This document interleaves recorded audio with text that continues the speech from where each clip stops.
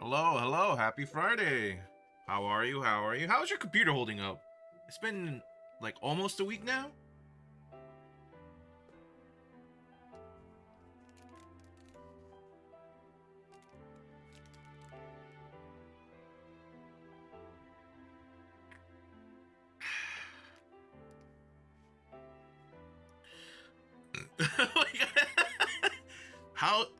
How are you enjoying your new PC? I'm sorry, I should have used my words better.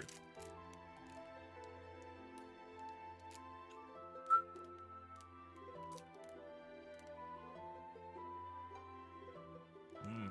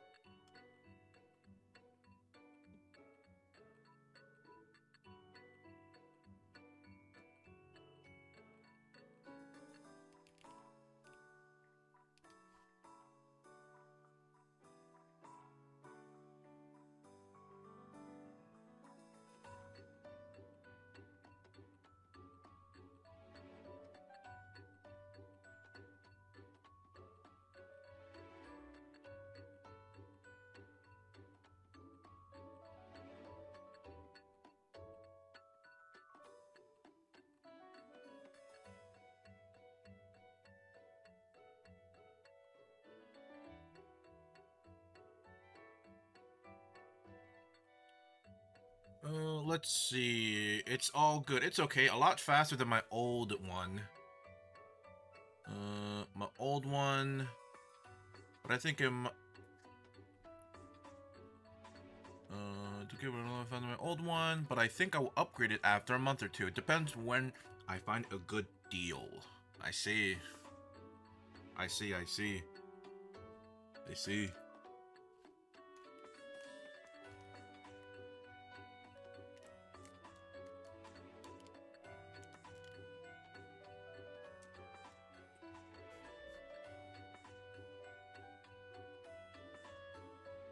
Mm. Mm-mm-mm. Alright, who's ready for more Pikmin? You ready for more Pikmin?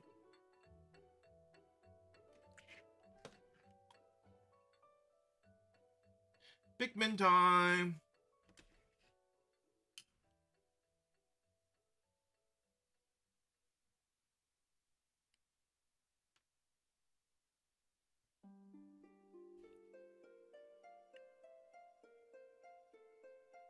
Who, me?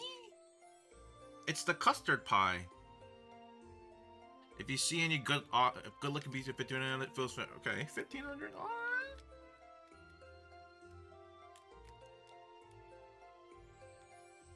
Custard. Well, I don't want to flip it because it'll. There you go. You should know, right? Just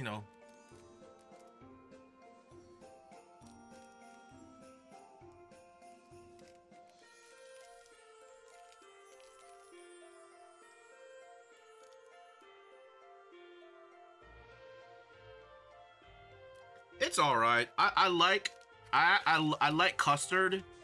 But like the custard in this is more like it's not like actual custard. It tastes more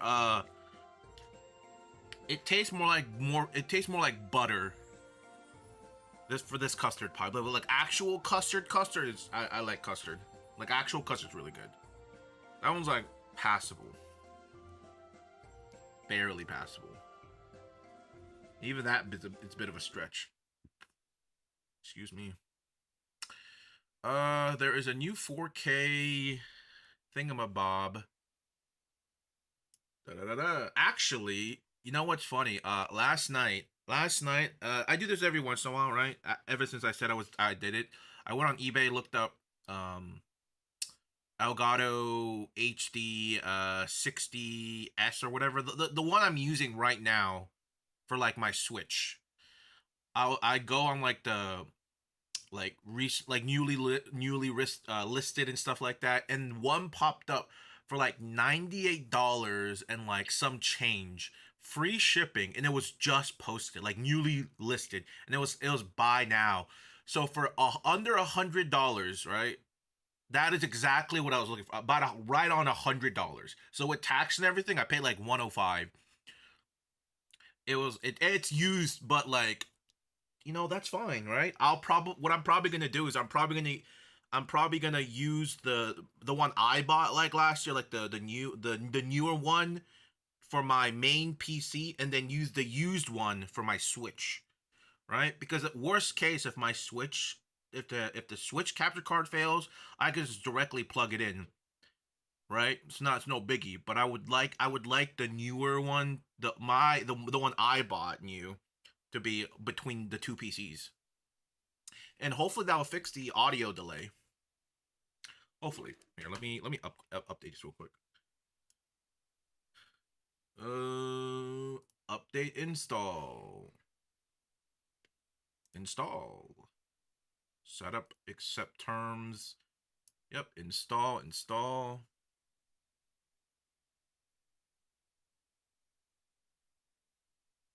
Oh, okay, install. Close the application to obtain. Ooh, do not close application. It will be required. Do not close it.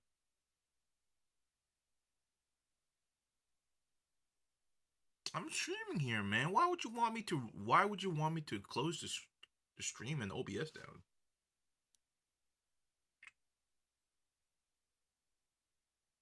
Kind of rude.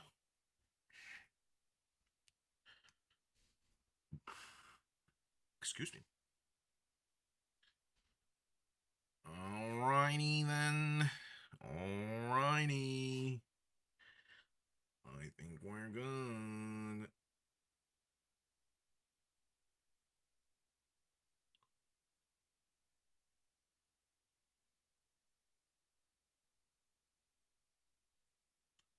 I think we're good.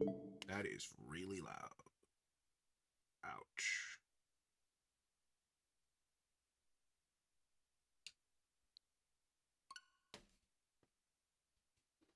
Who's ready for Pokemon? I am. Psych. I hate this game.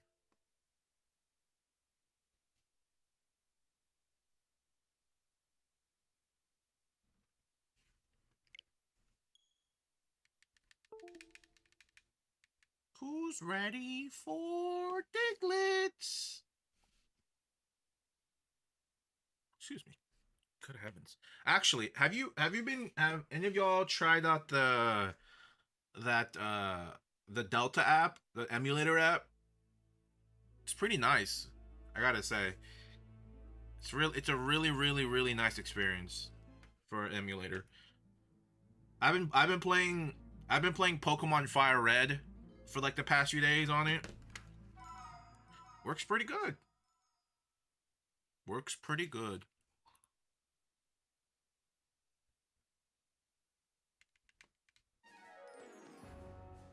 Works great.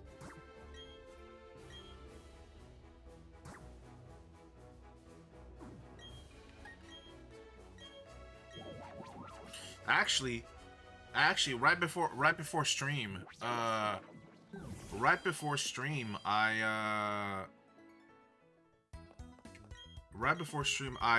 beat Giovanni. So right now in Fire Red, I am out. I'm right outside the Elite Four. Well, I'm still like in the I'm still at the city, but I gotta go through the gates to get to the Elite Four.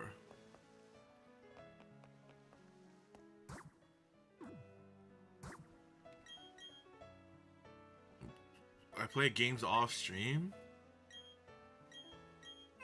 Sometimes. I got on Fallout 76 last night, and that was it. I got on for like a little bit.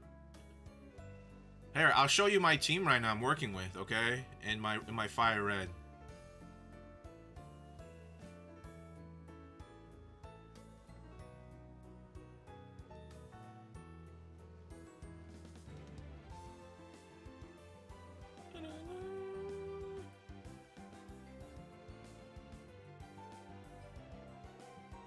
Here we go.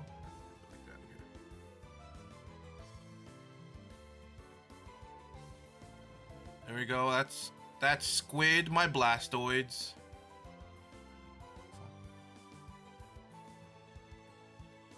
My Farfetch. My Dragonair. Oh jeez. My Eevee. My Scyther. And my Tangela. Well, the Eevee, Scyther, and Tangela, I just added them before I got off the game. It's just you. I've been just running the game with the first three. Another Mustang. Well, the thing is, I tried naming them based off their future evolution or something close to them, right? Squid. I mean, yeah, because it was Squirtle and I named it Squid. The Farfetch was a trade Pokemon. Dragonair, I named it Dragoon. Eevee, I named it Morph. And then Scyther, I named it Thor. And I named Tangela Tang. Yeah, very, very simplistic naming. And the thing is, I'm still... Oh, this used to be my team right here. So, fun fact, I just learned this. But in Fire Red and Leaf Green,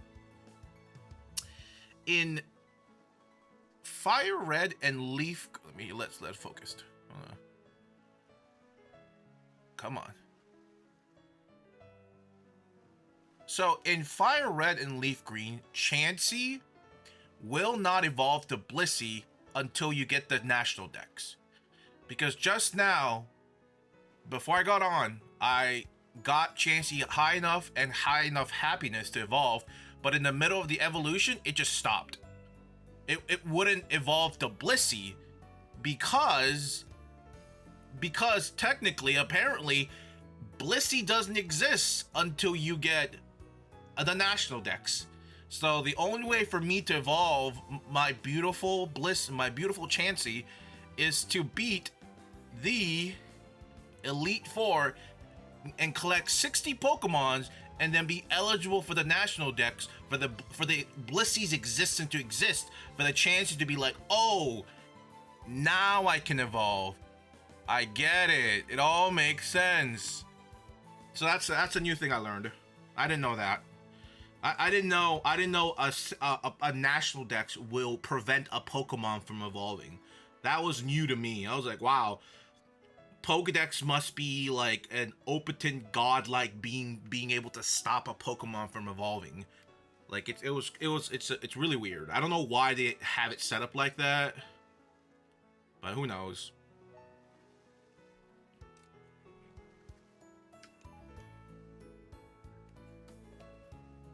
I mean, where would you see a Blissey in your Pokedex if not? That's true. That's true. If it's not in the Pokedex, that's not a Pokemon. You're right. You're right. Man, Oak is a... What a god. He's like, you shall not exist. Because I said so. And just whoosh. New species of Pokemon, nowhere to be found until Oak feels like it. It's crazy. Hey, what's up, Brander? How are you? I'm doing alright. You know, Friday, great day. Friday. Am I using the link code? Oh yeah.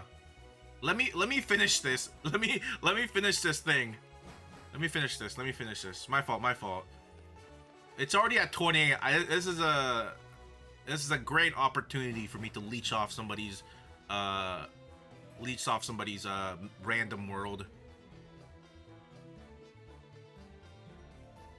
If it was like 10 or something, I'd leave right away. But like 28, 31, come on, okay, like that's crazy.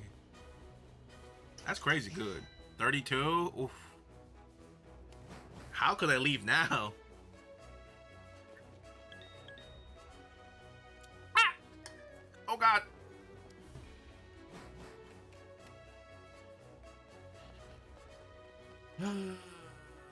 Tomorrow, no.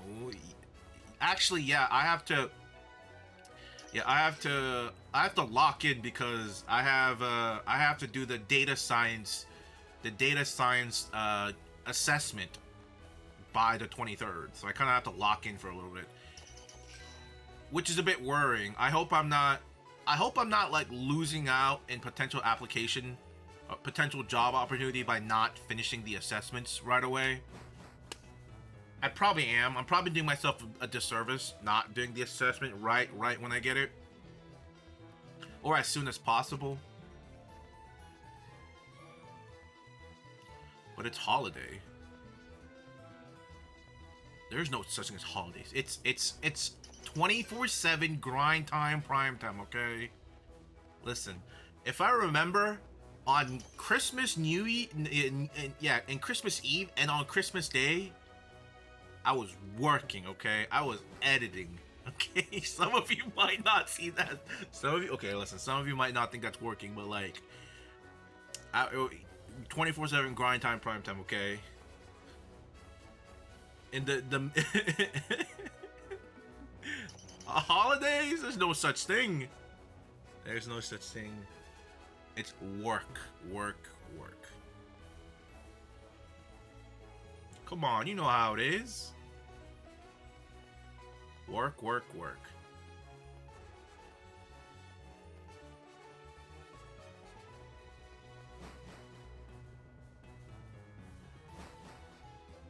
It's grime time, prime time, okay? Always and forever will be.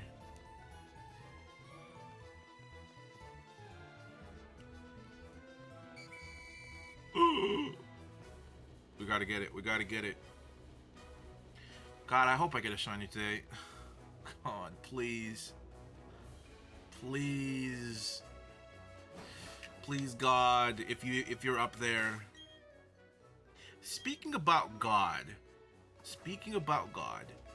I recently uploaded this. Like all the things I'm posting on YouTube Short is like at least like a year or two old, right? Because they're all the things I'm posting on YouTube Shorts are all the ones I posted on TikTok, and I'm just posting the backup stuff. So there was a time when we were all playing. This was during the Wordle craze, remember? And if you remember, there was a day when we're doing Wordle, and if you remember, I really took none of the Wordles very seriously, as in because I put like mommy, booby, booty, all for my words. And I posted one of the little snippets of the Wordle session we had back in the day when Wordle was popular, and it was the one where I put some of those words like booty, mommy, blah blah blah, and I was like, oh, what about Jesus? Because I was trying to do like a bit of like something with religious related to lead to like Christian server, right? Like the Minecraft Christian server meme. And I put Jesus, and it didn't like go through. I was like, this is blah blah blah. This is sacrilegious. It's not in my Christian server. And I did like an immediate cutoff to like a stream being disconnected, and people on the YouTube Shorts, not all of them, but well, actually most of them, they're like, Jesus is a word. It's a word. This guy's not that smart. I'm like, oh, it's just like, it's like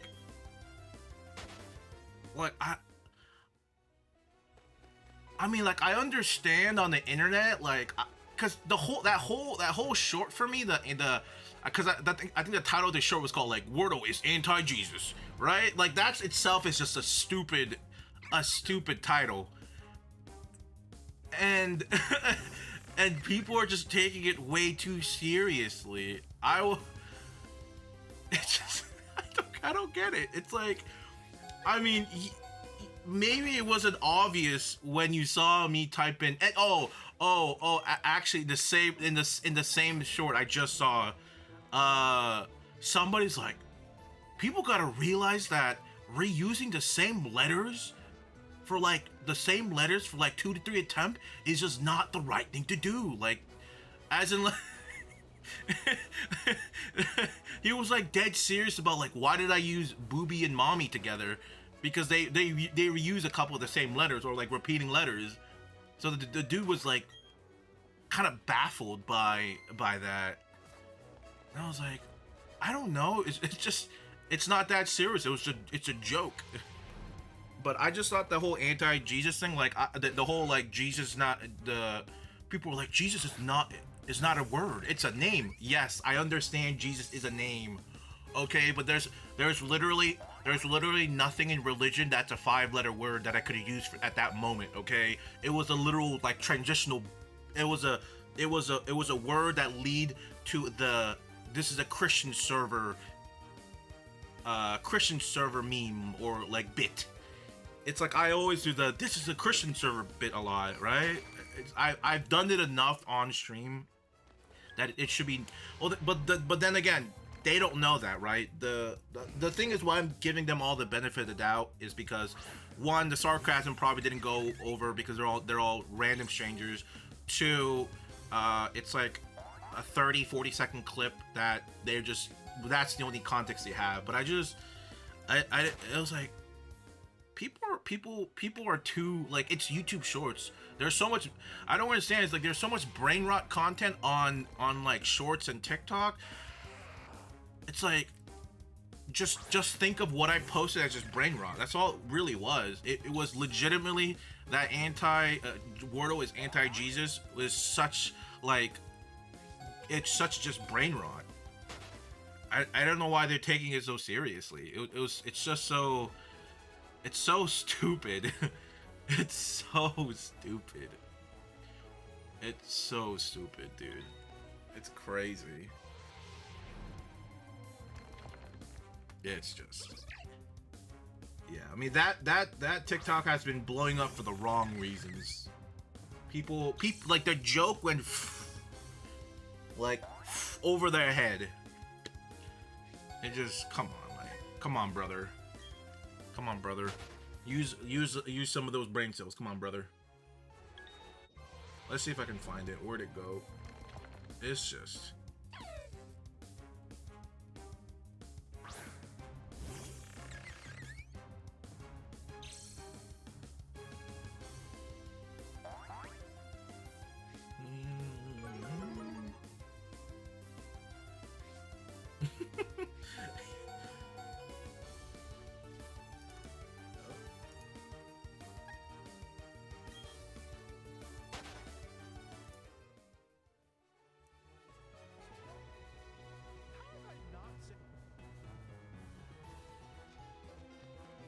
Let's finish this room. Time to repost it in some Christian Facebook groups to get it viral. You know, it'd be really funny. It would have been really funny to post it on like a Facebook Christian server, like just say that'd be so good.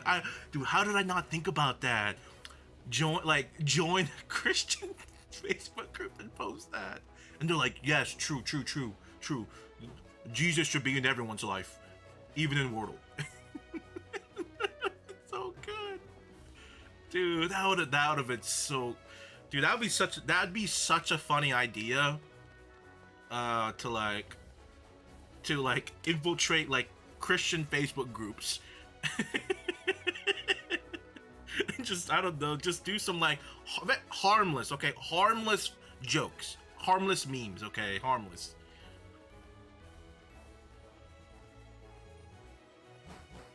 It's so good.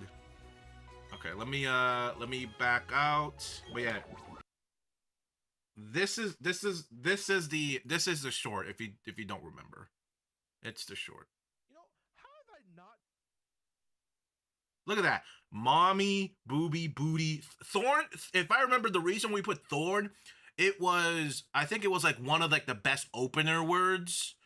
The best opener words. So I just tried thorn like three-way ends, but like the reason why it baffles me, okay? I think this has like almost like 10K views. The reason why it baffles me, like I feel like if you saw the first three words, like, oh, it's not that serious. It's like it's just Not said Jesus yet, okay? This is a Christian server. this is a Christian server. Jesus is not a real word? Oh, God, this game that's is sacrilege. No, we're not playing this anymore. And boop. Yeah, look, it's just like brain. How It was like a brain rot edit. That's all it was. On God, that's sacrilege. I swear you can't make this shit up. I guess he didn't like me saying that's sacrilegious.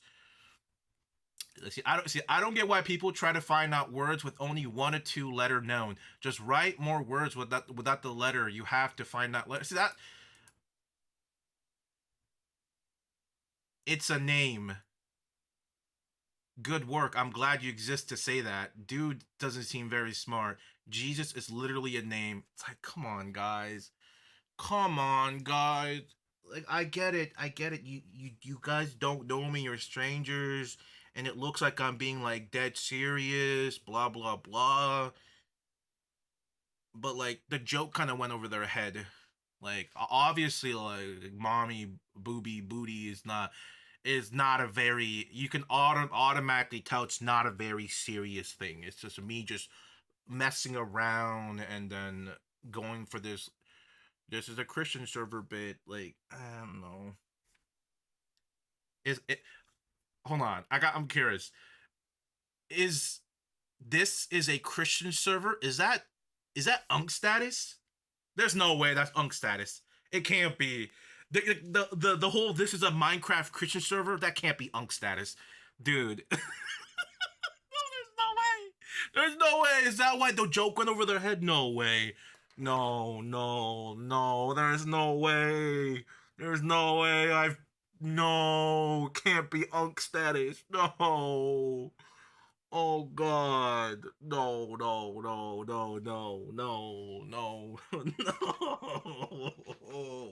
There's no way. There's no way, dude. All these haters in the comments just mad they don't got Jesus as their God. That's not Wordle. I guess it's not Wordle. I've hit unks. Dude, there's no way. There's no way. This is a Christian server. There's no way that's Unk status meme now. Dude.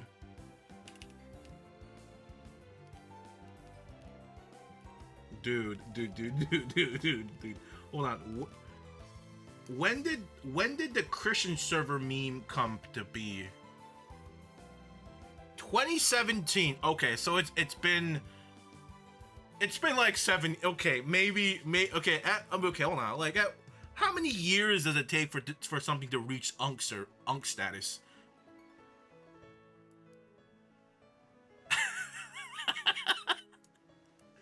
A place where the swearing of anyone is not tolerated and shall not tarnish the holy land. Oh, we have blessed with anyone who does not obey these rules will be politely asked to leave. Words that are not allowed, forgive me. Heck, frick, poop, a-hole, and darn. What the frick? I'm sorry, sir, but this is a Christian server, so no swearing. Darn. I'm sorry, sir, but I'll have to ask you politely, yet sternly, to leave this Christian server because you have sworn. A meme in Minecraft that you cannot even say heck, frick, etc. Yeah, it's a Christian it's a Christian Minecraft server. Come on. There's no way.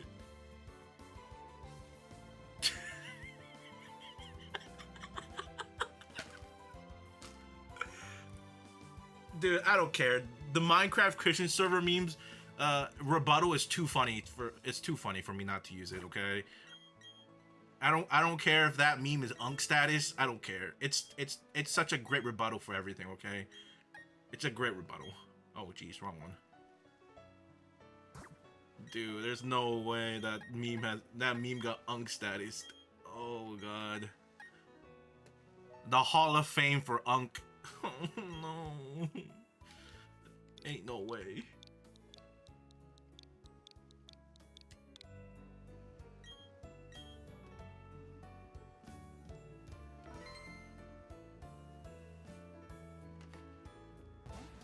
All right, let's see how efficient you are in collecting Diglets. Because personally, me, I would have hit 40 by now. Let's see. Bro, there's nothing. Oh, 30? Okay. Okay, not too shabby, okay? Not too shabby. I know you're... Okay. Third... Oh, it was 27, but, you know, not bad, not bad. You know, I appreciate the heavy lifting. That's what I'm talking about. But yeah, back to the short. It's... People... I think people are just taking too... I feel like people are taking things too seriously. As usual. I mean, that I feel like that's just something that comes with the internet, right? Everyone takes everything out of context and like is like overly serious about it. I get it.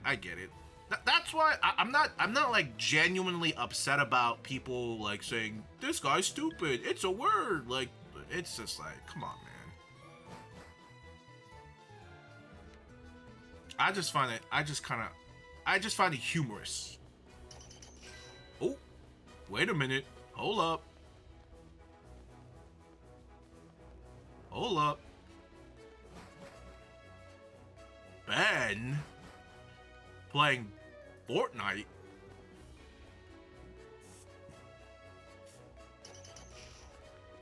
Damn it. You got it before I did. I thought I hit the Diglett. Alright, here we go. It's a race, man. Let's see who gets a Diglett first, okay? I mean, sorry, a shiny first.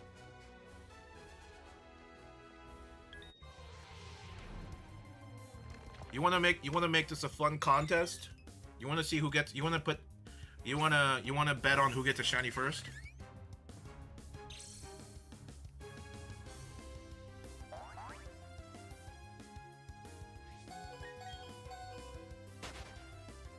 What's the wager though? That's the great question. What's the wager?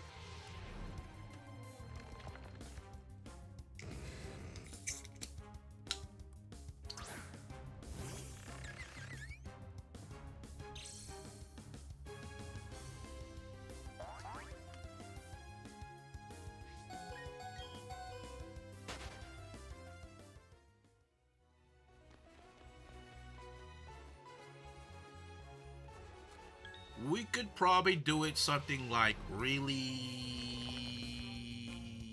You put up 5 subs if you get one first. Okay. Okay, then what do I wager? I will... I'll get you a Steam game around the same value as 5 subs.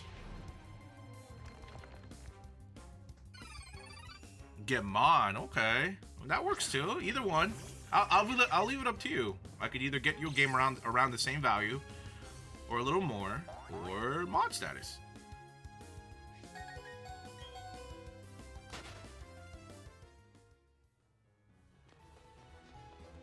I do probably have to go through like the VIPs and mods because other than like maybe like 2 people, maybe 3, no, like 4 people. There's nobody else. I haven't seen them in a while. Or they're like I see them like every like 2 months. Logan's one of them. I see like Logan like every like 3 months, I swear. I mean, I'm sure I get it, he's busy. But I think I see him like 3 months. Like 3 months. Every other 3 months.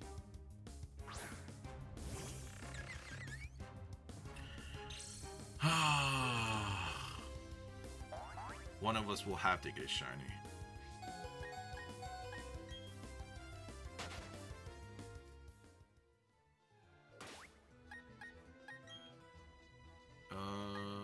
Let me switch.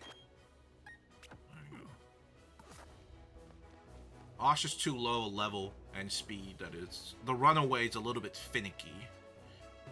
I can't waste time on an extra turn when I should be running away. Oh, okay. Okay, dude. There we go. We're doubling our odds. What do you mean doubling our odds? What does that mean? That's likely 10 times. Oh, we're doubling our. Okay, yeah, true. True.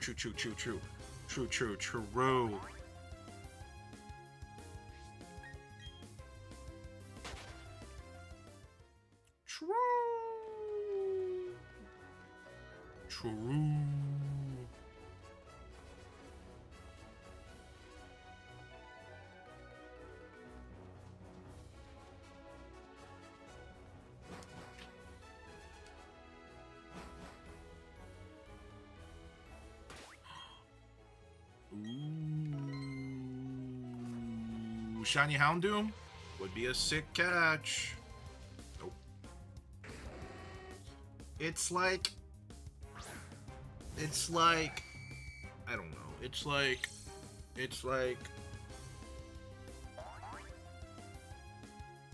you know the best part of like hosting your own server or doing it with hosting your own like code and stuff or code is that deep down I know that deep down there I know that there's like there's no bots leeching off me, right? Every Diglett bonus we get is like used by people that are like are only used by people that are worth using. Everybody there's no leechers, okay? That makes me happy. Okay? It made me angry when I go to the public servers and I'd collect Diglets for all the 5 bots, bums, getting free leeching free Diglett benefits off me, them mining bums. Hey, what's up, Jonathan? What's up? How are you on the Friday? Or today's Friday? Yes, I'm totally not a bot. Yes. But yeah, speaking about bot. Well, yeah, like I said, I don't know if you tried the Delta app or whatever, but like it's really nice. Well, to be fair, any Android users probably had this app before, the Delta emulator, because it's been a thing, but for all of us Apple users, this is really nice. Okay, this is really nice. Like, come on, I get to play Spectrobes? Come on, bro. Listen, I have a Steam Deck. I have all the consoles to play these, okay? I have like 3-4 DSs. I can play these on the console itself, okay? But nothing beats convenience, okay? Like, sure, go spend like $100 and go get yourself in like a emulation machine for $100, but like nothing really beats your phone as like the perfect emulator, because I don't want to clog around like a oversized $100 emulation machine when I can bring this over and it works great. Okay, it's fantastic. I've been pretty happy about this. I've been enjoying it. Okay, I've been enjoying it very much. Good, working again as always. Grind time, prime time.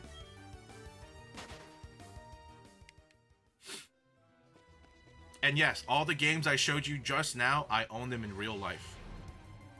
Pinky promise, I own them all in real life. Except Fire Red. I still need to get that.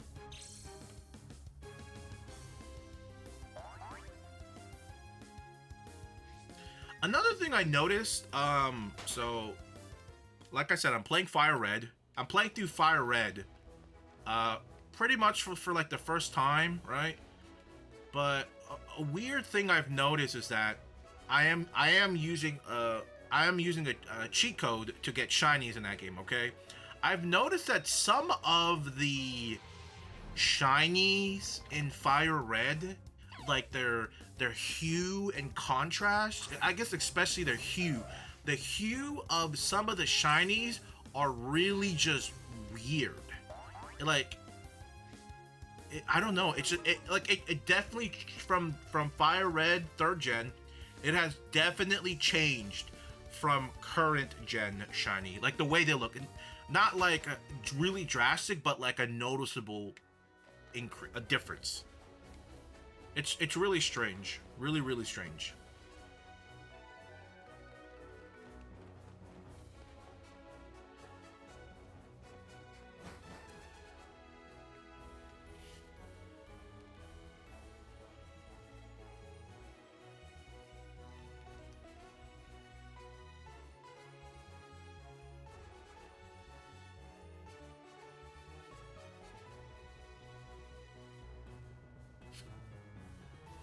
And it could be because they're sprites, right? Could be. Could be sprites. Sprites the reason.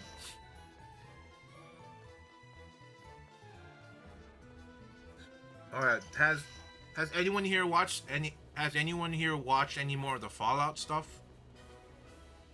I'm trying to gauge how much I can spoil without not how much I can talk about without spoiling it. I'm only up to the okay, so last stream I said I was gonna watch like 1 episode or 2. I watched like 3 episodes. I'm on episode. Yeah, I'm on episode 5 now. I watched the first 4 episodes of Fallout, and it is great. It is great. The Fallout TV show has been great so far. Fantastic, you could almost say. Fantastic. Truly a joy. But I don't know how much I can say without spoiling it, right?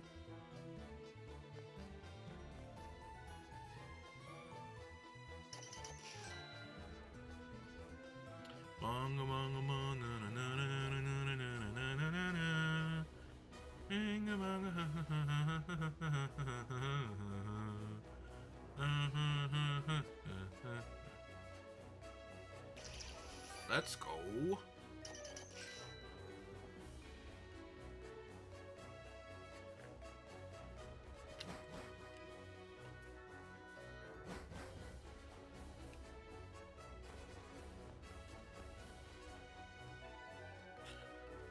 I don't want to set the world on fire.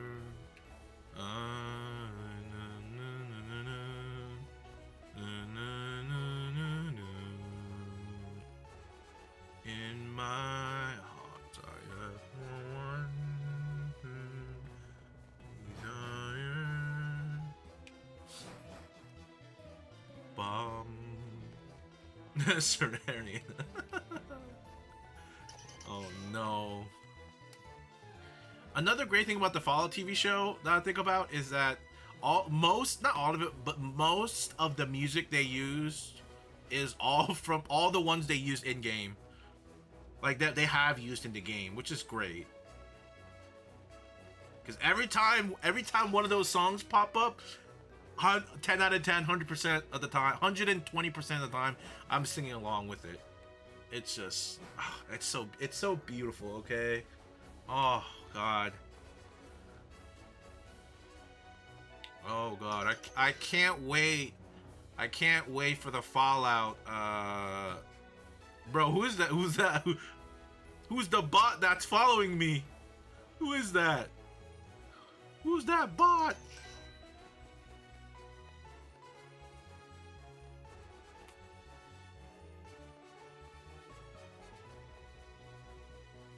Bum bum bum bum bum bum.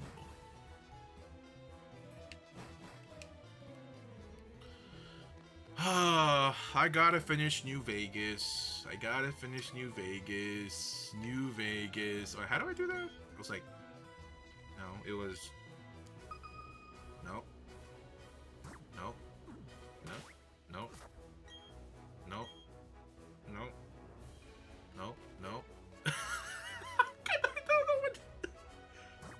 No, no, no, no, no, no. No, no, no, no, no, no, no. No, no, no, no, no. I'm like repeating the buttons, button presses, but oh.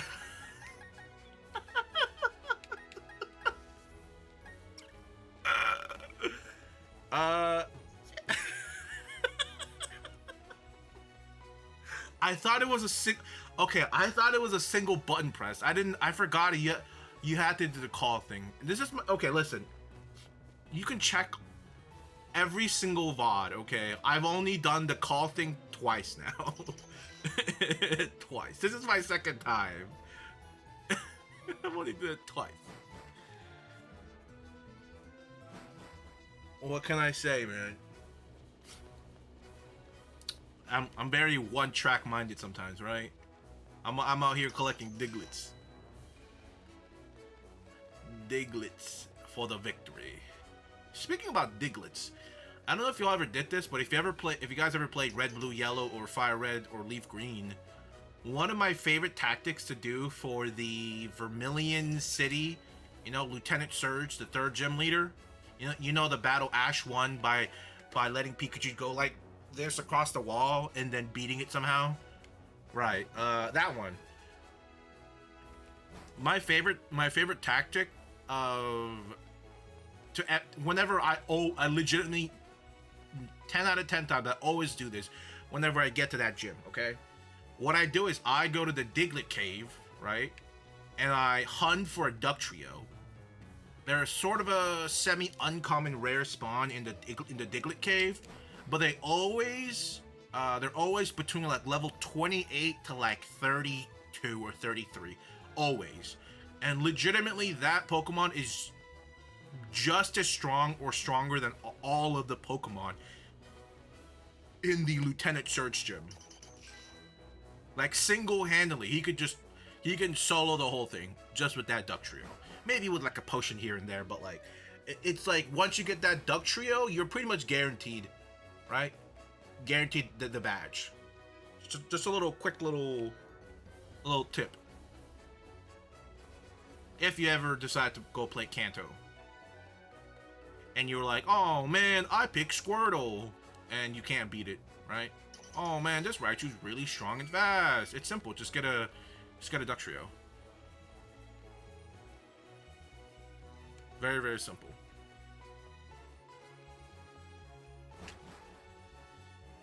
It's simple, he says, and then loses.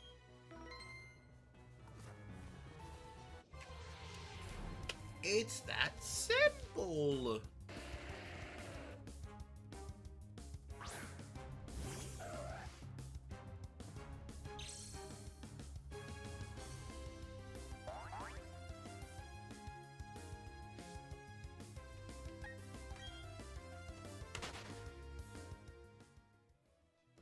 My glass is dirty. I cleaned my glasses terribly.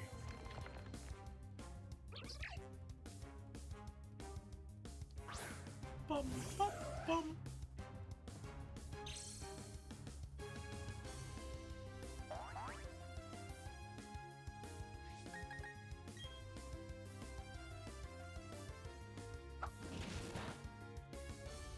What do you mean you can't run away, Mustang? Come on. Run. It's just a damn electrical rat. Run.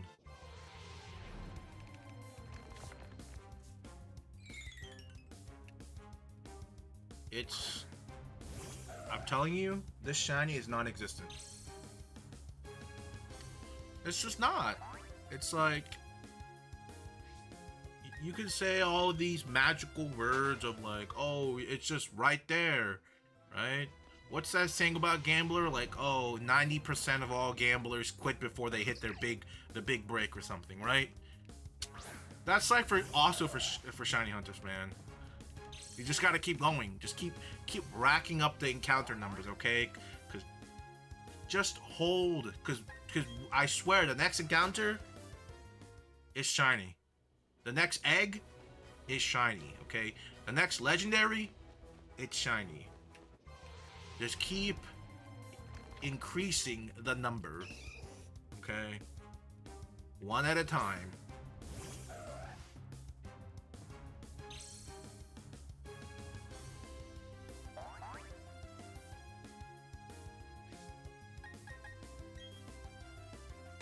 Just imagine how fun it will be if we don't get a shiny until like 10k. Don't say that. There's legitimately no way I don't get a shiny before 5k. There's no way. Like come on. It's just a 50-50. It's just shiny or not shiny. It can't take us that long.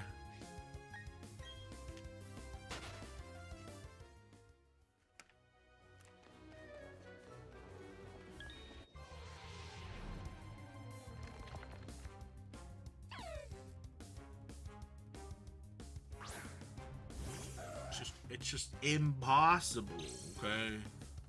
Awesome. Speaking about Pokemon, I just started my editing for Arceus. Like 2 days ago, I recorded the voiceover, well, the first version of the voiceover, and I started my editing. I'm also gonna incorporate the what is it? I'm gonna incorporate like actual like voiceover footage. And what I mean about actual voiceover footage, so it's like I'm actually gonna be like, sorry, it's a bug. I'm actually gonna like incorporate like talking, like while I'm facing the camera, and like include that footage as in parts around the video. But that's like a later thing. I think the way I'm gonna do it is I'm gonna like just record everything normally, and then once I've gone through all of the editing, like most of the the foundation of the video, then once I do that, then I'll start picking out places where I think actual like footage of me saying like the voiceover makes sense, or like my commentary would make sense.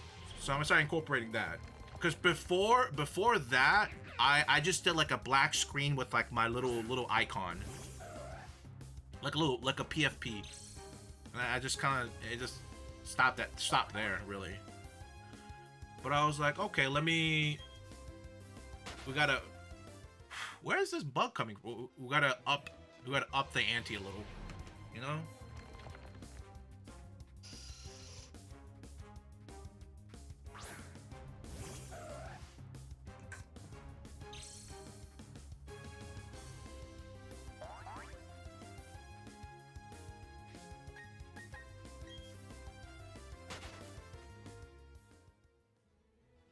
We gotta get one before 150 hours.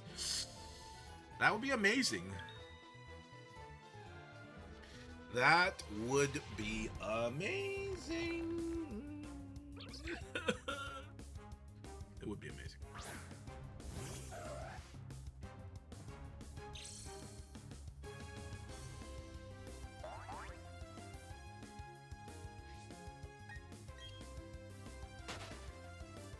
We are currently at 2,577 encounters since our last shiny. 2,577. And once we hit 150 hours, we would be in total around 60 hours dry of a shiny. 60 hours. 60 hours. We spent the. Sorry, I got a little annoyed. I got a little I don't. 60 hours since our last shiny. Okay, we've been doing this for 60 hours, and we have yet to see a sparkle from the other side.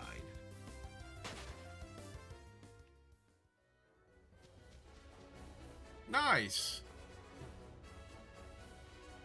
Nice. Hey, that's pretty good. Hey, 60 hours, no shine. Wow, that's fantastic. Oh my god. Wow. 60 hours of fun, am I? Yeah. I mean, sure, it was interesting. Yeah.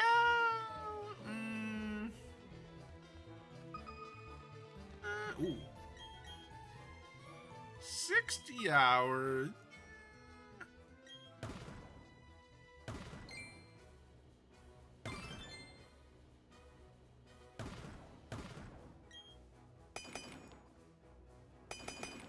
You know what's really funny? Okay, so when I was editing, what is this?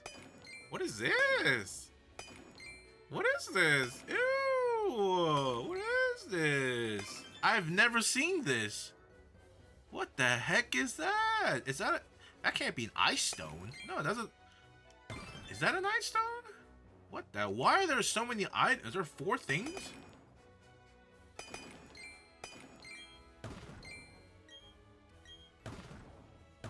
Well, I'll be darned. I got them all.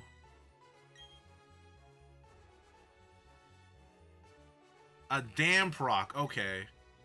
A blue spear S. A red spear L. Alright, my guess. I think this might be our first poison box. It's either that or this is one of the shiny boxes. Which I don't think it is. Maybe it is. Well, regardless, I'm going to guess it's Drapion.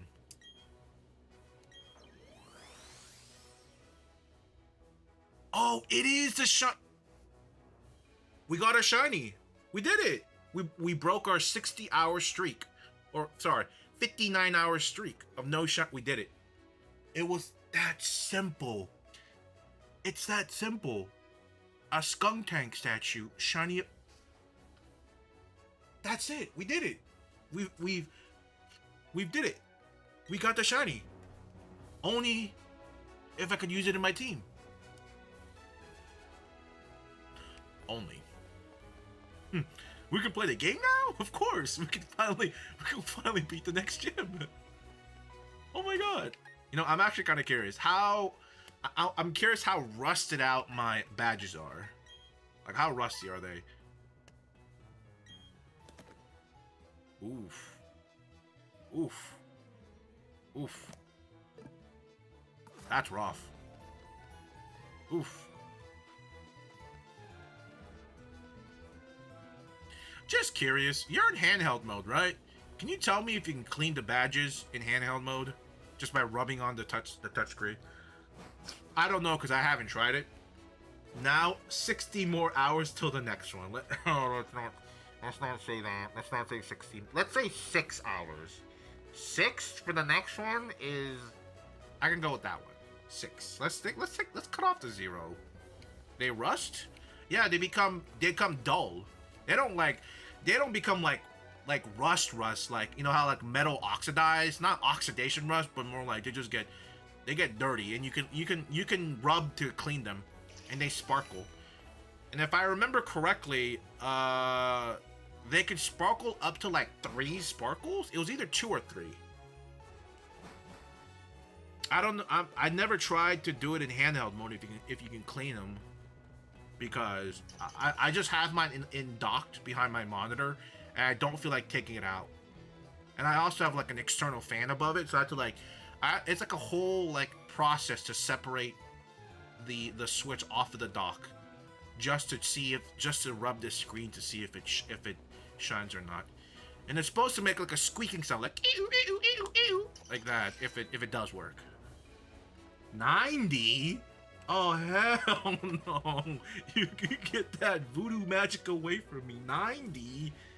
Ain't no way. Where's the salt? I need to throw some purifying salt around here. 90?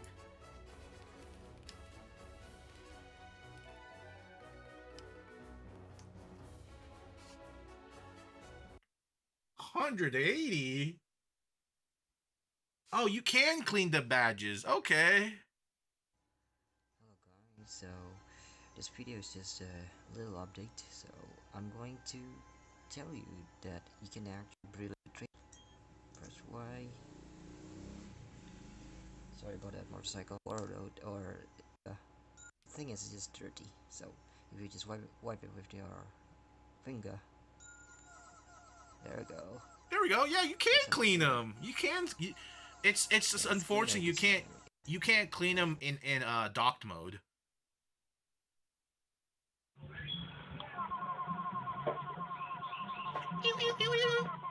I can't do that fast.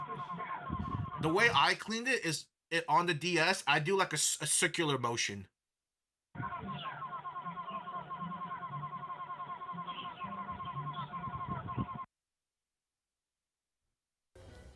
Yeah, unfortunately, you cannot clean them in dock mode. Like I said, I was hoping like, oh, maybe like in dock mode, like a hand icon comes and you can like control it by using your analog stick. But no, unless there's a mysterious button I don't know of. Nope, nothing works. Yeah, you can only do it in docked mode.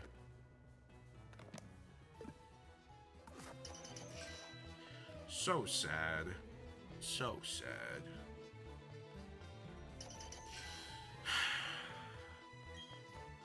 You actually have to hit the power button. I have to hit the power button?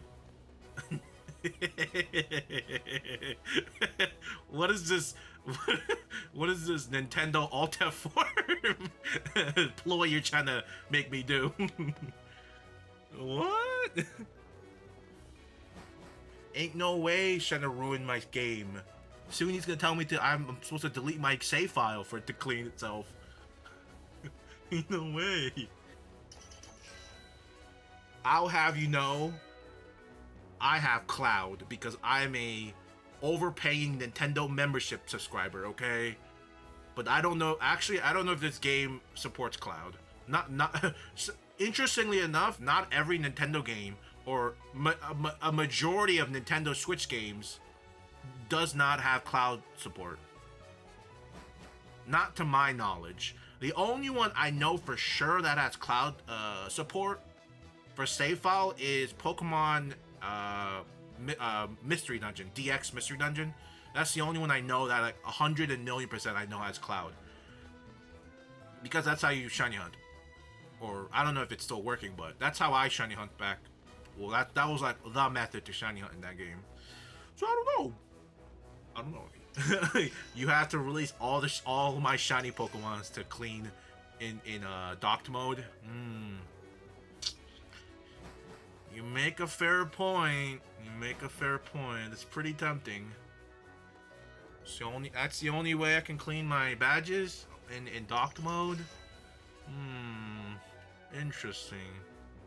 You make a very compelling argument. I'll have to put that on the table, and I'll have to ponder on that one. I'll consider it though. I'll consider it. Actually, they updated it. You have to send me $8 million cash. $8 million roonies in. Do you take Monopoly money? You take Monopoly money? What's that? Hold on, I think it's. Wait, don't collect the Diglett. Don't collect the Diglett. Wait.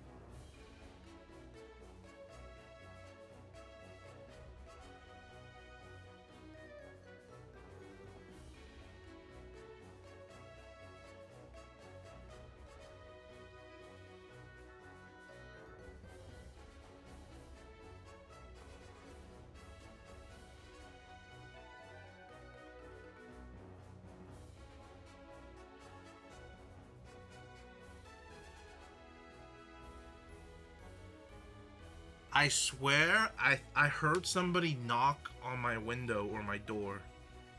I heard like a, you know when you like knock on like a window or a glass? Oh my god. Oh my. How could you?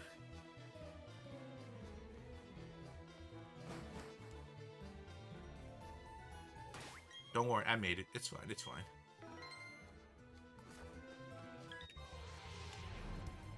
You that's no, it's all fair. It's all fair. It's all fair. I just I just got really spooked because I heard someone knock on the window. Or I thought I heard it. But I thought wrong.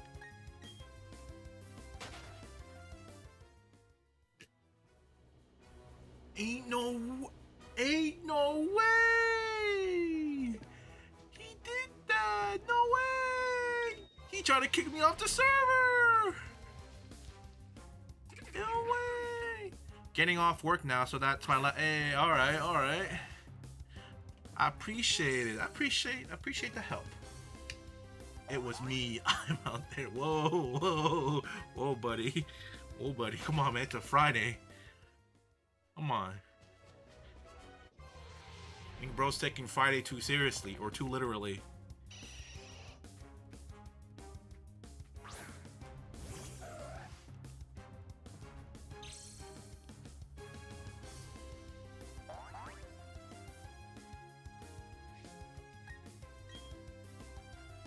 Come on, bro. It's not even the 13th. Come on. Don't do that, Jason. Come on.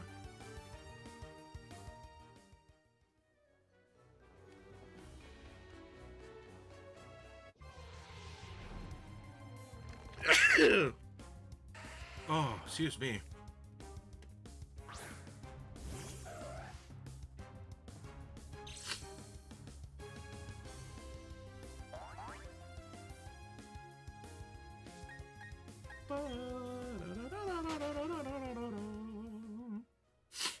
Oh man, my nostrils, it's stuffy because of pollen allergies, something. Usually when I take a shower, it usually clears up. But because there is a dog that goes outside, he tends to attract and collect all of the allergic things from the outside world and then proceeds to smother me with them. And now I have to deal with the consequences. When you're a millionaire streamer, will you hire me as an editor? Do you make edits? You make edits, dude?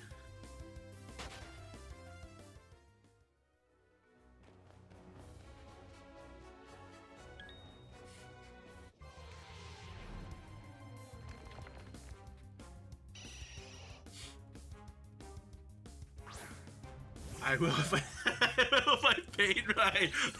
Wait a minute. You're telling me you gotta learn from scratch? you gotta at least know how to CapCut edit, right? That's like the bare minimum. you gotta I mean, that's like the minimum, right? I mean, at least you gotta know how to use Premiere, Photoshop, and After Effects. That's like the bare minimum.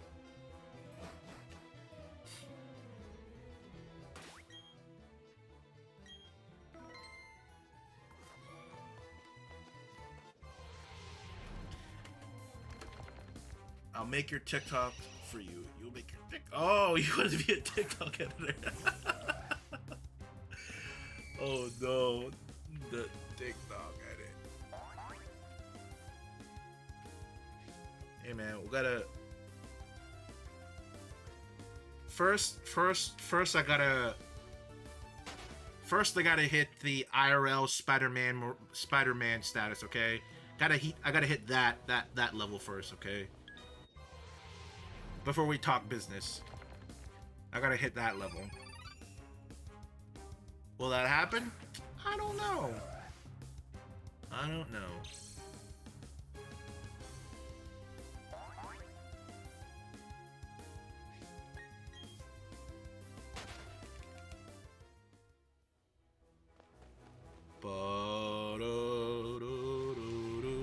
level where you have a breakdown on stream, yeah, I mean, usually the sign of a like, in my opinion, like where the good and the great separate is how they handle all that pressure. Some succeed and they can deal with it and they are so successful, then some will mentally break down, right? Because of there's so much eyes on the person, or they can't accept the fact that their numbers on their stream is going down and they're trying to grasp it, and that's what like also can affect can cause your downfall. Like, honestly, I would, you know, like Myth is a great example, right? I would never want to ever hit, I never want to hit his level of fame, because man, that fall from grace was just so painful.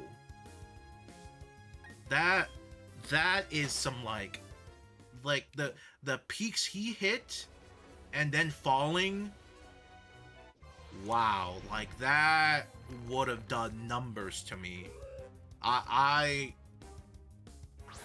am not surprised with the shit he went through, like mentally, from what he talked about. Whenever someone brings that up, like that shit was probably not easy. Who's Myth? Dude, there's no way. Don't do Myth like that, bro. I got nothing but respect for that man. Don't say it, who's Myth.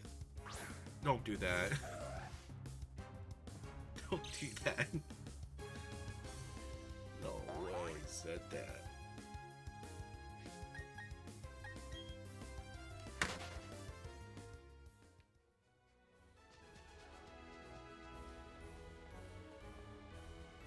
So no shiny.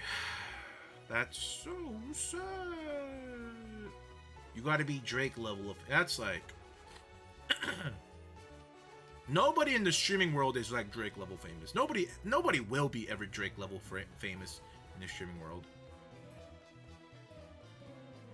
Impossible. Impossible. Except me. I appreciate it.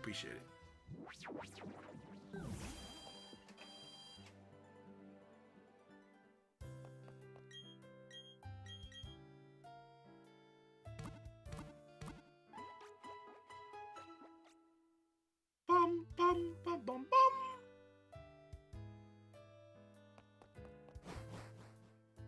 You guys think I'll ever get a shiny? Like, I thought hunting for the starter was bad, but this is like, I don't know if this is worse or if this is just as bad. I can't tell.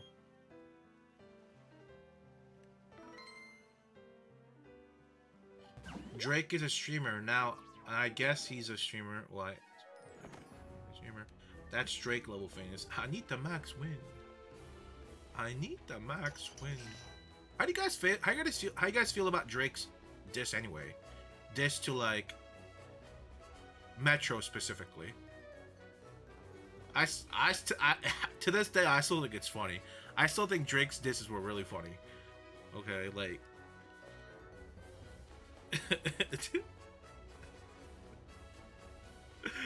I haven't heard the Rick Ross diss still, but I can't imagine it making me. I can't imagine liking it more than the Drake diss. The Drake diss to Metro and Kendrick. Like, come on. The mariachi band was so good. Oh my god, dude. I was rolling on my bed. I was so close from throwing my phone against the wall because it was so fucking funny. Oh my god, that was so good. I gotta look it up. Dude.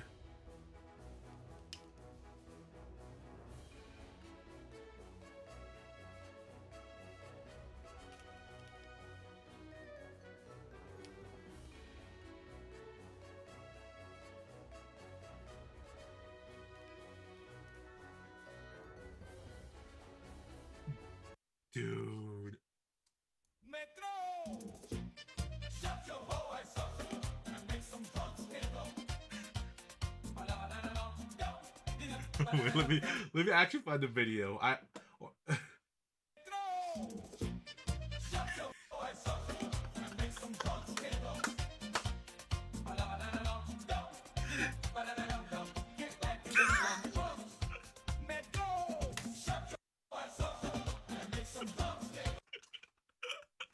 Oh my god, it's so good, dude. It's so freaking good.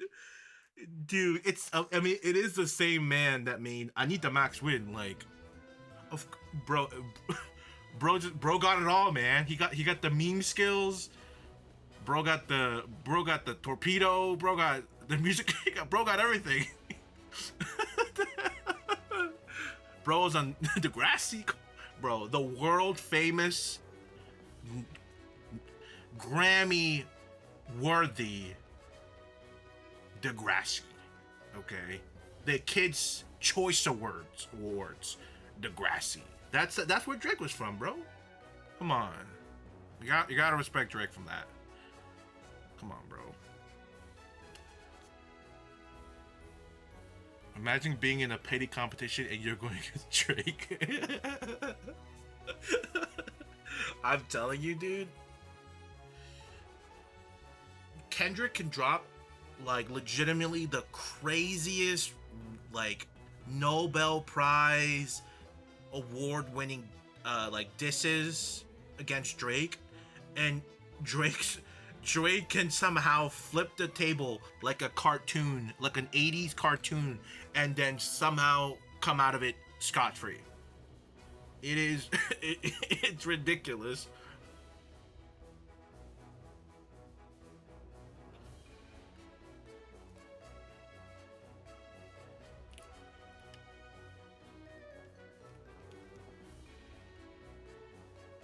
Like bro can go and make it out scot free. Okay, that's Drake's superpower. Okay, I don't know how he does it, but he does it.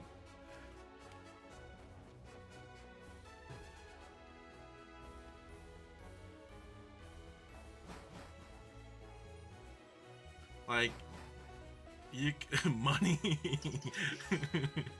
well, that too, but like, God, that's so funny.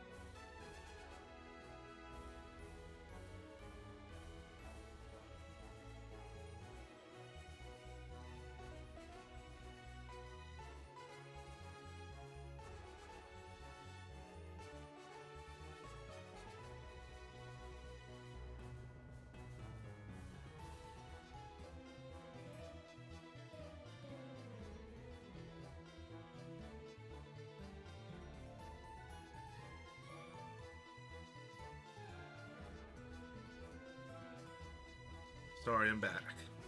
Hey, what's up?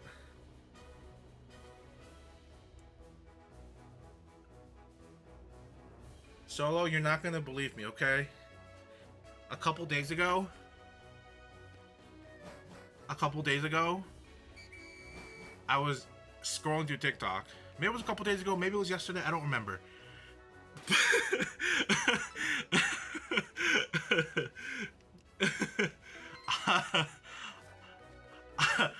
I saw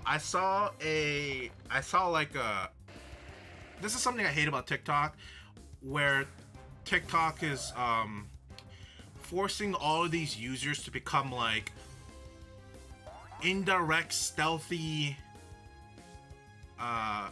snake oil selling TikTok shop sellers, okay? Happens with the Arizopa portable monitor, happens with like the crisscross chair, happened with like a whole bunch of stuff, okay? I don't like it. It feels like it's Twitter. If you've been on Twitter or X, any all the posts you see, like, oh god, dude, there is so many, like, there's so many posts from these accounts that intentionally like make it stealthy enough where it's like an ad post, but they do it in such a stealthy way, like they can bypass the guideline, and then underneath all those posts are like ad products, OF girls. It's like it's so bad, okay? But funny enough though, there was one I just saw recently, okay? Like, cause I haven't, like the crisscross chair, okay? I haven't seen, I think it was the crisscross chair. It was one of those chairs that was getting pushed. I saw one of those chair things and I saw it through the end. It was like a big dude like me, and he runs in the chair and sits down. He's like, if it can like support my fat ass, like something. And I was like, oh, okay, that's funny. I was like, what people saying? And I saw your name on the very top. I was like, wait, is this the same person that I know? Wait a minute.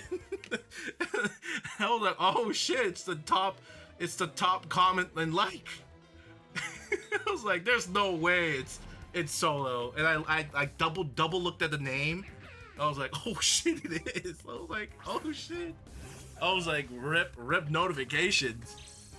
I thought it was funny. It's just weird happenstance. I just ran into your top comment on one of the chair ones. It was pretty funny though. The meme is funny. The ad chair kind of thing was funny, but like other than that, man, the whole item pushing on TikTok is really annoying. Luckily, YouTube Short isn't like that right now. YouTube Short isn't like that. Not yet, but it's not like that. Oh, actually, no. One of the things I hate the most on TikTok is it should be illegal. The way the ads the ads on when you scroll to TikTok, some of them are so egregiously copy paste to like a certain meme format or to a certain short format that it's almost for like a split few seconds you didn't know it's an ad until you either accidentally clicked on it and it sends you to a website, or you see, or like a few seconds later you know it's an ad, you're like, oh shit, and you didn't sweat fast enough, or you see on the ad on the very bottom. That's probably like the last thing, but like some of them are so egregiously like well kind of covered to make it look like it's like a seamless random like TikTok. I hate that. Absolutely hate that. That's some like deceitful tactic. It should not be like a legal thing. Trying to like mimic a ad into like a regular like organic or just a regular TikTok. So bad. Like that's it's been getting egregiously worse.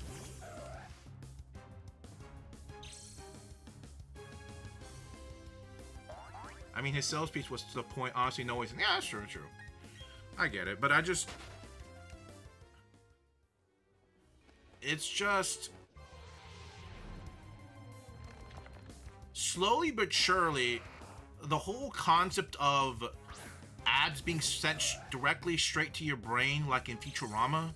Remember when they added like those chips into their brains or into their head, in their brain or something, brain, and like ads are just sent straight to that. That's, I swear to God, that's what's gonna happen. Whenever they start like when those Neuralink things actually become a thing, and you're not busy playing Civ 6 all day or all night. I don't know.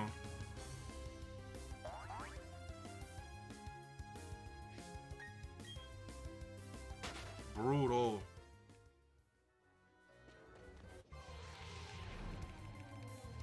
When you sell pitch, what's the point? Also knowing as a YouTube promotion would scale. Oh yeah, I get you see.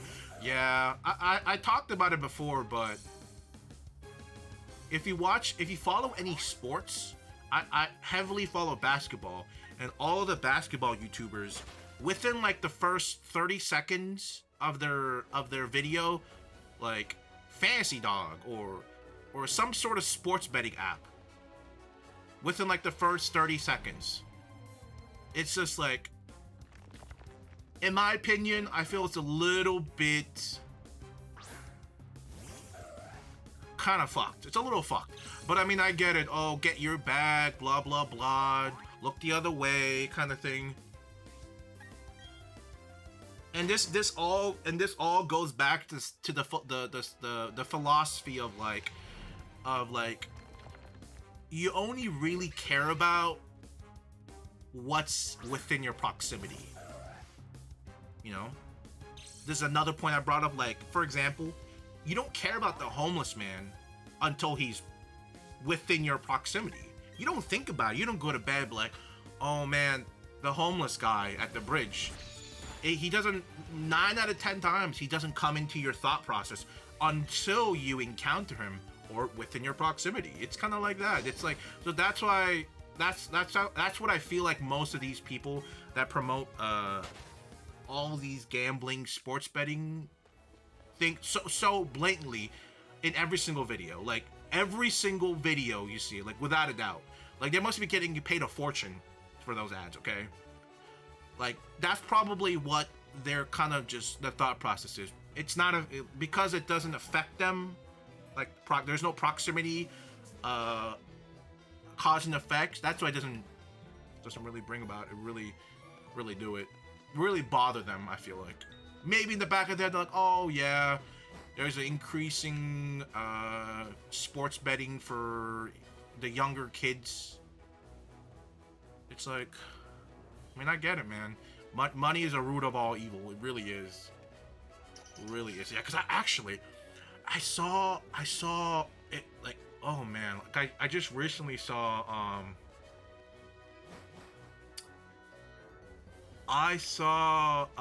this guy in his car talking about how he was like, he had some back pain and he couldn't move. It's like this, the short story, long story short, it was like him having back pains. He saved money or like crowdsourced enough to get steroid shots to be able to move, but then he went to a chiropractor for a year, and then he finally got an MRI, but it took like years for him to figure out because it's all of it's very expensive for him to find out that he had a herniated disc which needed surgery. But before he could do any of it, he needed to go work a job, but like it was extremely painful for him to work or stand, but basically he had to work like a half a year to be eligible for insurance. And after he got then he went to the boss and he's like, I need like a month off to recover from the surgery. The boss is like, I'll give you a week at max, blah blah blah. And I think he said like, yeah, he was back like within a week after getting a surgery for a herniated disc. Okay, like, and he was just it was like a standing job, like he had to be standing. But the thing is, like, he said that he definitely feels bitter about it because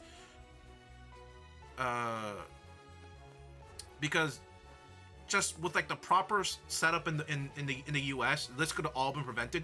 It's been like 10-15 years or something. It's been a long time, and he still feels pain every day. It's like it sucks because like at the end of the day, it was all about money, right? Not enough money to find the pain early enough. Then he had to work 6 months under pain because he couldn't afford the surgery. It's just that I just saw that yesterday, and it just man, it just sucks. It sucks to hear that kind of stuff, man. It sucks. Like I can't imagine like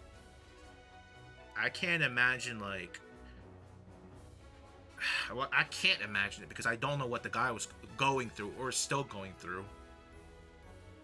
It's just it sucks to hear. Let's see. I need your cast, but oh my god, it's turning with ads. Think somebody mentioned Sony had a patent for a TV that shows ads and needs to interact to skip ads. Oh man, you know what? Oh my god. Okay, so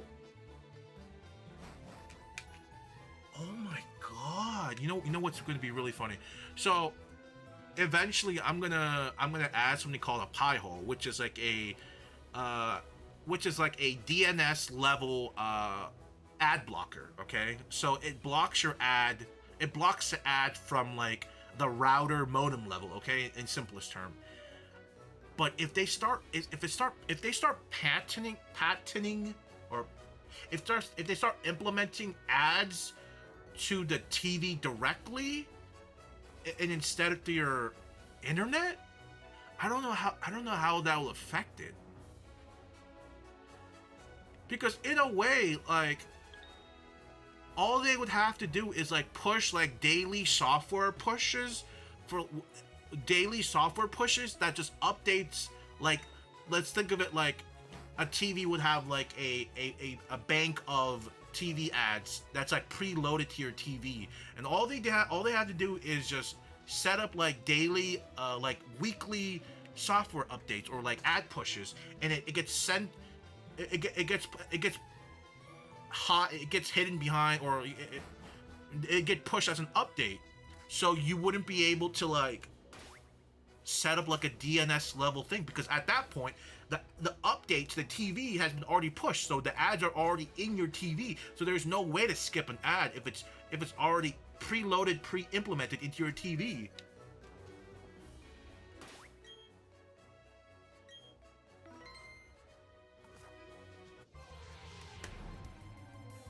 I hope we don't hit that point.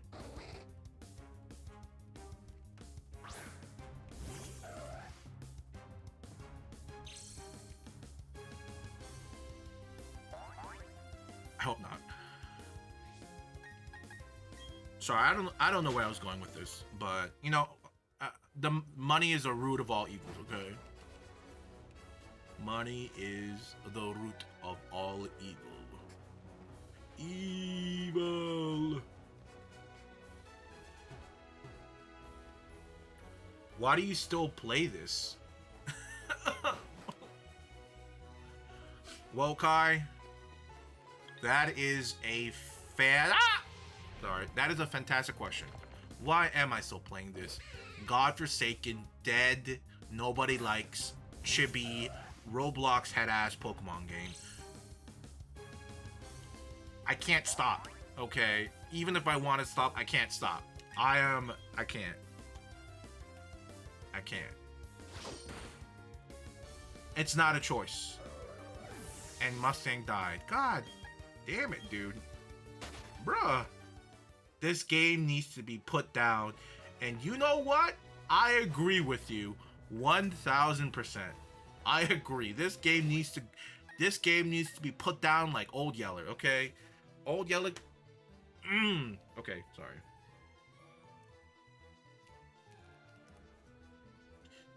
Bro needs to be put down like Old Yeller. Come on, man.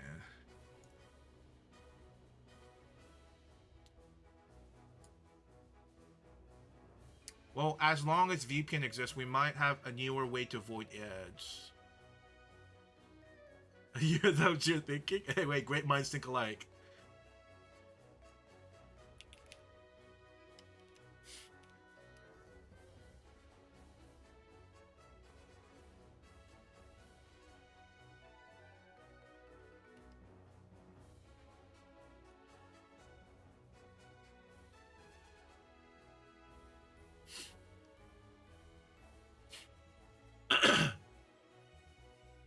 Either that, or if you guys know the book of Mouse, what was it? Of Mice and Men. When George shoots Lenny at the end. That's another a little thing that popped up to my head. It's either that or Old Yeller. Ain't no way someone just asked you that. Wait, what? Ask me what? Imagine me. Pokemon ZA needs updates for real. We need Legend ZA. We need it. I need it now. Actually, when's that game coming out? Is it still this year or is it next year? Next year. It was 2025. 2025. Okay. Soon. We'll get it soon.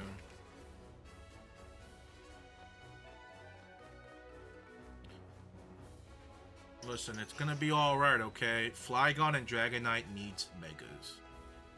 I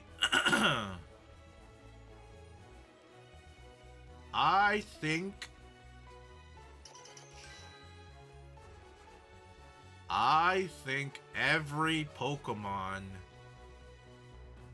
should get a Mega. But at that point, it'd just be another whole Dynamaxing fiasco. So maybe not. Maybe not everything needs a Mega. It'd be really cool. You guys know how like Smash that the Smash roster, how they would ask the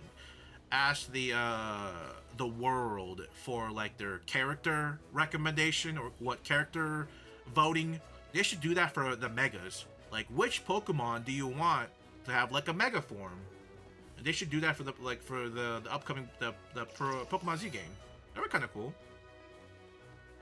But like realistically, Pokemon that have like Pokemon in their final stage of the evolution or that has no evolution, right? So you can't say, oh, I want Magikarp to have a Mega. Like that doesn't work. Gyarados already has one, right? Or like I want Diglett to have one. No, like it has to be Ductrio to have the Mega, right? But it'd be cool if they did something like that. They let us decide what can be Megas and what not, and what's not Mega. Just imagine if they give some like bum ass Pokemon a Mega that nobody wanted. Okay, like hear me out. Who actually cared about Mega Beedrill? Like who cares? Like who asked? Who asked for a Mega Beedrill? Like legitimately, who asked? Why does Charizard need 2 Megas? Why does Mewtwo need 2 Megas? Like, huh? Like that could have been something else. Like, brother, who QA tested this? Who let this pass?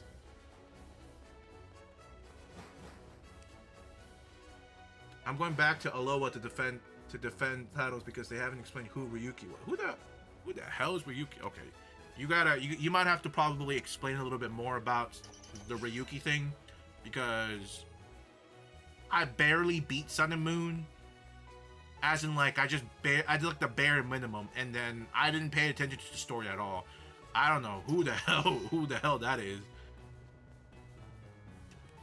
If they have Mega Charizard Z, I'm gonna go berserk. I would go mad berserk because we don't need another Charizard. Honestly, I would have been okay with Charizard Y. Okay. No, please don't. Why people still play? Oh yeah, okay, that's pretty good. I think Charizard X overrated. Charizard Y is better.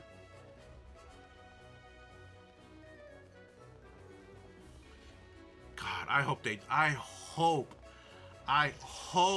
they don't have Charizard Z, dude. I'm gonna get so angry. Well, if they add like a big amount of like Megas, then at that point I wouldn't care. But if it's another like Charizard Z and like a bunch of like mediocre picks, I'm gonna be kind of mad. It's like, come on, man.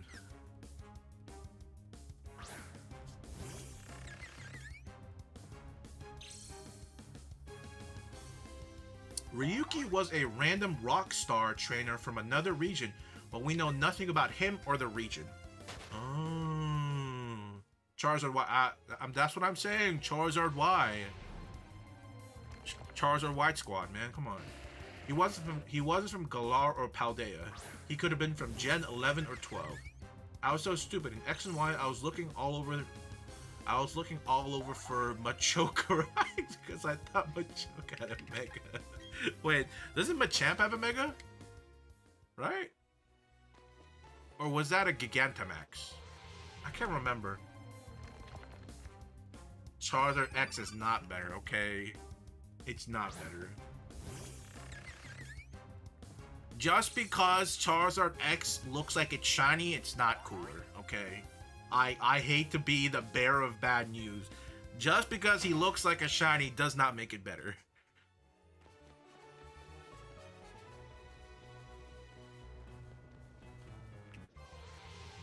Charizard is overrated, okay? The whole concept of Charizard in itself is super overrated. You will never, ever, ever, ever change my mind that Charizard is not overrated. He is one of the most overrated Pokemon in all of Pokemon. He really is. The only saving grace is Mega Charizard Y. And yes, Mega Milotic would be pretty cool.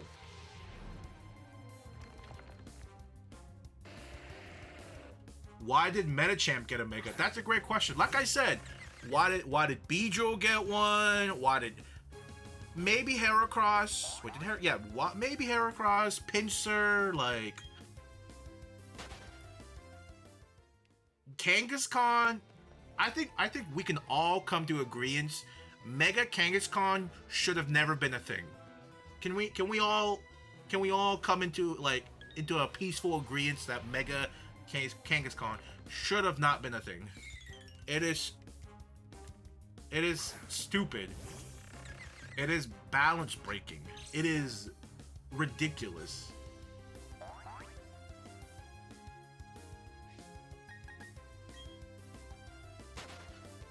Like that's probably the thing I hate about the X and Y meta. It was Mega Kangaskhan. It's so dumb. It's like, yeah.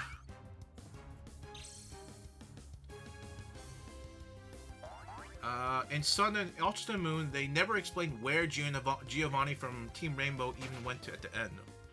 Oh, I haven't played Ultra Sun and Moon, so I don't know what that. I didn't even know you see Giovanni again. What the heck? You see Giovanni in Sun and Moon?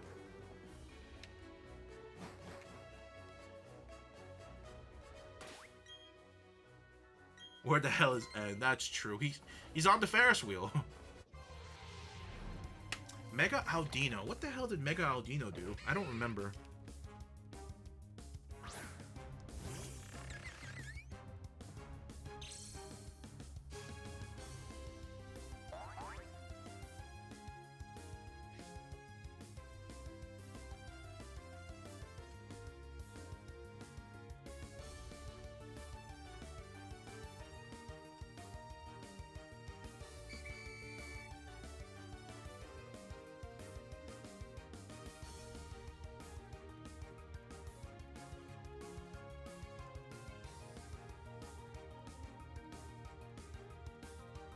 Klutz.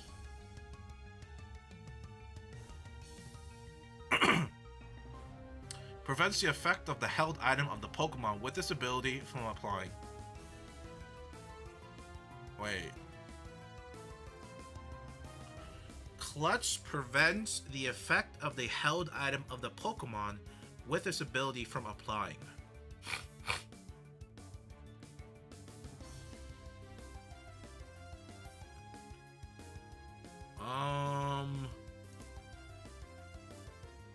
Klutz. Does it have like the item swapping ability or something?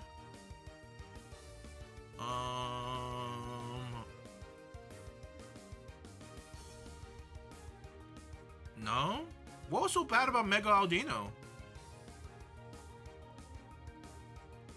Other than that, other than like it being like bulky or whatever.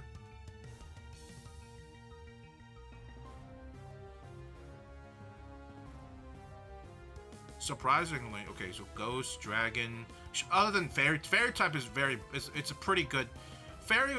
is a pretty good typing. Very good typing. Very, just in general, is a great typing. We need a new set of Mega Starters. Yeah. I feel like, I hope in ZA, if they're gonna give the starters megas, I hope they do it for every single starter. Like I hope every single starter that doesn't have a mega gets one. And the thing is, they can just keep that mega specific thing just in that game. They don't have to make it like, they don't have to bring the mega stuff to the next game or anything. They can just keep the mega in the Z world, the Z universe.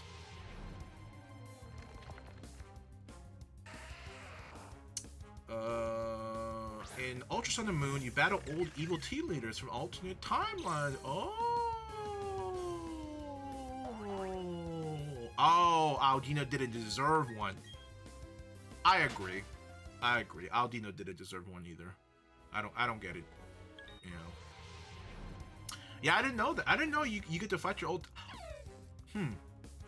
Well. Team Rainbow Giovanni is from a reality where he has successfully taken over the world. That's really all.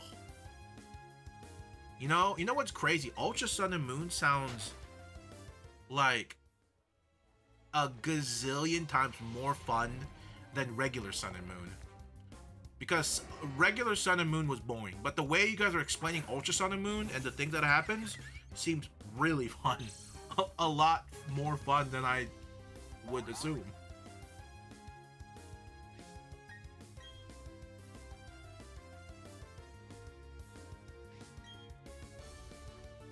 Please, Osh, run. Run! Oh no, run.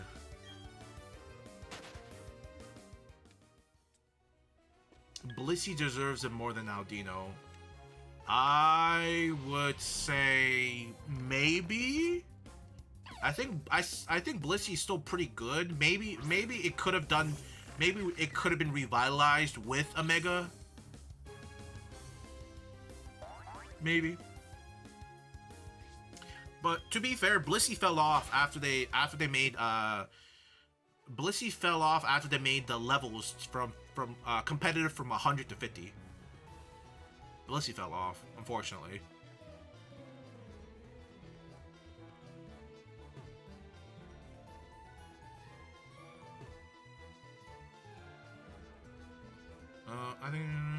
I think they should quit with the gimmicks and stick to megas. I mean, mega in itself is a gimmick too, though, right? Like I said, I think what they should do is do like a Yu-Gi-Oh! Master Duel kind of type thing, where they have like every single mechanic in all of Yu-Gi-Oh! Except maybe like Dungeon Dice, which is kind of sad. And they just kind of do that for a Pokemon game. Just bring everything. Bring Z moves, bring Megas, bring Dynamax, everything. What else is there? Crystal Onyx, bring everything. Bring everything. Primal, yeah, there you go, Primal. Bring everything into one game. And at the end of the story, we can have like the ultimate like world multi-universe tournament. Multi-world tournament, okay? Just like in Black and White, where you had the tournament. Ooh, Dynamax or not the thing. Yeah, they're not the same.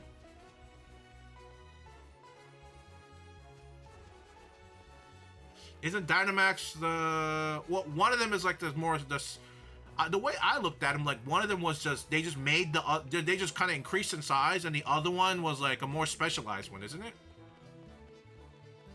I think. Crystal Onyx was basically a hint at stellar typing. I actually didn't think about that. I didn't think about Crystal Onyx being stellar typing. That's actually kind of cool and funny. Oh, and Terra. They can bring Terra into that too. Into the ultimate world, multi-ending world tournament.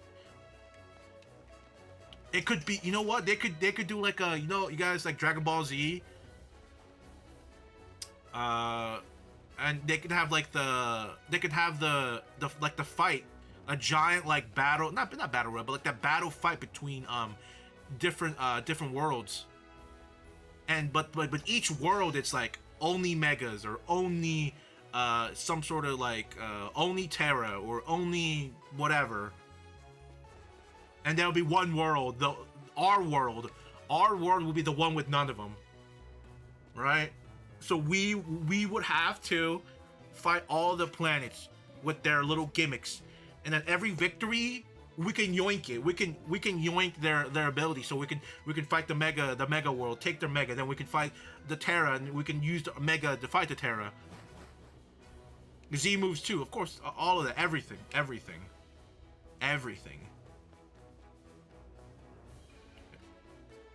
Stacking gimmicks. That probably wouldn't be fair. It gotta be separate. But it'd be cool because at one point, like, you could have a team full of, you could have one Pokemon that can Mega, one Pokemon that can Dino, one Pokemon that can Z move, one Pokemon that can do something, and one regular Pokemon, whatever. Like, that would be ideally like the end game for Pokemon for me.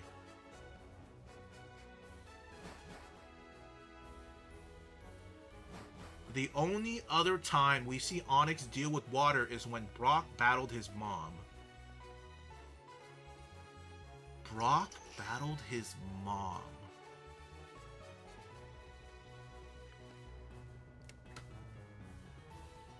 Brock has a mom? Brock? Well, I know Brock has a mom, but like, we saw Brock's mom?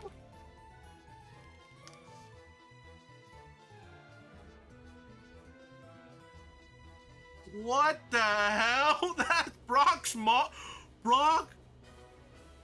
Brock's mom? Oh my god! When did this happen? What?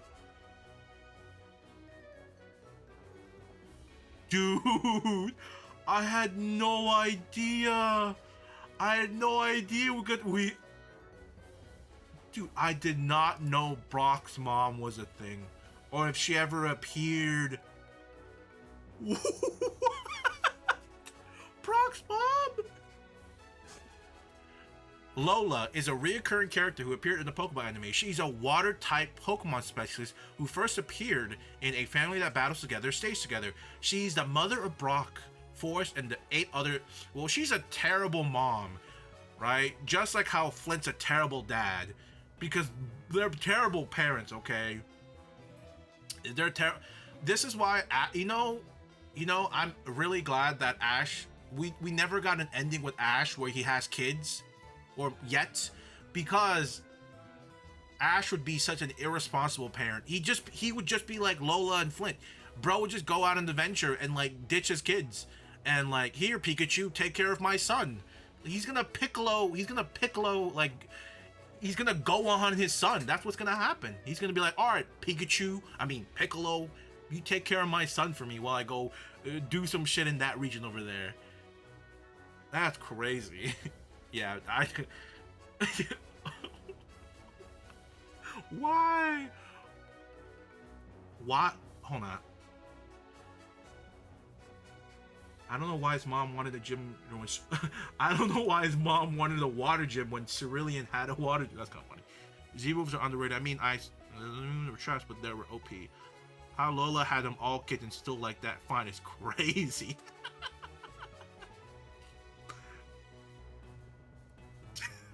I want Shadow Lugia available in some new game or explain that topic. Cool. Shadow Pokemon. They can bring Shadow Pokemon to that ultimate endgame Pokemon game. That too. Because it's technically a thing in Pokemon Go, right? People actually use it. Like there are some like Pokemon builds that use Shadow Pokemon. Not super meta, but still it still works. Hold on. Where we at? Okay, 34. Okay, we got some time.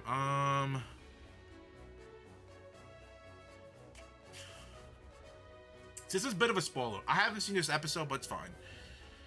Flint recalled that he first met Lola when she was a budding trainer. Ash's dad was Mr. Mime. True. The only real dad figure. He met Lola with a button chair. He was impressed by her Poliwax hydro pump during a battle against this Graveler. They went on a date for some time, eventually got married, and had their 10 kids. She, like her husband, left the family home prior to Showdown in Pewter City to pursue her own goals in artistic venture. This left Brock in charge of the household, his 9 younger siblings, and the pewter gym. Brock was surprised to see Lola when he returned home and was also impressed by her newly caught water Pokemon. However, her redecoration efforts of the gym was changing it into a water-type gym, led Flint to once again abandon the household, and Lola subsequently became the Pewter City gym leader. Brock confronted Lola directly about the issue, but she was too busy hanging her latest painting find and casually noted that water Pokemon were much better than rock Pokemon. Lola and Flint later had a rematch for the title of gym leader. Flint was sure he would lose due to type disadvantage, but Brock pressured him into having the battle anyway. Flint's golem almost ended up drowning during the match and had to be resuscitated.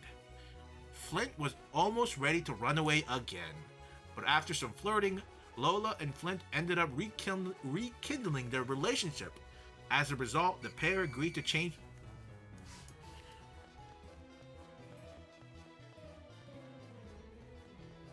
Give me a second. We'll finish reading it. But that's crazy, dude.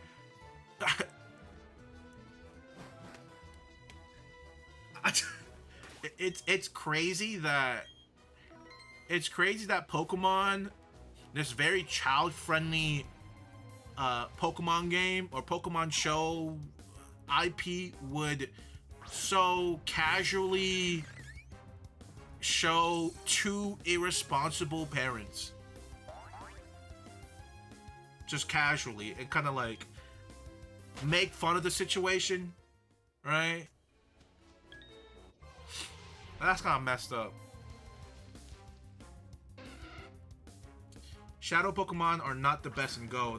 They have a 20% decrease in defense, 20 increase in attack though. I know they're not the best, but I'm just saying that some people would use shadow Pokemon for certain things. It's not a bad alternative, okay? Not a terrible.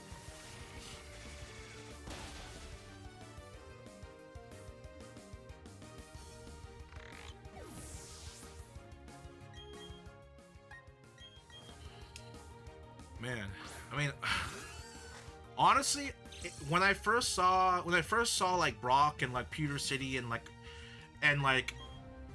Flint, Brock's dad, being a bad dad, the reason why I thought Flint was away from the house was because I thought Brock's mom died and he ran away from the house because of that. Some years later, we find out the only reason he ran away was because his wife wanted water type, or he was scared of her water Pokemon. I don't know what the reason was for their initial like breakup, initial like run away from home for Flint. I don't understand.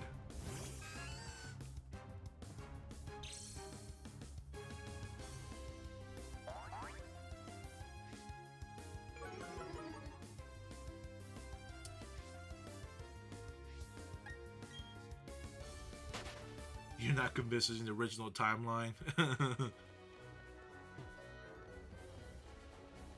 The Misty never got that bite. Gaslighted her for seasons.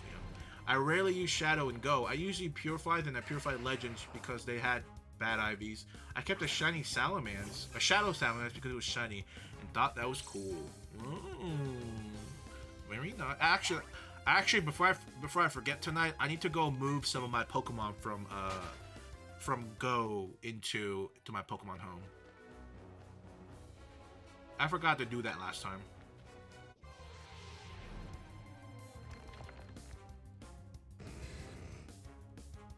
Raikou was the only legendary Ash has never saw.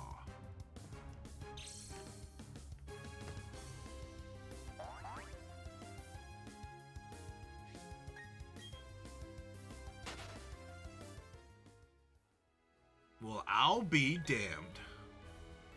You might be actually right. You might be right.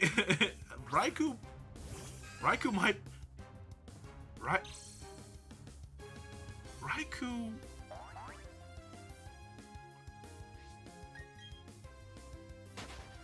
Raikou... Have we ever seen Raikou in the anime? Or in the movies? Oh, I missed the second thing. Damn it.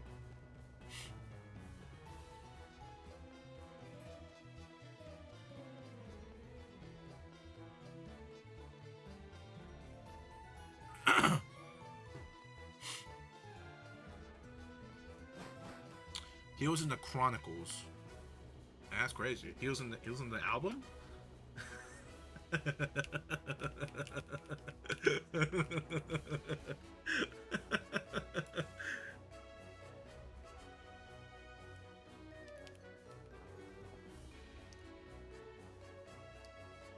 He was in the well, the Chronic, but you know, close enough.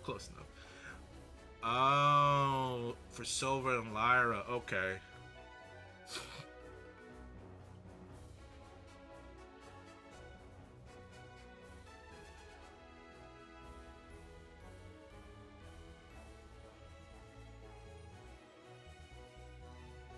That's not what I wanted. Where is it? Here it is.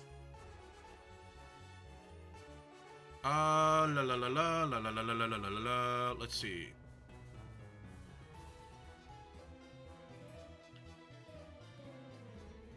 As a result, the pair agreed to change their gym to specialize in both rock and water, much to their children's dismay. Not ready to give up, Brock decided to battle his own mother to fully restore the gym to his heritage, rock-type theme, and he came out victorious. Lola said she would give up trying to change the gym type, but Flint managed to persuade Brock to let Lola keep the decoration, even though she was supposed to take them down if she lost.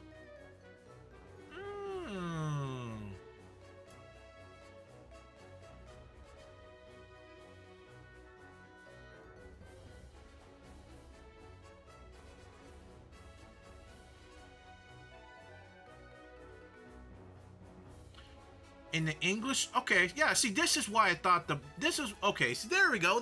Okay, so I wasn't crazy. I was actually not crazy.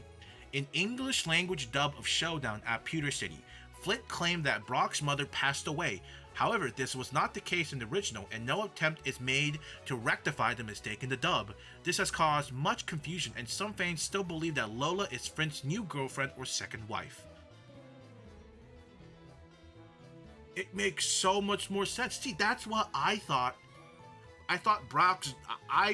That's why I sort of understood why Flint was a bad dad. Because he was just coping with the loss of his wife. This is where I got this whole thinking from.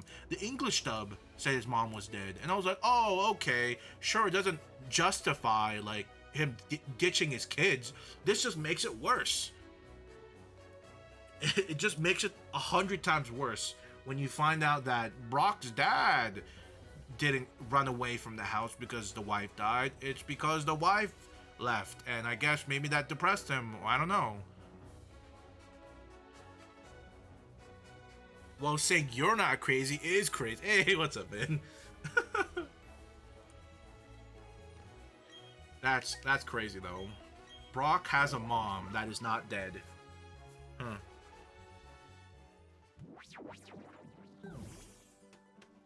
Uh-oh.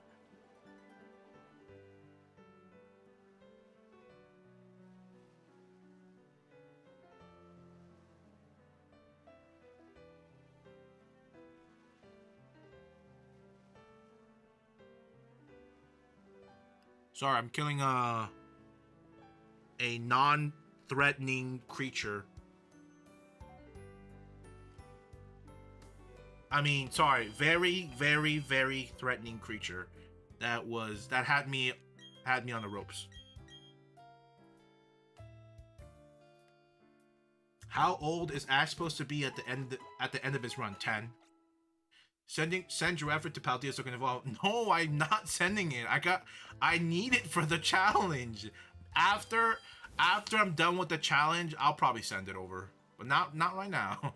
Not right now. We got things to do. I don't know what's good's gonna do me if I go evolve it. I can't bring him back.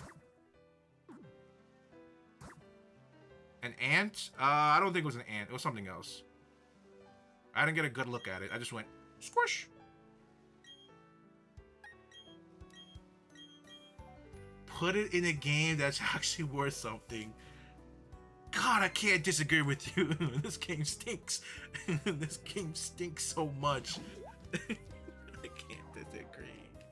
We catch a shiny yet? Nope. Nope. Did he ever do anything with those Tauros? No. No, those no.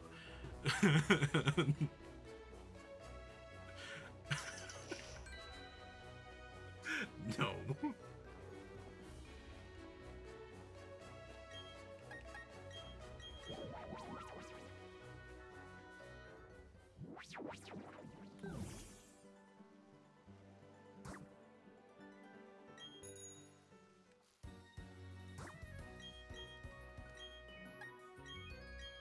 All I can say is that at the end of the run, Ash donated his Tauros and made very delectable Kobe Tauros. All right. I'm pretty sure. Okay, hear me out. The anime doesn't go through with it. The game doesn't go through with it. But let's be honest, they probably eat Tauros meat to a certain degree. The human population in Pokemon probably eat some Pokemon species. Farfetch was one of them, right? That's how they went extinct, because people ate Farfetch like a delicacy.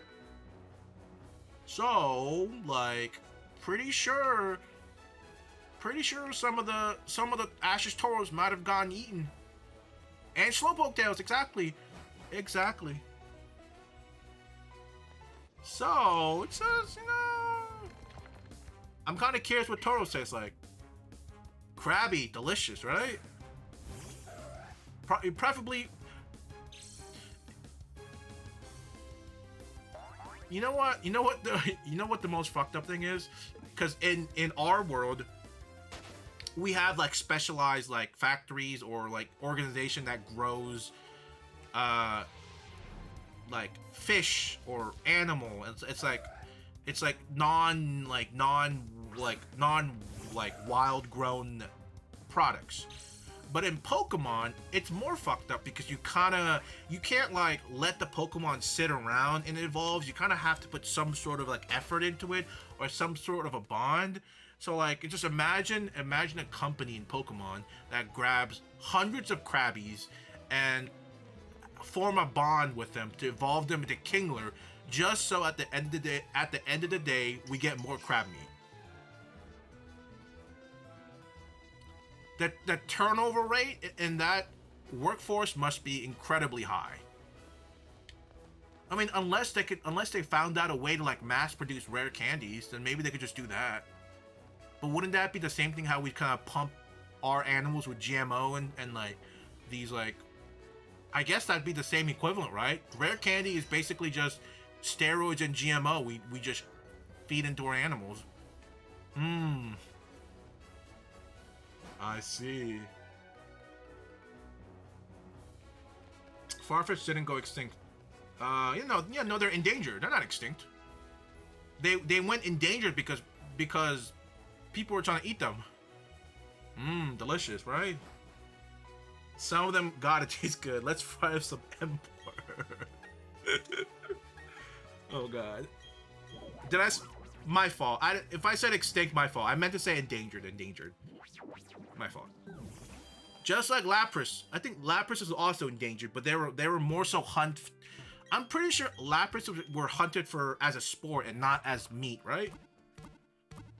If I'm trying to remember the episode in the Pokédex entry, I'm pretty sure they were hunted as sports.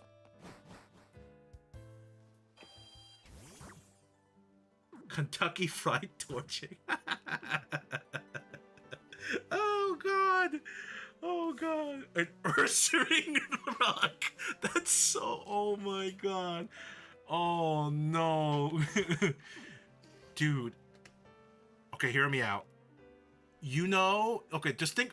This would be a really cool Pokemon fan game. Okay, you guys know that there's like multiple like mythicals. So like it'd be really cool if there's an actual like a Pokemon fan game like based around like a Pokemon hunter that actually like goes around and hunts like those mythicals as like and he hangs their head or like he taxidermies them. I don't know like how you as the main character would fight against him, but it'd be a pretty cool thing though. Like Ursaring Rug, Latios heads, kind of fucked up, but it'd be kind of interesting. Kind of interesting.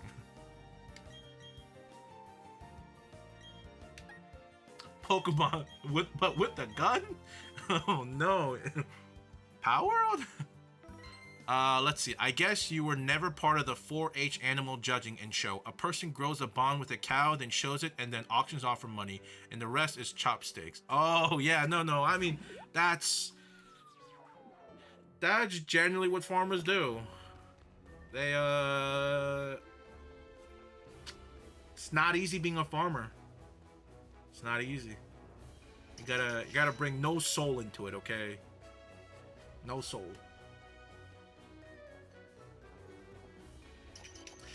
Talking about farming though, if you guys ever watch anime, Silver Spoon is a fantastic slice of life anime created by the same person who made Full Metal Alchemist.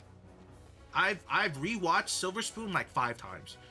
It's a really cozy watch. Fantastic watch. And the things I'm talking about, the dilemma of like growing your animal and eating it, you know, probably what farmers go through, that is also experienced by the main character in Silver Spoon. He gets a little piggy, and he raises it, and then he's in a dilemma.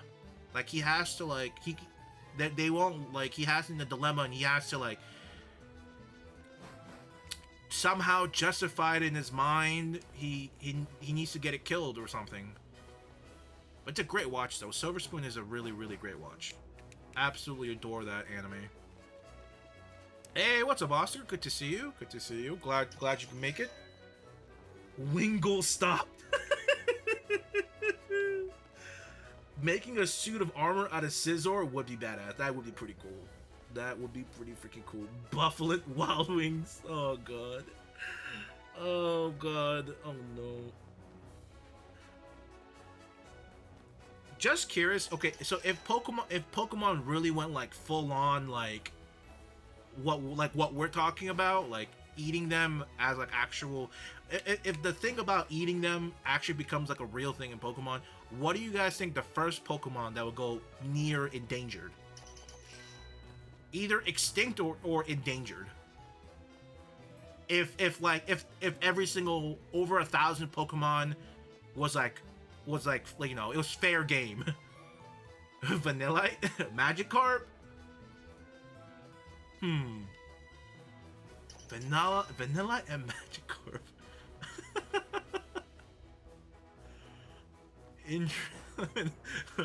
I'm surprised you guys had an immediate answer for that.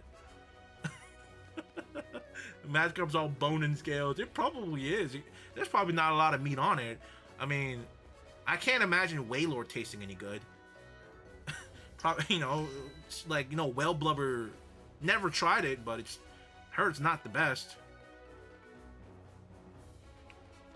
As a young person seeing that for the first time, it really affects you as a child. First-hand experience. It would, if I experienced like animal like growing and then slaughtering it at a young age, it might have. I don't know. I don't know how would I take it. I don't know how I'd take it. David's flexing his watch on. David flexing. He watched an anime 5 times. We get it.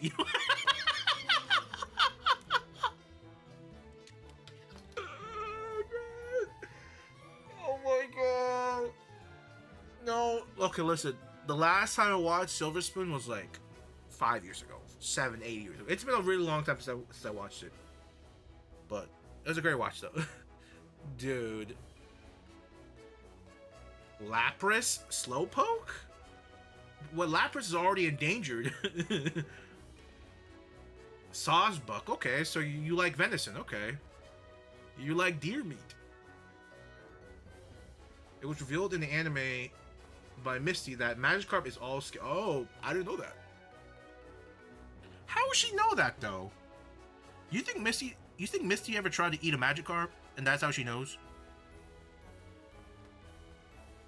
Murderer. Some love for water Pokemon. She's just a murderer. If I had to choose a Pokemon that would go extinct if all Pokemons were fair game to eat, I would say I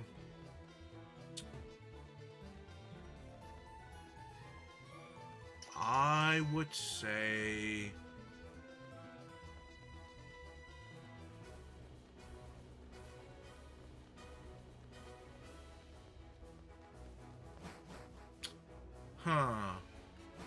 I'm trying to think of a good answer. Like a realistic, logical answer our current society would go for. Would the answer be something very eccentric? Or would it be something that we already consume a lot of?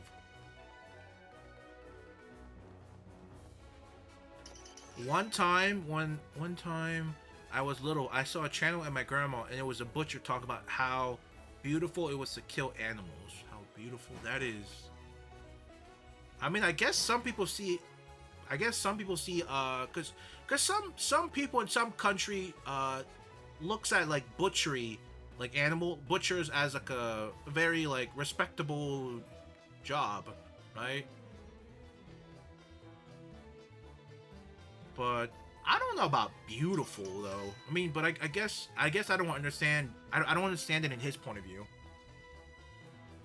Am I the only one that wants to use Snorlax as a trampoline? That'd be pretty fun. But like, we already have. But the thing is, we already have trampolines though. Like, why would we need to use Snorlax as a trampoline? We probably have trampolines that have better like bouncing Snorlax though. Exclude. Oh yeah, I probably don't want to eat a bug Pokemon. No thanks. Kangaskhan baby meat? Imagine how rare. Oh my god, that's so messed up. That is exactly my answer, actually. That's actually such a great answer. That will be the first thing our human society would either make go extinct or endanger. Kangaskhan's. Specific. Jesus, I don't know. It's so fucked up I can't say the words. Like, the words are getting all mumbled up. Actually, no, I'm double downing. Fuck Kangaskhan, okay? Parental Bond Mega Kangaskhan deserves it. It deserves it, okay? That's all I'm gonna say. Screw it. If there's one Pokemon that goes extinct, it'll be Kangaskhan. Fuck Kangaskhan. Alright, I will never ever be unscarred from dealing with Mega Kangaskhan. I will never. Never, ever, ever. I will forever, ever, ever, and ever hold a grudge against Mega Kangaskhan and how stupid it was. The baby deserves it, bro. If the baby Kangaskhan wasn't a thing, Parental Bond would have never been an ability, okay? I know it's fucked up. I'm just saying, man. Fuck that Mega. I hope it does not. I hope Mega Kangaskhan is not a thing in Pokemon Z, okay? I hope not. Bro, imagine a Snorlax blocking your way.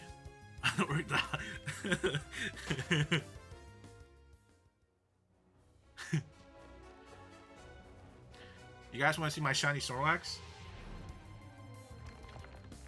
I got you, don't worry.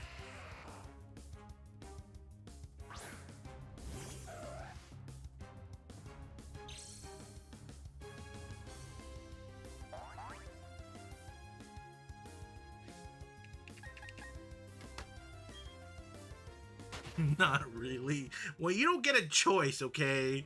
You're gonna look at it and you're gonna appreciate it. All right. You don't get a choice. I want to try and get a legendary head on my wall. Fuck.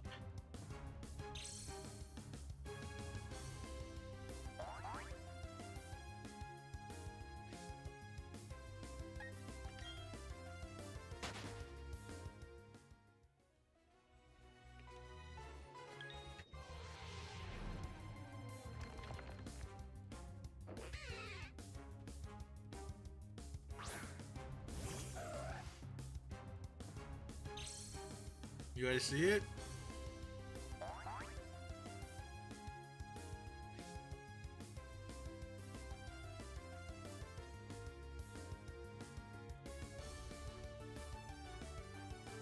Easy. Easy. How forceful watching, just like Pikmin all over again. He's something I don't get. I get so Cubones were its mom's heart. It's something I don't get. So Cubones its mom's heart if it has twins. Huh? Going up to Articuno 4,000 times Aura to get that. IRL shiny hunting would be crazy. It'd be crazy. Kai, you gotta say that again.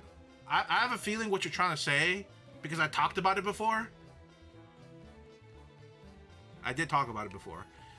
I'm gonna assume what you're probably gonna say, what you probably said or meant to say, is what happens if a Cubone has, what happens if a Marowak mother has 2 Cubones, who gets the skull at the end? I brought up that question too before, but I think the answer really is that I think a Marowak can only give 1 kid. In the Pokemon anime world, it can only have 1 kid. Because any more, everything else will just die because he doesn't have a skull.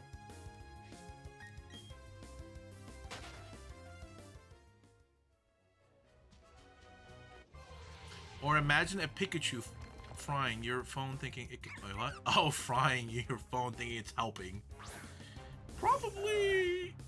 We'll probably have to develop ways to not Pikachu protection.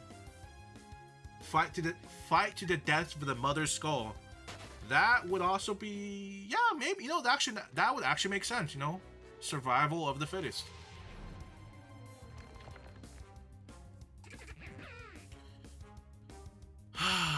We're actually about to hit 151 hours. Come on, man.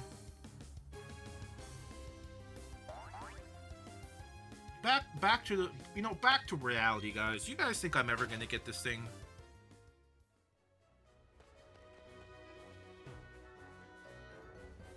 Aren't you guys tired? Like, don't you guys just want to give up? You know, just close your eyes, lay in the coffin, and just give up.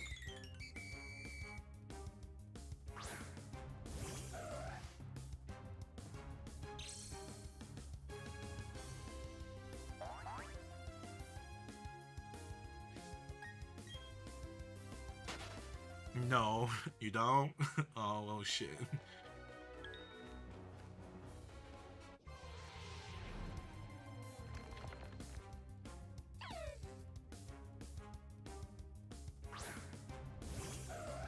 You know what would be really cool if we can all time travel back to when they were making gold and silver, and then we tell Nintendo, we tell Monster, tell Game Freak, please don't put shinies in the game. Yeah, like, you don't have to do that. And then the world would become a much more peaceful, loving place. I mean, I swear, we probably, if that happened, we'd probably found the cure to cancer by now. If there was no capability of getting shinies. Shinies are overrated, you know. You're right, they are pretty overrated. That is why we're not doing any shiny related content after we're done with this for a while. I need a. After we're done with this challenge, whenever that is, we're gonna take a long break from Pokemon Shiny challenges. We're gonna do everything but that.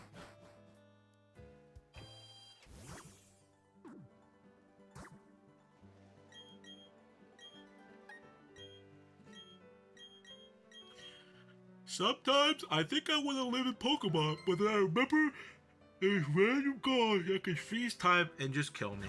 Yeah. Yeah. I mean, yeah. That is true. That is true, but that is true. But I feel like, is it crazy to say that the Pokemon world is probably safer than our current world? Like, you're less likely to die if you live in the Pokemon world than in our current world. I think that's pretty fair. I heard stories in early days people found shinies and reset the game because they thought their games were glitched.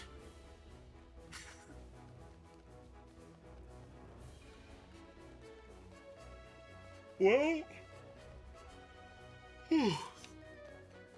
that sucks for them. Dude, where's all the lobbies? The lobbies are all dead.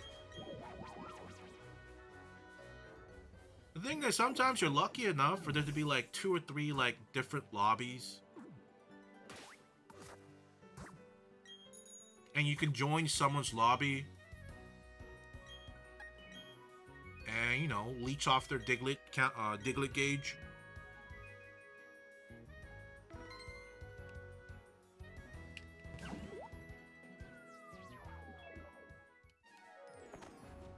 The only problem is someone would try to.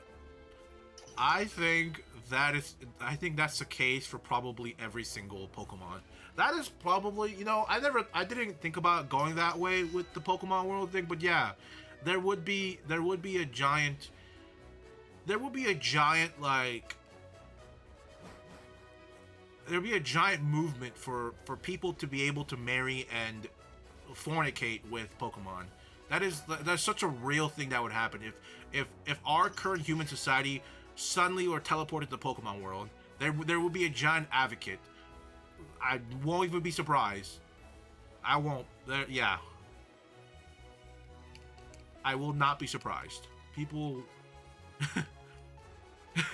Yeah. Yeah. That's so. Yeah. Actually, let's never let our human society ever go to the Pokemon world. Let's not do that.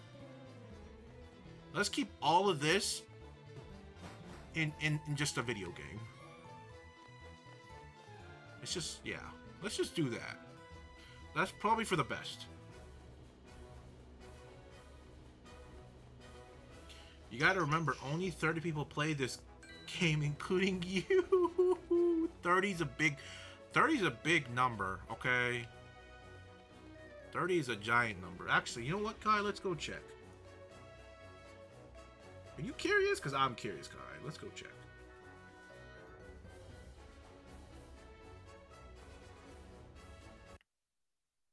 Let's see who's playing right now. Okay. Okay. Didn't mean to do that. Our Wi-Fi works in every room. Even Here, I don't need to go into their thing right now. There are a couple of people. Okay, except that person. Okay. Gotta catch them all. Part 4. Shiny hunting Arceus. Okay.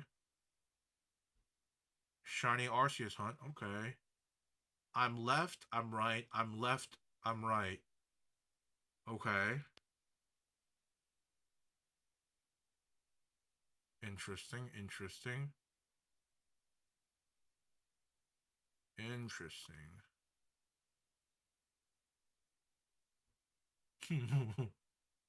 Oh no. Oh no, we're cooked. I agree, Yato. He does have great, great hair. Uh-oh. Oh, sailor trainer. There's no masking that aura of.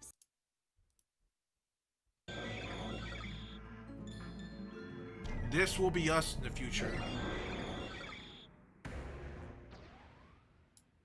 This will be us. We will be after we beat the game, we will be doing this hunt. Yeah. We will be doing this hunt. Not really excited for it, to be honest. Not that excited.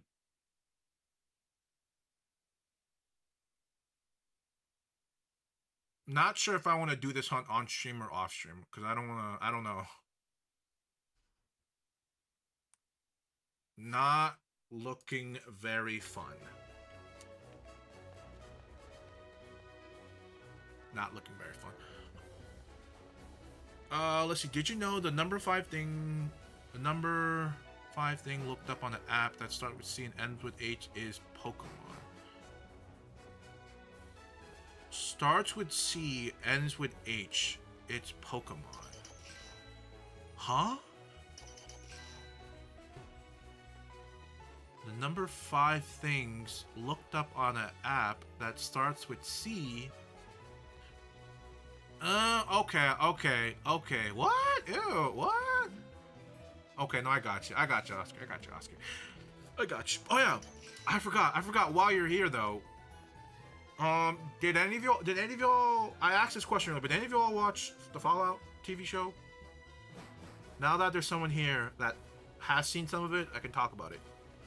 But I can't talk about much of it, though. Can't talk too much about it. Fallout TV show. How are they hunting Arceus? I caught it in Legends. Oh, so if you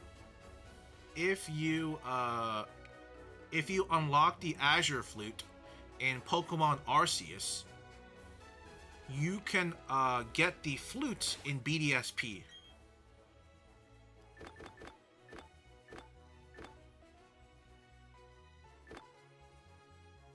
You can get the flute there, the Azure Flute.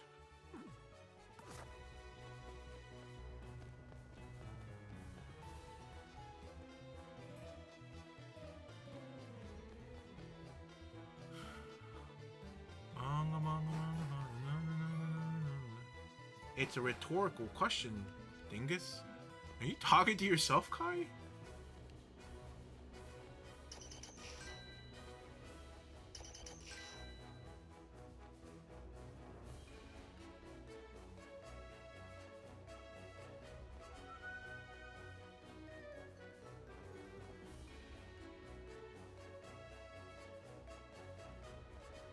Today seems really dead in BDSP. It's not this bad, right? It is pretty bad collecting Digletts by yourself, but I don't remember it being this bad because, like I said, usually when I leave and join different servers, I at least get like 2 or 3.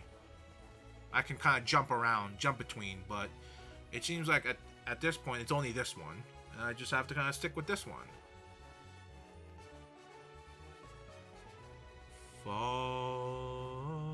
Greetings. Greetings. Hello. Greetings. Good to see you. It's been a minute. How are you? Hope you're well.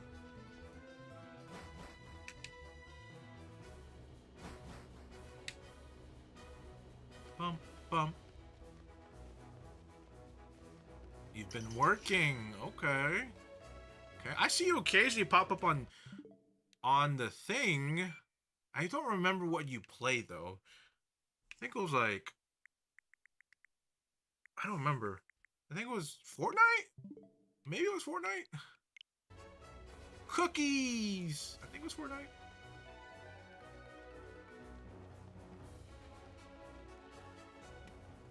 Cookies.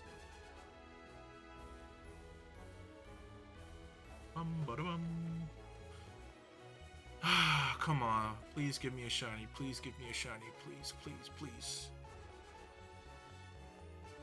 Cookies.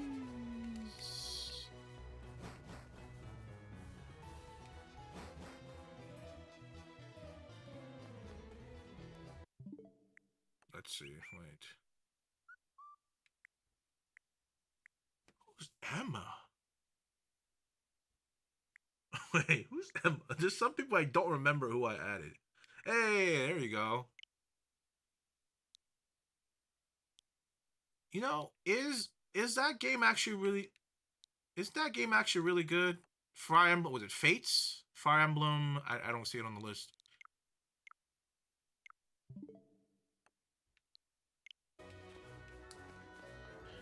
Tetris 99, what a great game. What a great choice. I can't wait to get my tax refund on Wednesday. I'm gonna buy a plane. It's moving into. Oh, you're buying a plane ticket to move in with a friend? Nice, nice. Yeah, my tax refunds came in a couple days ago. Really very nice. Engage, that's what it's not Fates. Fates is the other one. Is it worth it? You know, weirdly enough, I don't know. It's weirdly enough, Engage just seems to be like the I don't know. It feels like it's like a mixed bag. And I don't really know why. Shiny Munchlax, please, please, please, please, please, please, please, please, please. End my misery. Oh my god. It's like it's never meant to be. It's like it's never meant. Have you ever encountered a shiny you didn't catch? Yeah. Two comes into mind. One was my first shiny encounter ever. It was through an emulator, and it was in Pokemon Emerald before you get your Pokeball. I ran into a shiny Zubat. And the reason why I ran into a shiny Zubat was because I randomized. It was a Pokemon Emerald playthrough, but I randomized all of the Pokemons. So in the grass, I had Zubat as a spawn, and it was shiny. Never got to catch it. And second one was in Pokemon Scarlet and Violet. I ran into a shiny Luxray, but this was before I turned off autosave. So the Luxray used Roar. He kicked me out of the battle and went skadoosh and just kind of just disappeared, and it auto-saved right afterwards. So yeah, it's gone. I never got to redeem that shiny Luxray ever. Never made any. Yeah, I could never find another one. Hey, when are you getting strapped? No Diddy. Ain't no way he said that. What's up, man? Dude, the no Diddy response is so funny. Dude, the Diddy, the Diddy and the what was it? The Meek Mill, the Get Up. I've been seeing a lot of people make like, what's your gun sound like? Your gun sound, and people are like, get up, get up. It's so funny, dude. Oh my god, bro. Dude. Bro, I didn't know Diddy and Meek Mill ran like that, bro. I had no idea. That shit was hilarious, okay. Engage is basically warriors with stance with rings as their vessel. I kind of knew that. I knew like you could use like the spirits of like the old Fire Emblem characters. That's all I really know. But I still like the Game Boy one the best. The one with Lyn. That's my favorite one. Meek Mill might be the ringleader with how wild he is. You know, it'd be really funny if Diddy was actually the ringleader, but he somehow pushed all the blame to Meek and made him the ringleader. He's the fall guy. And the audio leak, that was actually Diddy. Diddy leaked that. He's trying to somehow orchestrate this all as Meek's idea, the ploy.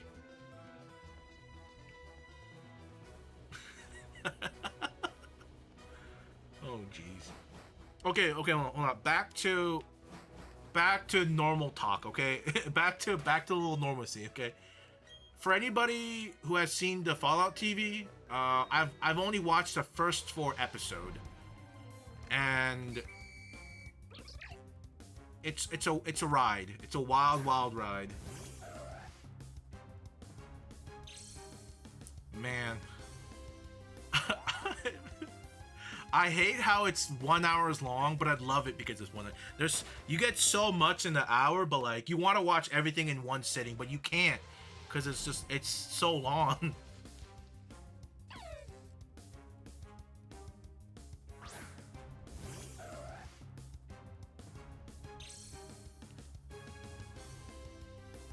You hear that Drake accused Kendrick of getting no.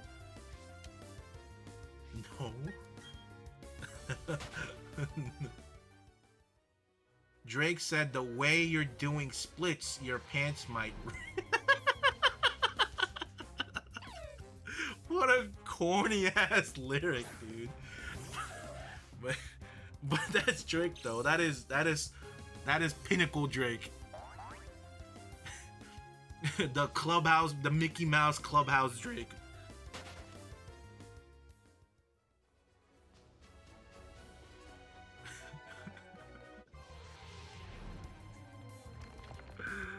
Oh my god. The only thing I can think of right now after you said that is the SpongeBob song where SpongeBob ripped his pants. Oh god. Oh my god, it's so good. Oh jeez.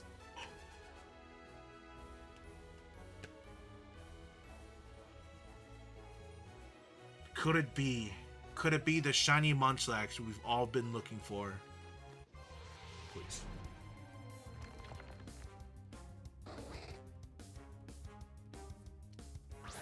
Nope.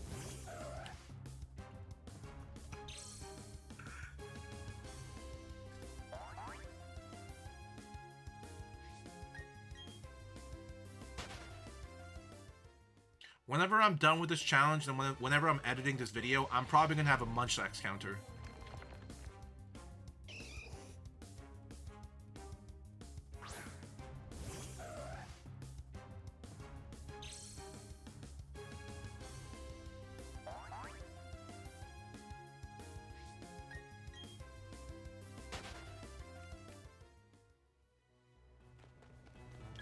A golden licky tongue would be pretty nice. Of course it's not.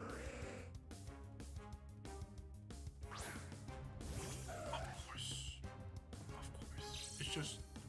It's never meant to be. It's never meant to be.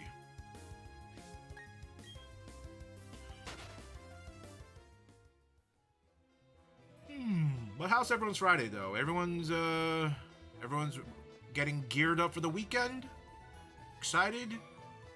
Any plans for Fridays?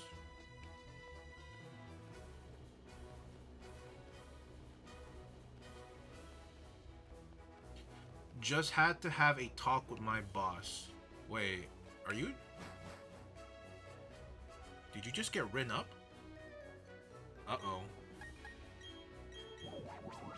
Uh-oh, bro got written up. Uh-oh. Uh-oh. Is it my fault?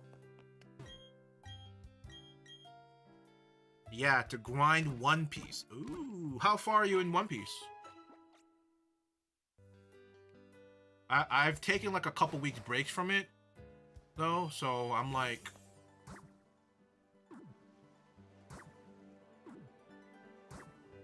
Actually, where am I?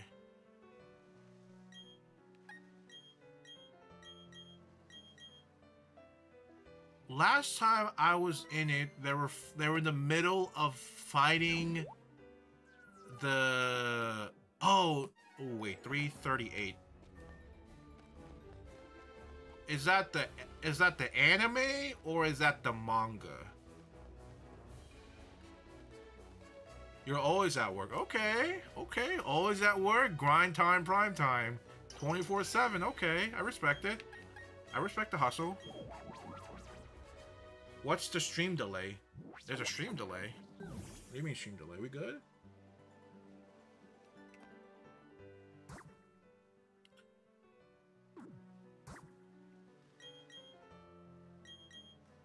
Oh my god.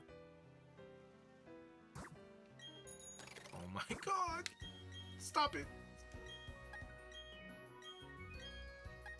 Oh my god. I keep pressing the wrong everything. There we go. Just spam A. 338. So not far into it. One Piece 338.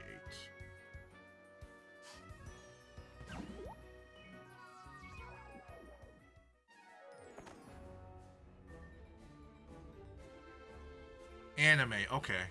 On board the Thousand Sunny, Brook tells the story of being a musician before being killed.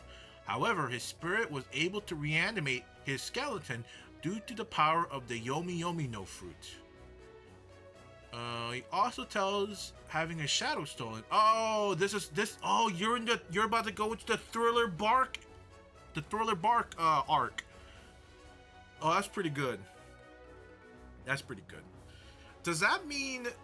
I always wondered, because like the thing about the Yomi Yomi no fruit, this is like Brook's thing about like reviving the human, but the thing is, if he's dead, does that mean the fruit comes back in the world, or is it still technically being in use, so another one isn't being like spawned into the world because Brook is still alive? So does that mean he's technically alive but not alive? So like, I don't know how that would work with Brook, because it's technically alive but not alive, because like Ace's fruit came back.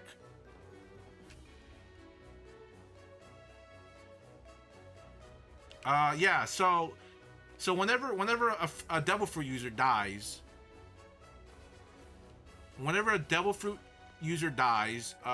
their devil fruit respawns in the world. But how does that work for Brook though? Because he's technically dead, but he's alive due to his devil fruit power. So I'm assuming he probably has to die, like his skeleton thing has to die for it to respawn in the world. I don't think he's dead. I think his skin rotted away. Well, you might be right. But he doesn't... You know what's weird is that... What... If he's all skeleton, how does he keep his organs? Because the thing is, he does eat. I've seen him drink like tea and like drink something, right? Tea or something. But there's no way the organs survive. So where does that all go? He drinks milk. If you guys ever seen like anytime like Brook like chips his bones or it cracks, he drinks milk and it's all like fixed. So how does that work? Ace Hardware's? No, Ace Hardware doesn't die. What are you talking about? That's a great company. The Lost Track of One Piece. It's to be fair, I watched like a good bit of the anime. Then I'd stop watching it, and then I picked up somewhere randomly on the manga, and I've just been there since. So yeah. I don't think I've actually, now that I think about it, I don't think I've actually read or watched a full arc, a full of any of the arc from beginning to end. With the exception of maybe,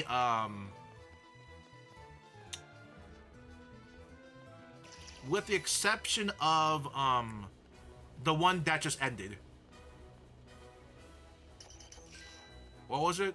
What was? Oh my god, I don't remember the. Oh my god, what was?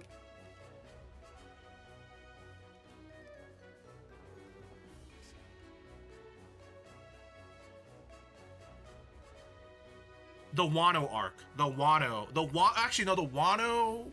Yeah, I've seen like bits and parts of like the whole Cake Saga, but I think Wano is the only arc I've seen from the beginning to end.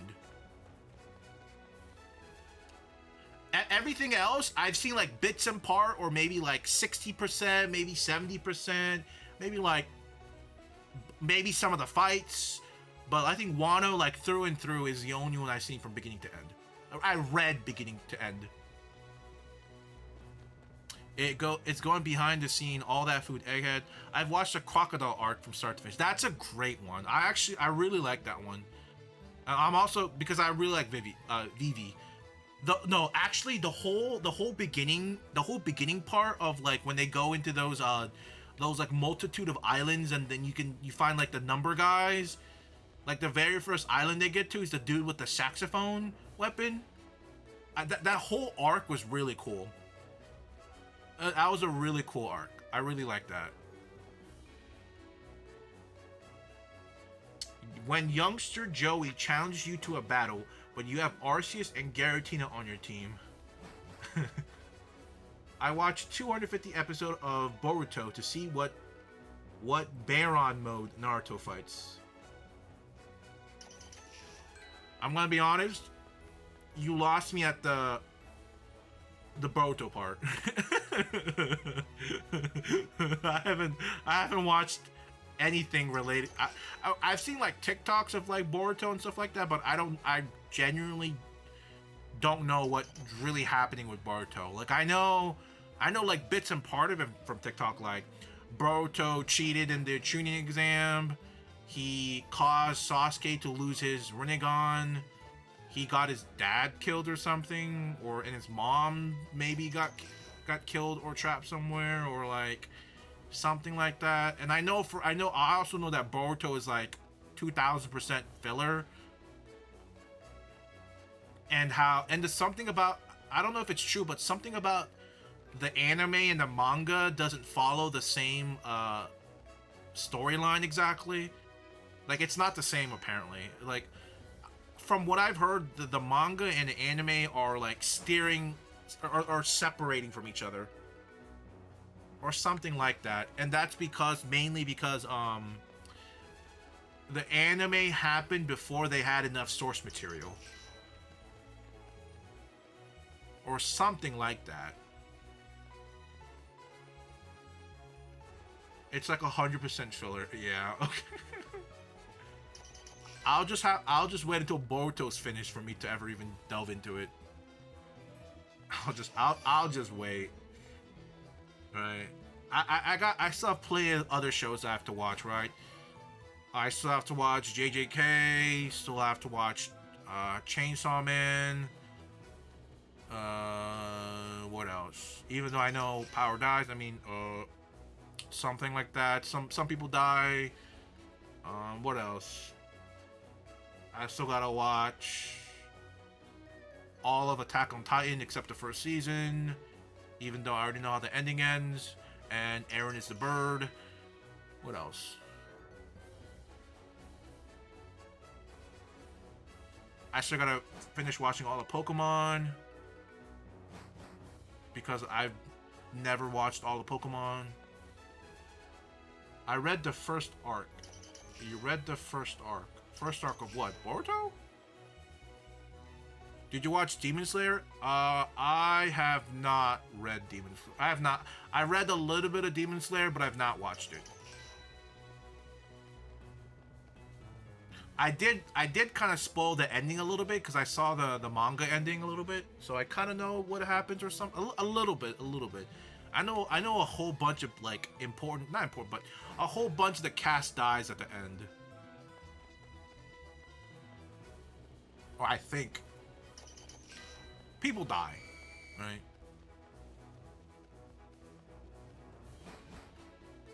Oh, of Chainsaw Man. Okay.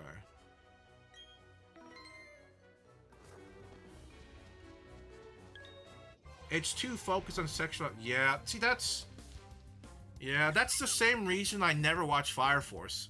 Like I've seen like all the fights and like the bits and parts of Fire Force I see, it's really good, but when you overly try to farm your viewers with that kind of shit, especially the anime, I don't think the manga was that bad or that egregious, but the anime was really egregious from what I saw. I just couldn't go with it. Fire Force the Fire Force anime just ruined itself by, I don't know, I guess they're trying to cash cow, making people I mean, I think the goal of it was to make their viewers like really like waifu up the female characters, so for more like product sales.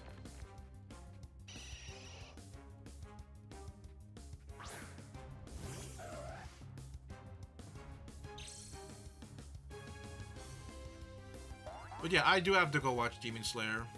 I should go watch it. I should. But yeah, when an anime tries to overly sexualize its stuff, its characters, when it's not even a show that's like supposed to be overly sexualized, right? Like high school, like maybe now. I don't know if that was actually no, yeah. Was it HXH? High school, whatever, or something. That is that what it's called? I haven't talked or thought about the show in such a long time. Not Hunter x Hunter. High school HX. Yeah, High School HXH or High School DxD. That one, like that one. That's a show I understand. Like the beginning of the premise, like we kind of knew what we were getting into. But like for like Fire Force or Chainsaw Man, yes, they have their own little overly sexualized parts here and there. Yeah, of course. But like when it becomes like a focal point every other episode, or like every other like couple minutes, it's kind of annoying.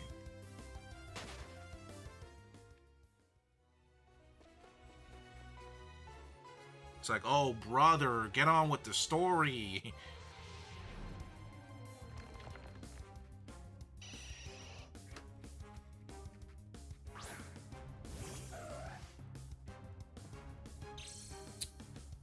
This is a bit of a hot take, but I think animes nowadays should not have the obligatory beach scene. So like a trip to the beach. I don't think they should have it. I think it's just overdone, overplayed, overrated, waste of an episode. Could have been used for everything else, anything and everything else. Something else could have been better. I would have preferred legitimately anything else. It's so corny and overrated at this point. I feel like I think we just need something different. In my opinion, something different. Anything. For crying out loud, you can still keep it overly sexualized, whatever. But the beach arc, the beach episode is so overdone. Like, come on, man. Come on. I'm not asking you to reinvent the wheel. I'm just asking you for something different. Yeah, like, oh brother, get out. What do you mean? But I'm playing the game though. Don't yell at me, yell at the game. I'm still clocking the number up. You see that? 2,662 encounters? That number's going up, alright? If I was a stock, you guys would be millionaires right now. Every 12-year-old watches them now in the they're seeing the moon at those beaches. Yeah, I know. Listen, the reason why those beach episodes are still a thing is because they're trying to hit a certain a certain like they're trying to please a certain like demographic, not demographic, but like certain like niche of anime enjoyers, which is like all of them.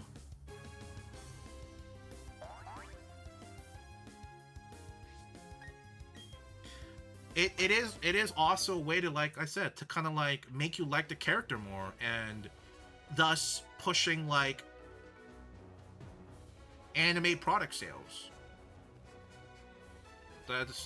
it makes sense. Like, I don't know if you guys ever been to any like places that sell like anime goods. There's a lot of everything for like certain characters. Pencils, acrylic stands, wallets, clear plastic, folders, notebooks.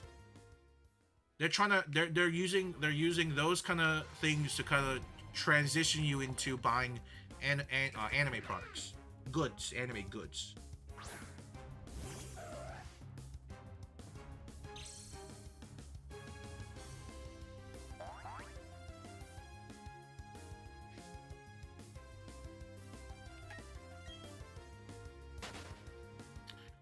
When are we gonna get Bdsp? What do you mean? Never. I told you they're overrated. That shit overrated as hell, bro. We ain't doing that. What is mid 2000s, man? Get that shit out of here. Come on. Bro's trying to unk stats the whole stream. Come on, man. David coin when? Coin? I gotta make a. I got a coin?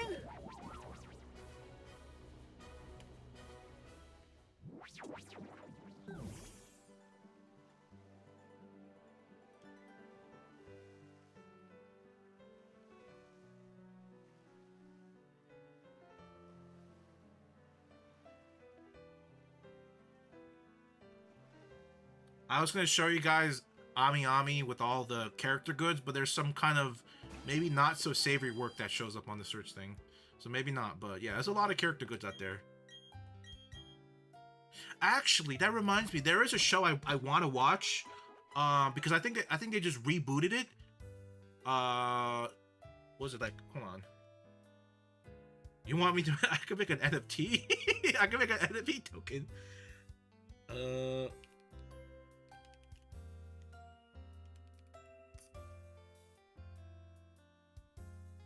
Spice and Wolf. I don't know if you've. It's a show that came out like somewhere like early mid 2000s, and it was like a favorite to a lot of people. I've only watched like one season of it, or like a bit of the first season, and I never got through it all. But I think they just recently rebooted the show. I think. I'm not too sure because I'm pretty out of the loop for anime, because I don't really watch it, to be honest.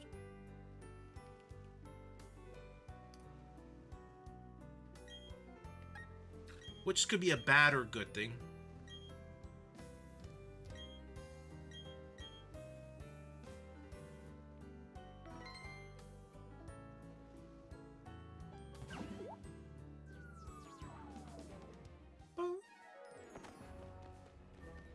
Let's see, what are we at right now? 040.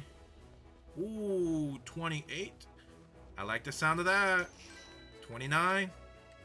Now wait it. Here we go. Oh!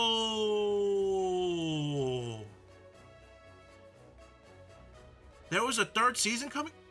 There's a third season? Yo! Wait, how many episodes are we at right now? 3 out of 11. This show's okay. Listen, this show's fire. Okay, Konosuba. This show's fire. Super fire. Oh, I didn't even know that show. I didn't even know this show was coming. Okay, that's Jobless Reincarnation, Slime, Edgy Hero Academia, Kaiju. I think I heard about this. I think I heard about this one. This one looks kind of interesting, I think. Kind of interesting. Is this Demons? It's more Demon Slayer. I thought Demon Slayer was over. Or I guess the manga's over. I don't know if I guess the anime's not over. Or is this a movie? I guess so. I don't know what this show is. Oh, okay. No, actually, I don't know what that is. Windbreaker. Is this the bike show? No, it's not. I thought this was the bike show. Hey, there we go. It is rebooting. Wow. Spice and Wolf. That's great. When did the original series come out? 2008. Wow. That is interesting. I wonder why they decided to reboot Spice and Wolf. Oh, and they're using the same voice actor too. Yeah, it looks like they're generally using... Yeah, they're pretty much using all the same voice actors. That's kind of cool. Oh. Luckily, none of them passed away. That's what I was kind of afraid of. And they had to change voice actors. Wow, that show is still a thing? Irregular in Magic High School or whatever? That's still happening? What the heck? Oh my god, I don't know what that is. Oh, I know this. I read this a little bit. It's okay. It's just like reincarnated, like super OP magic kid. It's the new same old reincarnation gimmick. Don't know. Not too sure what that is. Not really sure. Bartender, not sure. I don't know why Data Live is still a thing. There's that one. Don't know what that is. Oh, this is actually a really fun watch. This is like an elderly couple suddenly became like super young. It's really funny. Remaster's getting an anime? That's okay. Interesting.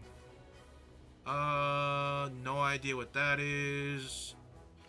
Euphorium is still going on? Bro, really? Do people still watch this show? What the heck? Where's Corey in the house? What is this show? What? I think I maybe read the manga a little bit. I'm not too sure what that is. Newgate. Wow, wow. This is finally getting an anime? Holy shit, dude. This manga is old as hell, too. 2014? I'm so surprised. It's been almost like 10... It's been 10 years since the manga... That's finally getting an anime? What the heck? That's crazy. Don't know.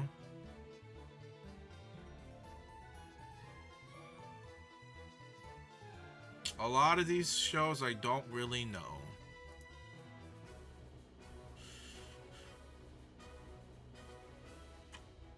Let's check. We're in the winter. How are we doing right now? 34? We're doing all right. Okay. What the hell is this show? Is this oh, Solo Leveling. Oh, yeah. I like the manga, but they pretty much just made everything they just made everything Japanese. It's just weird. I don't like when they do that. I think that's just weird. There's that. Mashle is real. I actually read all of Mashle. Mashle is it's a really good manga. I read the whole thing in like 3 sittings. I read the whole thing. It was really good. So that's still going on. Don't know what that is. Oh, that's an anime now. Okay.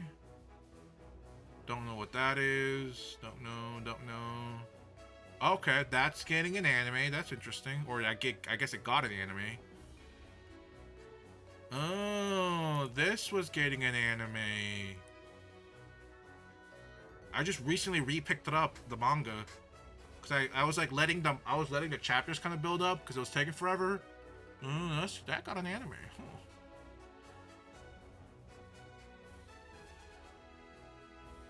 That's a pretty funny one. I think the hero gets captured or something, or the princess, and the demon army and their people are just like coercing her with like delicious food for like intel, and it's really cute and funny.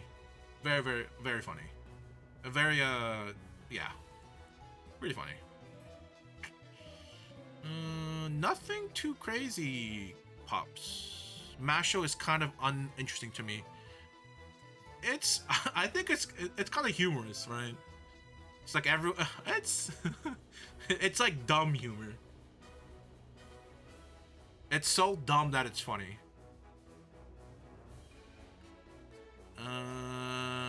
Not sure. Have you watched any anime recently that you think should be good? That would be a good watch. Okay, hear me out. Am I crazy? But if you scroll on TikTok long enough in like the past like few months, the company or whoever's distributing this anime, I think, is like constantly live streaming their episodes on TikTok Live. I don't know why they did that or why were they doing that, but it was really weird. I'm pretty sure it was this anime, or I might be mistaken. But there's a specific anime that's like constantly like I don't know if they're still doing it nowadays, but I want to say it was this one. Maybe it's this one. If correct me if I'm wrong. I might be wrong, but there is a specific anime. I can't remember the name, but this one kind of reminds me of it. It's really weird why they keep doing that. October, like last October, yeah. So it'd be 20. So we're in. Where's 2023? Huh? Oh, shoot.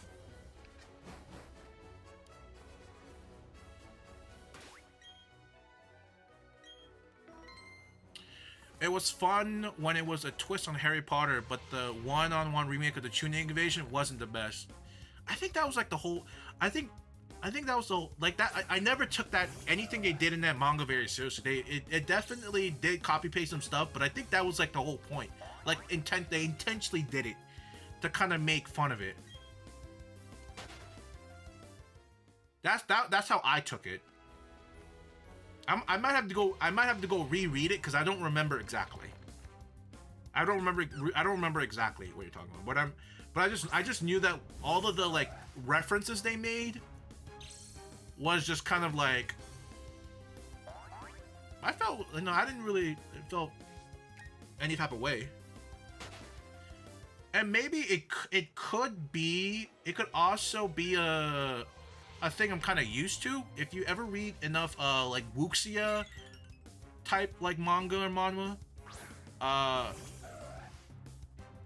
they always tend to make like references to like pop culture, like pop and like different like anime stuff. So I'm like kind of used to that kind of thing. I feel like I could be crazy. I don't know. But... Dun, dun, dun.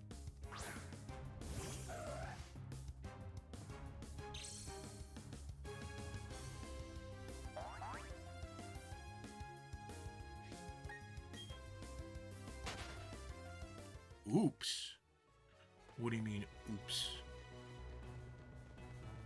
Oops, daisy. Oopsie daisy.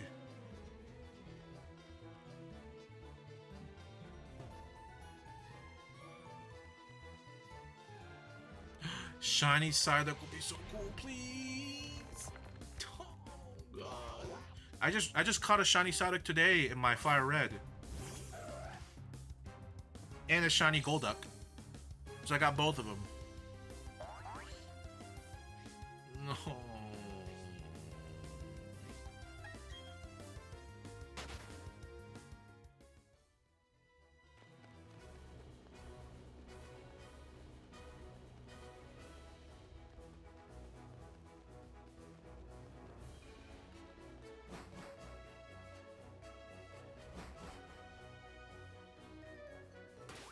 Please, give me the sustenance of a shiny.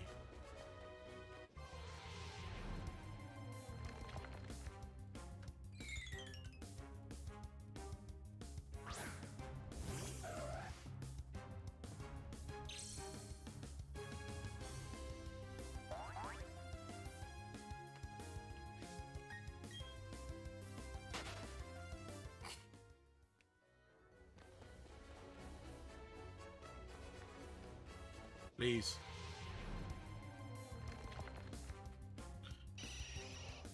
It's never gonna happen. We're never gonna get shiny. Maybe we should all just give up.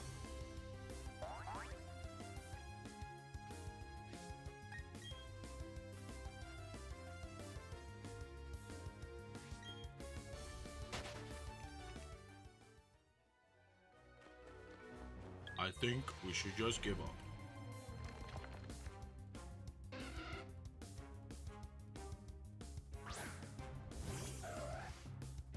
We should just give up. Be quitters. We should just be quitters. How about that? We can be quitter. What the hell was the whistle just now? It's like the game just glitched out and there was like two Diglett whistles on top of each other. You still believe in me? Did you know that 90% of the time... Did you know that gamblers 90% of the time quit before they hit it big?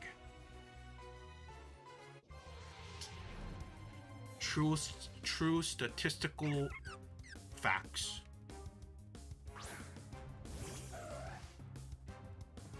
As soon as you quit, I win the lot of damn. It's crazy.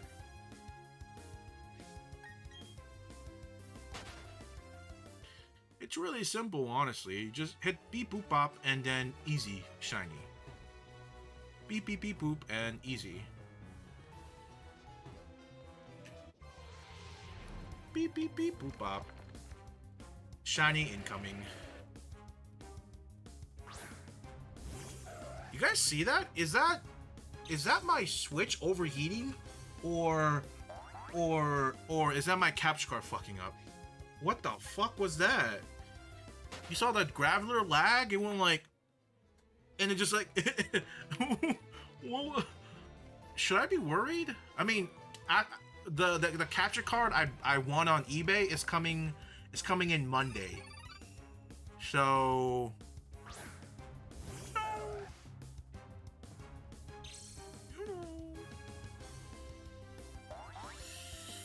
Do or not do, there is no quitting. It's a 50-50.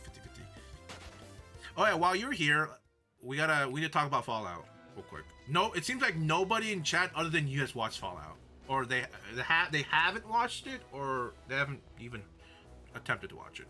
I watched up to episode 4, so just to give you an idea where I am. I couldn't be patient enough, so I watched up to episode 4, and I was like, oh, I gotta stop now. You're on episode... Did you finish episode 4?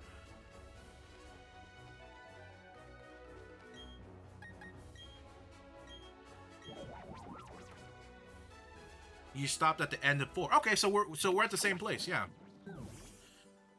Yeah, so we're at the same place. I guess, yeah, I haven't seen it. Okay, we'll try to keep it. We'll try to keep it as vague as possible. So, if you do plan on watching it in the near future, it won't be completely enchanted. Because I want you. I do want you to watch it. I guess my biggest question is that what is that vial? What is that vial they're drinking? Like, what's it doing? Because I don't remember that. I don't know if there was like a video game equivalent to that item. It can't be like Radix. Like Radix wouldn't make any sense. Maybe it could be like... Can't be Radaway. I don't know.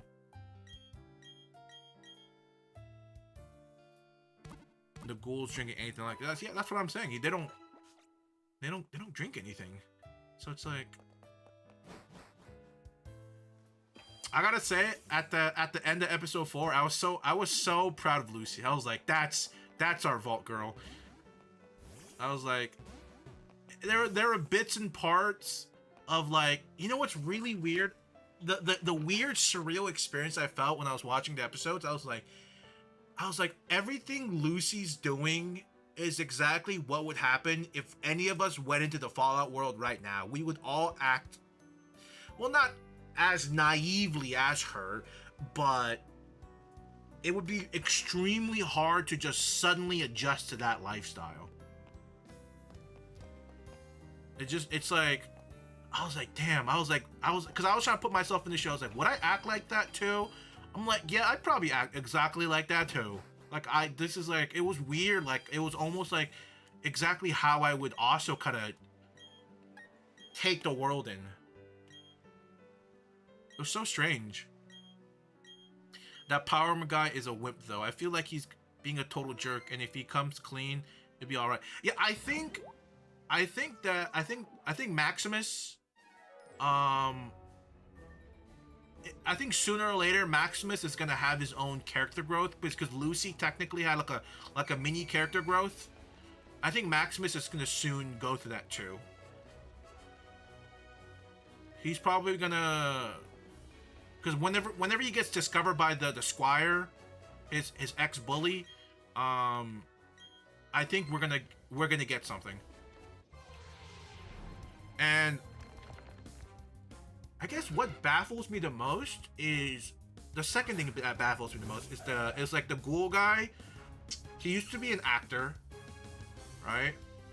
He had a wife and kid. What happened to them? And they're probably dead, but and the thing is, I guess what the biggest leading question is, right? What?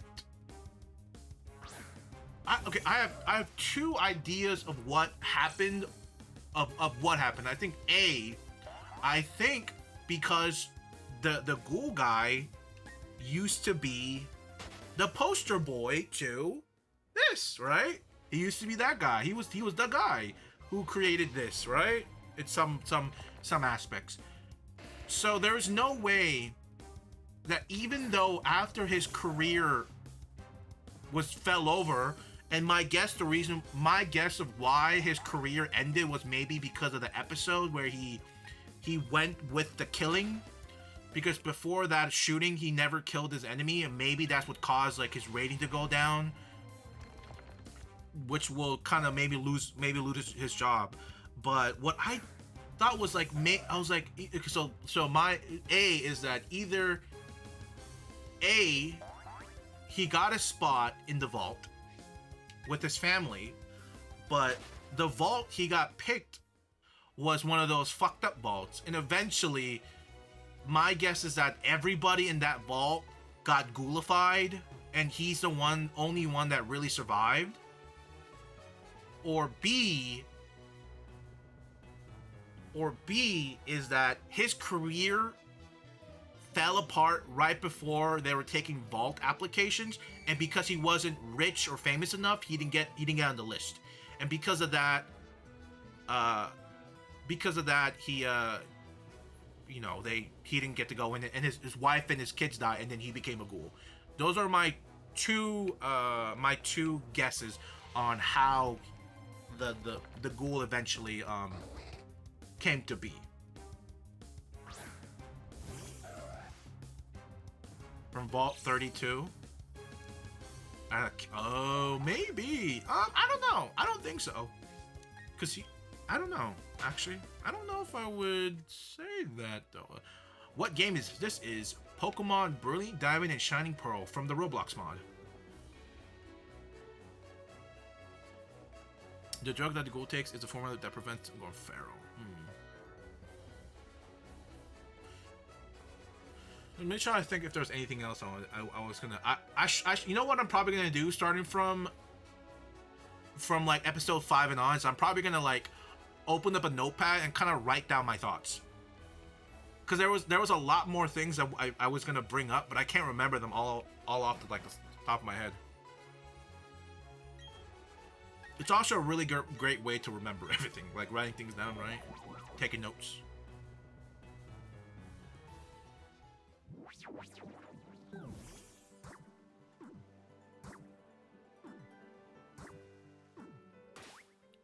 But yeah, what was the thing did you want to bring up from the first 4 episode? While I try to think of what I was gonna say.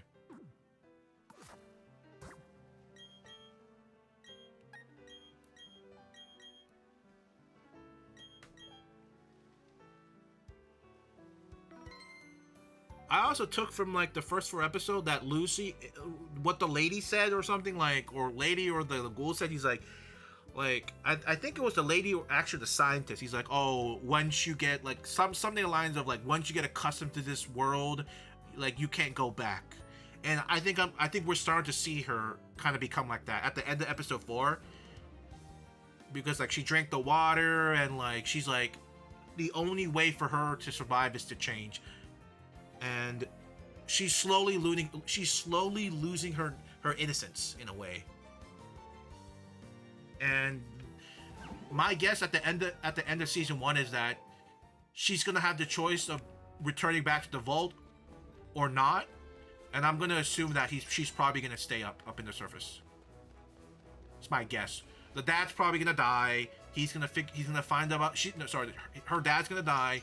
She's probably gonna figure out what happened, and eventually, she saves the thing. Blah blah blah, and then she has a choice of coming back or not, and she probably won't be able to come back.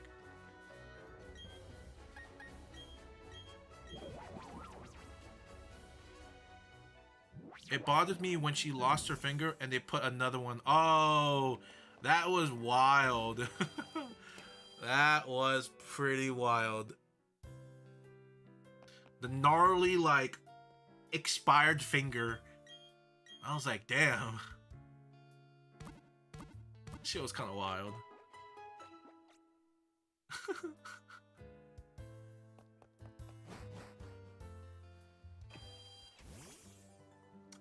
Oh yeah, did you...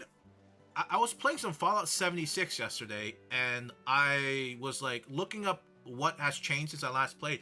Apparently this has been a thing since like 2022, and the last one came out in 2023, which I didn't know because I've played the game sometime around like 2023, but I never knew. But there's a thing called Expedition. And I haven't done it yet, but you can go to Far Harbor, I think that's the place, and you can go to the pit for like these expeditions, which I legitimately had no idea this was a thing. So you can go visit the pit in 76. I don't know to what extent, but it was like, huh, that's weird. But that's why I stopped. I just did the bare minimum. I just did the prerequisite to unlock the expeditions, but you can go to the pit. Yeah, that's what I said. I was like, shit. I was like, I know you're gonna like that, and I'm pretty sure you said you like Far Harbor, right? You like that? That was like your favorite DLC or something for 4. So I was like, oh shit, but it's the pit though. But yeah, I'll probably get to it whenever I'm done with 76 though. What do you think about keeping a prisoner alive? Oh, are we talking about like how the brother and then the sister's friend were like, we should kill them. We should do what they would have done to us dilemma? I'd say it is probably impossible to educate them into and integrate them into society.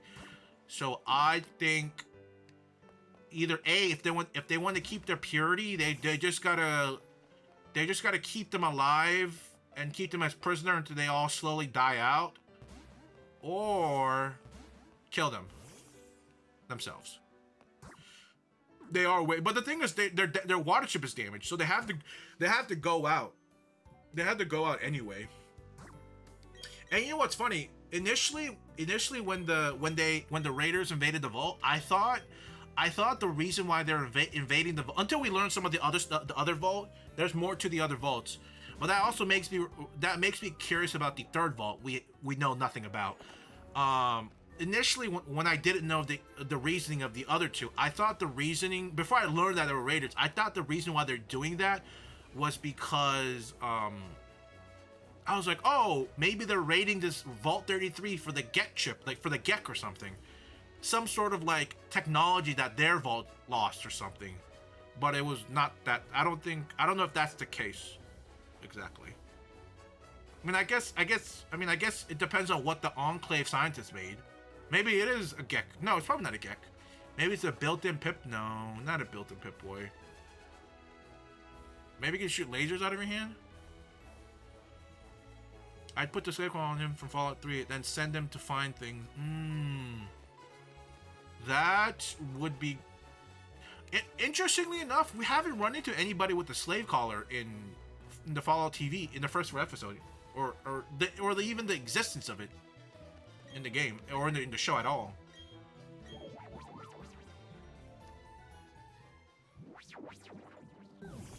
And I gotta say, gotta go eat some Thai food. See you later, man. Have a good Friday. See you Monday? Of course, of course.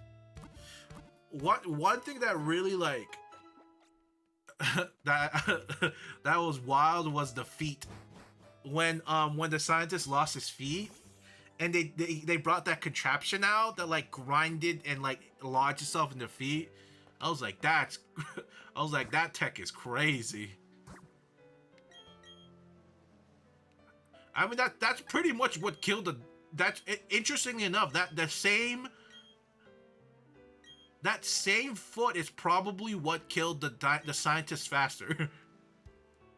Probably. He was bleeding, but, like, I feel like they could have stopped the bleeding, but because the feet thing chopped up his leg even more, and, like, probably accelerated the bleeding. I think that might have been the reason why he died even faster.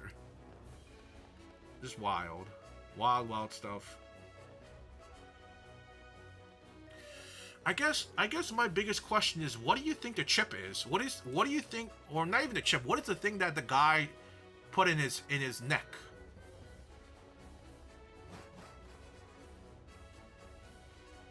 Like, it can't be like there's a next gen update. Yeah, on the 25th, yeah, or something like that. 23rd, 25th. I'm super excited for the next gen update for Fallout 4. I'm super excited. But I still need 90 gigs. I don't know why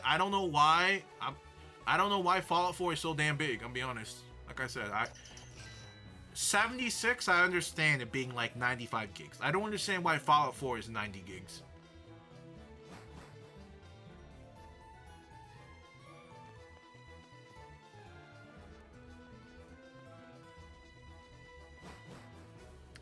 I would say not walking on the foot like that also would help. Yeah, probably. Some kind of... Oh, maybe that chip is... Or the chip is a mind... Yeah, like, I'm going off what you said. A mind-controlling chip for the Death Claws.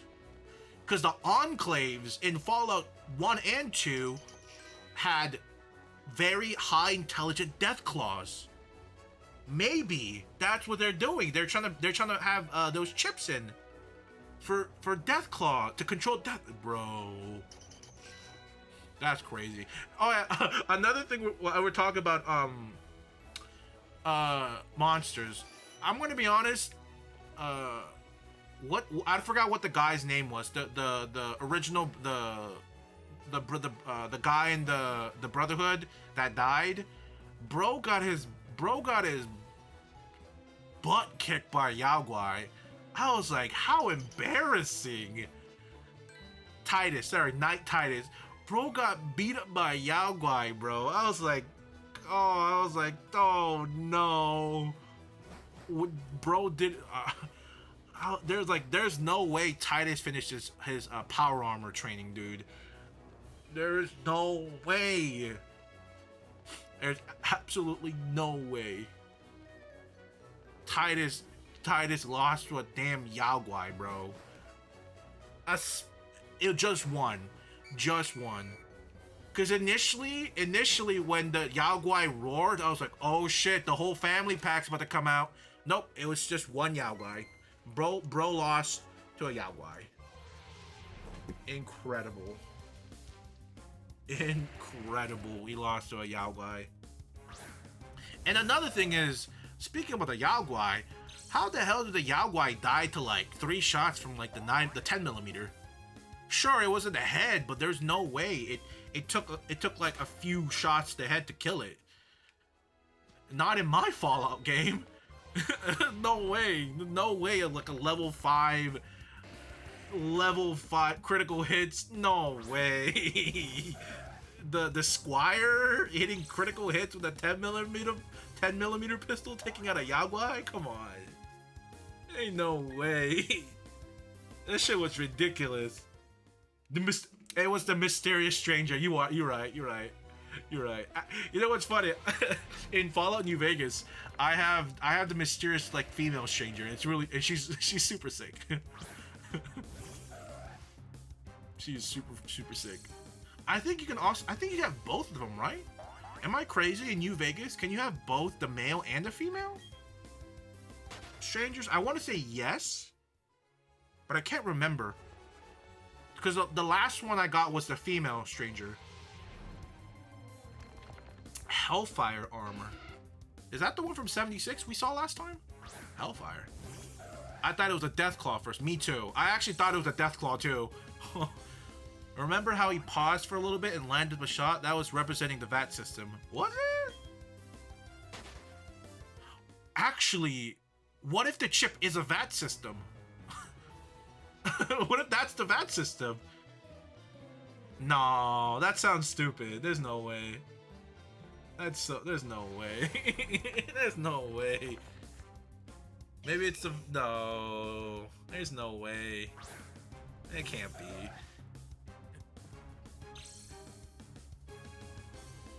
The Enclave Fire.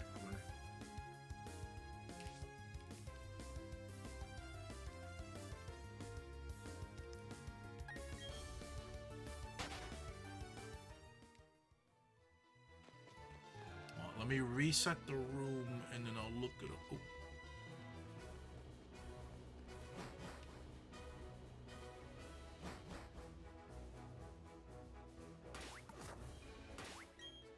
Let me save. The Enclave Power Armor. Oh, ew! It's so ugly!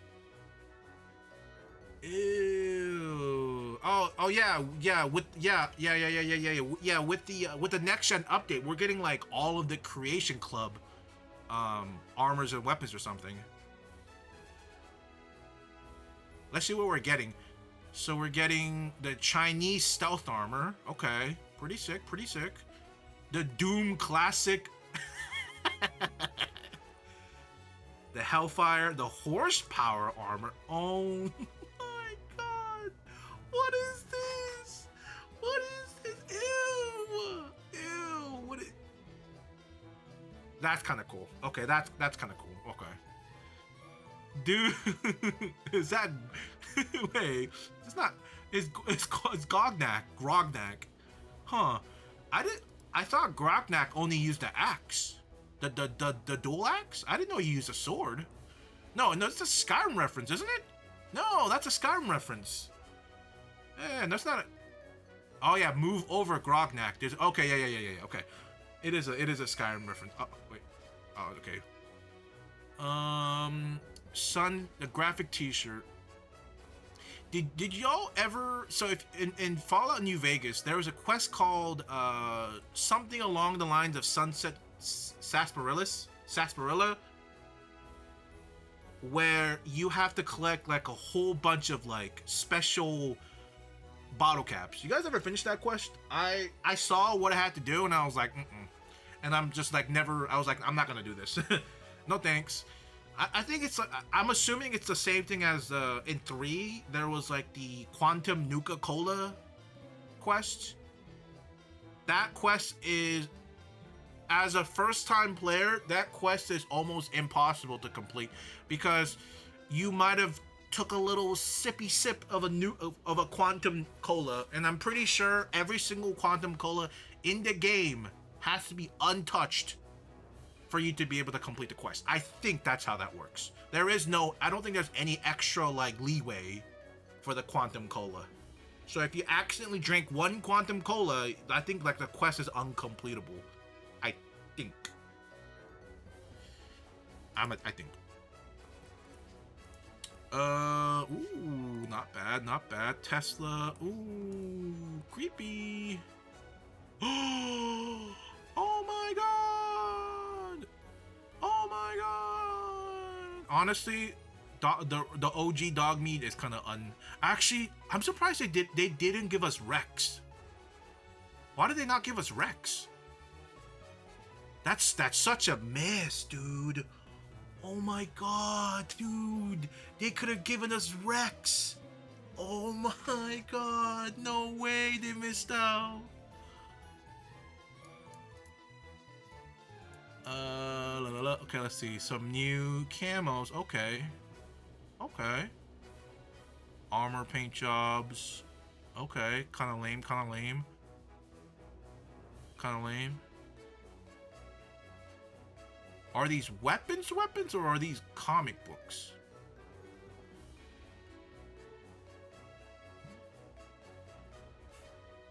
I can't tell. I guess some of these we'll figure out when the update comes out. Okay, dude, it's the Silver Shroud Pip-Boy. That's so funny. Ooh, that's kind of nice. I like that. It's a really weird, off-putting color palette, but it sticks out. Okay, the rainbow. Okay, rainbow, Halloween, the various bundles. Don't know what that means. Interesting. Okay, so this is a bunch of an alien shock baton. Dude, it's the BFG 9000. What? You get a unique laser pistol and 1500 caps and 319 toy deputy badge. Is that what you get for finishing the Sarsaparillas quest? Okay, so what is the statue of Vault 33? I mean, he's looking for the logs. Oh. What is the status? You mean 31? 33 is there's last time I remember in episode 4 they were doing like they're trying to do another like a voting for the next overseer. Then the brother was like, what really happened? Like he was looking on the computer for log 32, couldn't find it, so they went into the vault. Him and the ex gatekeeper, the cousin, went into vault 32, and they're like, oh shit, there's something like really bad happened or something. And I think somebody, I don't know if the show said it or what, but they were saying something about cannibals. I think. I don't know if I'm misremembering it, but I remember something about cannibals. What, remember on the wall it said we know what, yeah, we know the truth or something on the wall. I do remember that, like we know the truth or something. Handmade shotgun. Okay. Manuel carbine. The pint-sized slasher knife. You know what they missed out on with these you know what they missed out on these the Creation Club? You know what they should have done? They should have brought the junk launcher.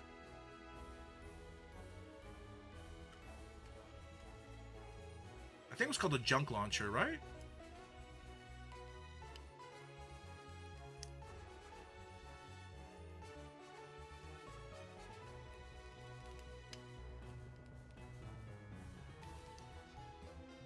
Rocket launcher. Dude, they missed out. This and the Deathclaw weapon. No, this and the dart weapon. Dude, oh my god. Oh my, dude, I'm telling you, Fallout 3 had the best like quirky weapons, okay? By far, I think Fallout 3 had the best quirky weapons. Come on, dude. No way. There's nothing cooler than a rocket launcher, okay? Oh, I miss it so much. The junk jet? Yeah. But I mean, where's the where's that weapon? The Deathclaw Gauntlet was another one of my favorite weapons. The railway rifle was really cool, but you could make the shish kebab. But my favorite was the dart gun. The dart gun was so funny, dude. I want this shish kebab. Dude, this shish kebab is, to this day, still the coolest melee weapon. But the funny thing is, like, when you play Honest Heart in New Vegas, everybody and their mom in the white leg has a shish kebab, bro. I was like, what the hell, bro? Why are there so many shish kebabs? In, like, Fallout 3, like, you're the only one with one. But in New Vegas, everybody and their son has a shish kebab. It's so sad. I was like, damn. The dart gun is a player-crafted weapon which functions like a small pistol crossbow. It can be assembled at any workbench. Paint gun. I think you could chain. Actually, no. I guess you can't. I thought after initial hit, the dart inflicts poison damage upon the target for 8 seconds.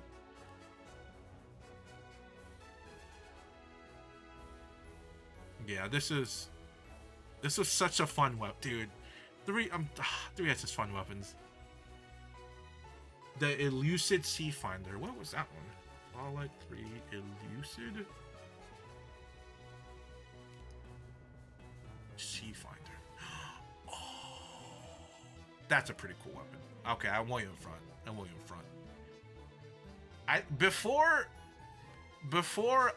Before I finish New Vegas, I'm probably gonna go around looking for all the unique weapons. I did grab these when I was playing Old World Blues.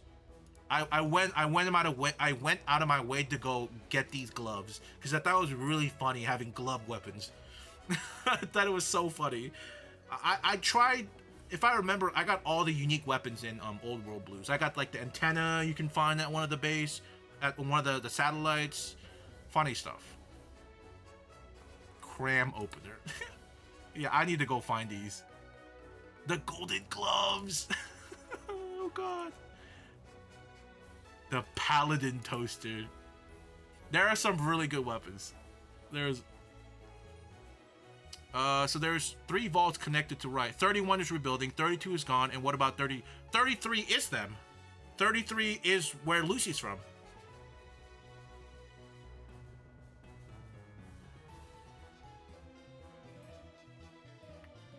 Right? 31 is the one we don't know about, right? I'm pretty sure, yeah. 31's the one. 31. Well,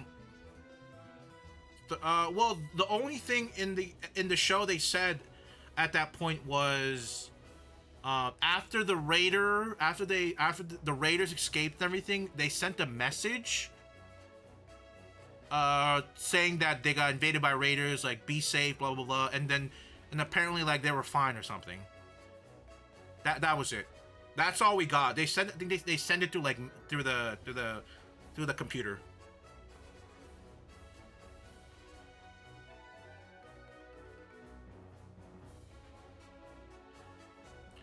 Salt upon the wound. Oh yeah, I got this. Oh yeah, this is from beating the ghost of the Yaguai ghost. I hate that thing so much. Oh, I got that. That is such a funny weapon. Oh my god, that is such a funny. A dog tag fist. That is such a funny weapon. Oh my, that's so funny. The pallet, that's pretty good too. Pushy. Yeah, I gotta go and grab all these weapons. Love and hate, that's a pretty funny one. Actually, where do you get these ones? Found on the casino floor of Lucky 38 on the bookshelf. Oh, okay. Oh, okay. So not pretty easy to get. Fist of Roar and Fist of the North. Oh, this must be the North Fist reference. Very cool.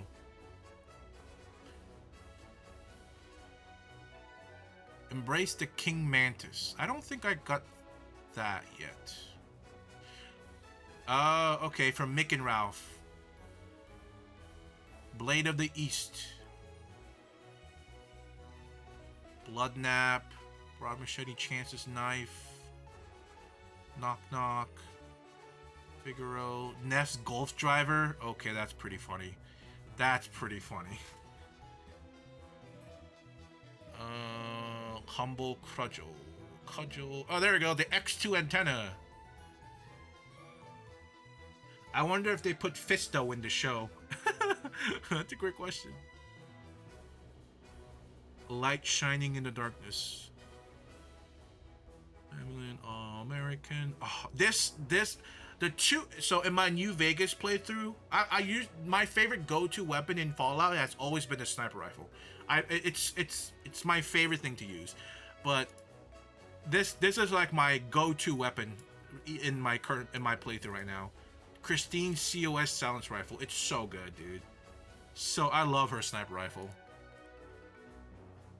So freaking good.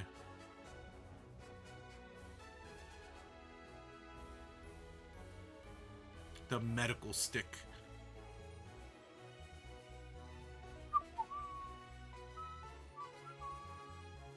Ba-da-ba-da-bum. The pew-pew.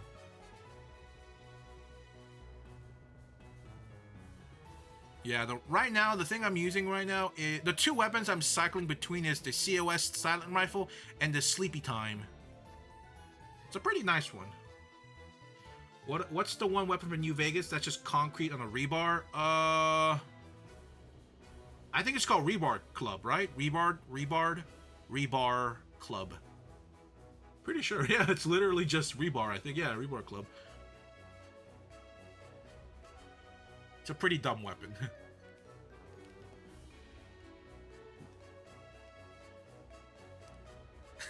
It's such a dumb weapon. It's just my favorite melee weapon to this day is definitely the Super Sledge, or the if you play Old World Blues, you get the Photon Axe.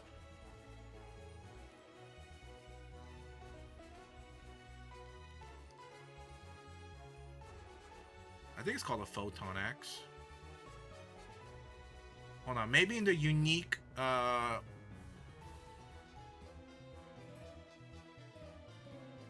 guess we don't see it in the unique one. Huh.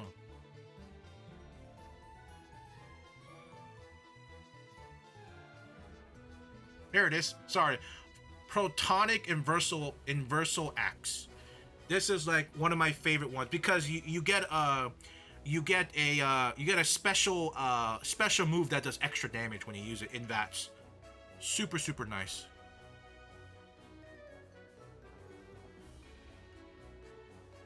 Yeah, here it is.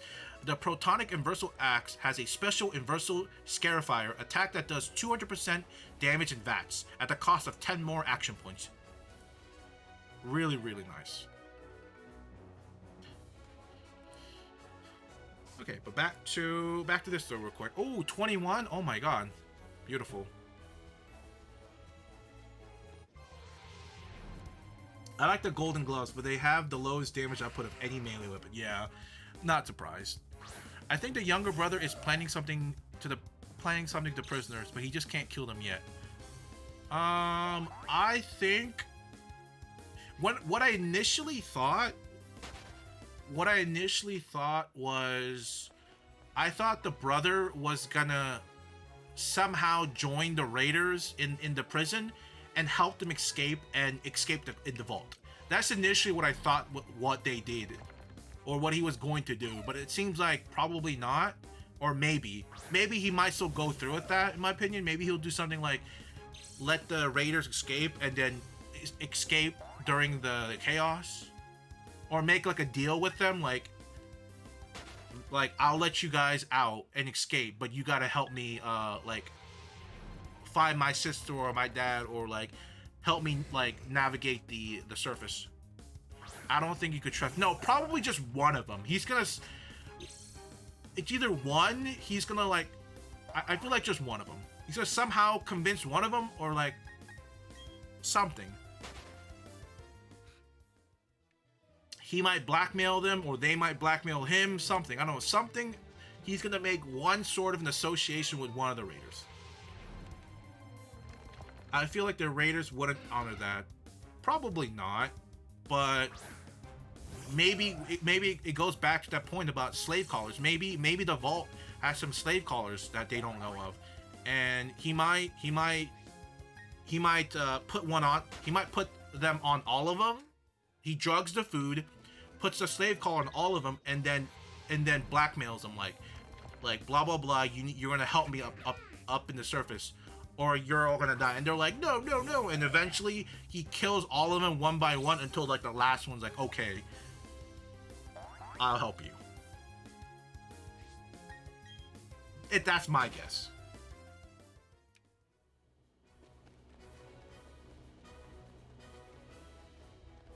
Because I'm trying to think of how are they going to escape the vault.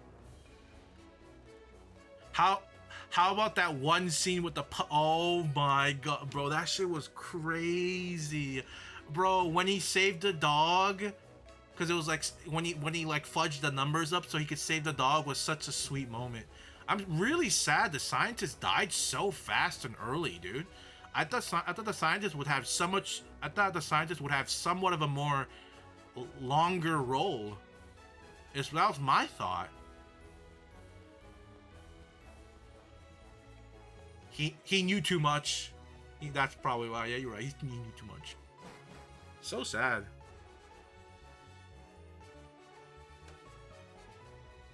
We're at 24. We'll let them collect a little bit more. Let me look at some other weapons. You know, I never really used a lot of the revolvers. I really just stuck with like the 10 millimeters or the like the beginning of the game. I stuck with the 10 millimeter or the revolver, like the not this revolver, like the hunting revolver. But usually that's where I stopped. Then from here, my go-to weapon is the bro. Like the first like 20 levels in the game in New Vegas, the varmint rifle is like your everything. For some reason, every time I play like a new playthrough, I always maximize the durability of varmint rifles, and that's like my go-to weapon until I can get like a gun runner weapon or like a named weapon. I always for some reason go to the varmint rifle. Always. It's weird. And then I'm not really much of an automatic, except Sleepy Time. Sleepy Time is really good. Not really much of a shotgun user. I think they kind of suck butt, in my opinion. Maybe I just haven't found the right one. So I don't really use heavy weapons, but I do have K9 and Fido. Pretty cool weapons. Energy. You know what's really weird? Flicking the bean. I just remember Fallout Shelter's a thing. I had it years ago. Might get it again. Fallout Shelter. Oh god. I might start picking it up also. I thought about it too last night. I was like, Fallout Shelter. Ooh, that seems fun. It's just you know, the pay to win lunchbox aspect kind of ruins me. But surprisingly, New Vegas is the only game out of all my Fallout games and 76 that I haven't really used any laser weapons, because in 3 I used it a good bit, especially if you guys remember, if you guys go to River City and you help like the main guard dude who's actually a synth. If you help him and like finish his chain of quests, you get his energy weapon, his plasma rifle or whatever, and that was like my favorite weapon in that game. Like my non super unique like rocket launcher or dart, but it was like my go-to old reliable the energy weapon he gives you. Yeah, I'm pretty sure it was a plasma rifle, maybe. Pretty sure. I'm not really. Yeah, I think it was a plasma. It was my go-to. Let's see. He knew the vault, the purpose, and so much about it. I'd say he was a vault tech related somehow. The scientist. My other guess is that I think the dad or the mom. I think the dad, like before Lucy was born. I think the dad was part of the Enclave, and the mom was part of the Raiders. It's just my guess. Like early on, and they somehow got into the vault. I don't know how, but maybe there was a way in. But one of them, I think each of them has an association with either of the factions. Because like you said, the scientist knew about Lucy. For some reason, he knew about her. So I think one of the parents had to be involved with the Enclave, and the other was part of the Raiders. And I'm gonna assume the mom was, because the lady knew who she was, and the dad was probably part of the Enclave. And maybe the dad was an ex-employee and was the one that was working on the chip before he jumped ship into the vault, leaving that one scientist to be running that whole before leaving that one scientist alone. Got a lot of about to get a while for it. See you later, Jonathan. Thanks for dropping by. Thank you. Alright, let's collect some Diglets. Let's not be a complete leech.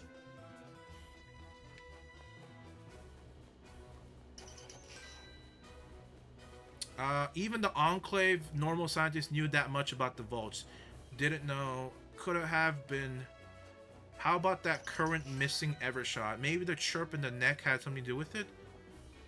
The currently missing Evershot. What's Evershot? Maybe the chip in the neck? Turret not responding. Wait. Evershot. Wait, we're talking about Evershot.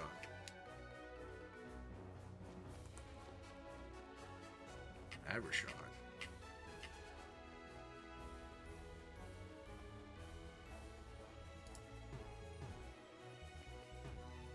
There's probably a good chance I'm probably gonna finish. I'm probably gonna finish the remaining 4 episodes over the weekend. So hopefully you're done by the weekend. I'm not forcing you or anything. I'm just saying I'm probably gonna be I'm gonna watch like 1 episode and I'll be like I need to watch more. And it's just I need to know, and it's gonna happen. I just know it. I'm just saying it ahead of time because it's probably gonna happen. Hopefully not, but we'll see.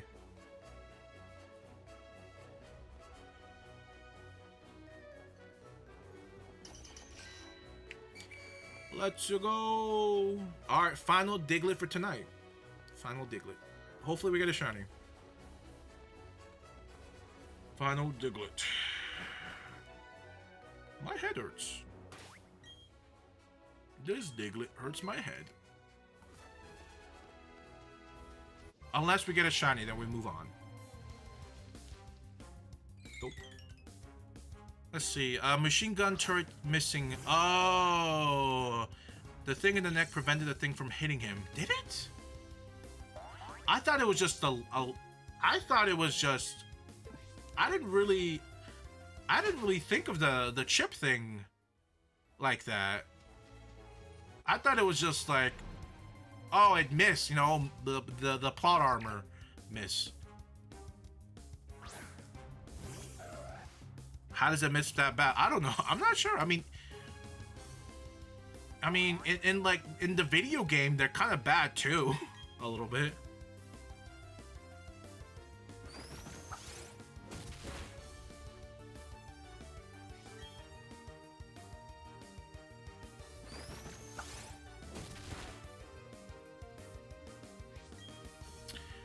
It could also be, no, I was thinking of maybe like it has to do something with like nuke codes, but probably not. It'd be really stupid to have like a nuke code as a chip. Yeah, it would be really weird to have a chip as a nuke code.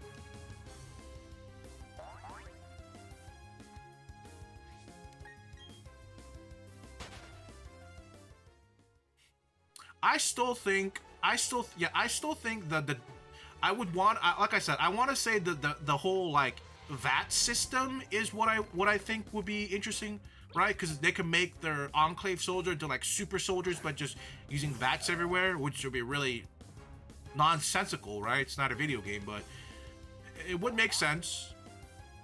Or the more likely candidate, which is the Deathclaw, army of Deathclaws.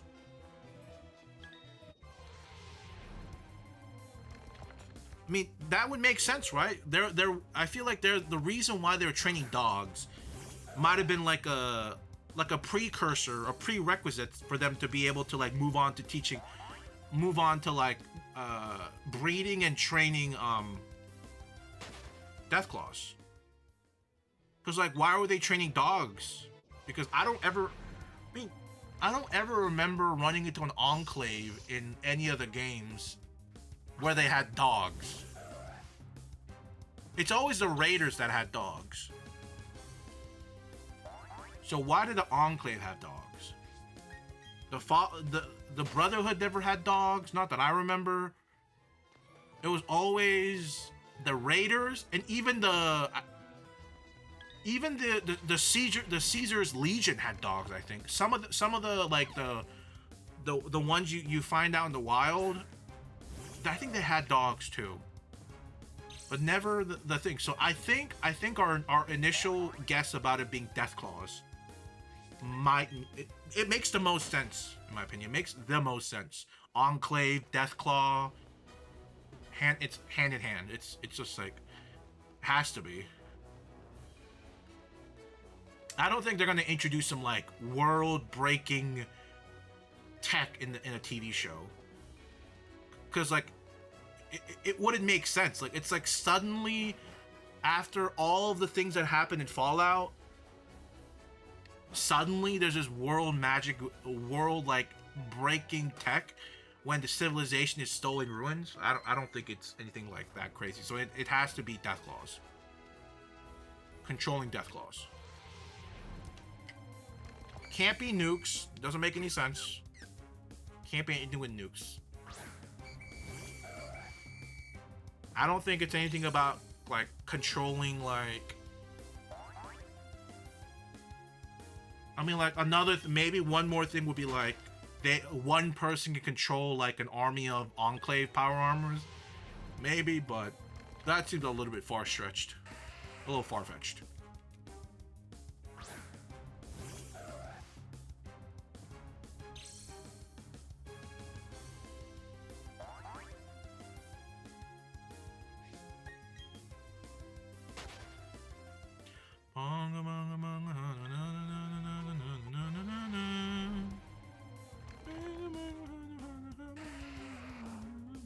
I'm probably gonna watch episode 5 tonight.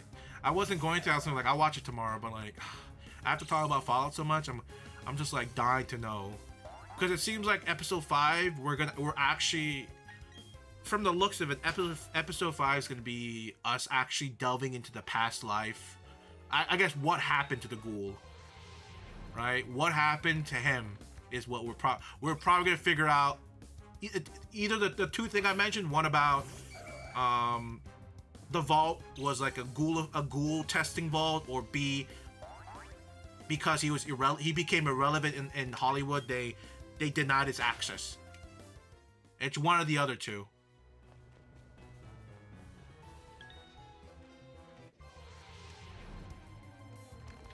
It's gonna be great, man. It's gonna be great. All right, do you have an iPhone? Have you seen the new emulator app? Well, not new, but the emulator app that's kind of like taking the iOS people in storm and masses.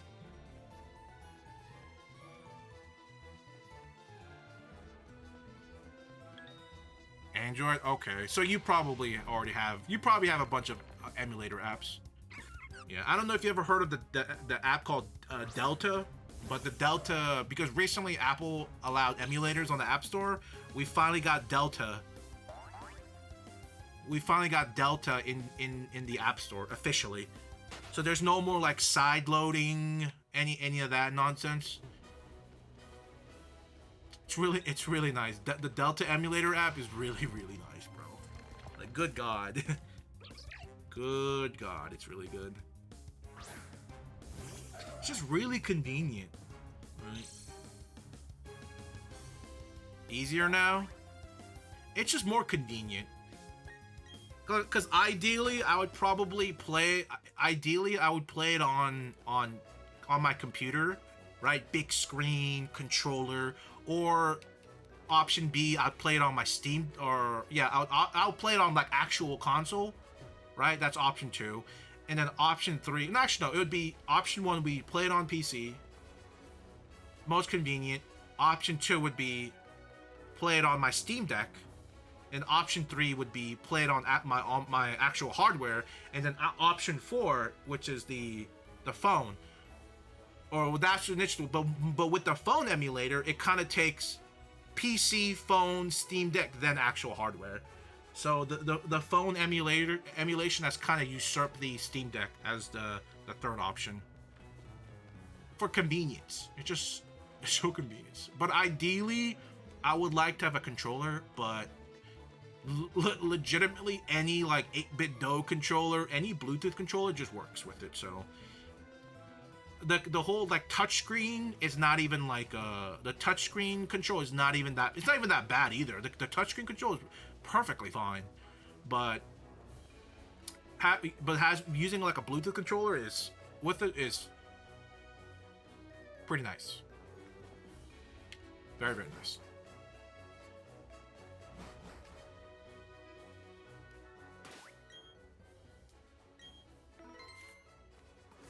Alright, this might be the final cycle. Oh, double rare encounter. Okay, one of them has to be shiny, okay? Hold on, please. Please, let it be one of them shiny, please. Oh, not shiny. Damn. Never lucky.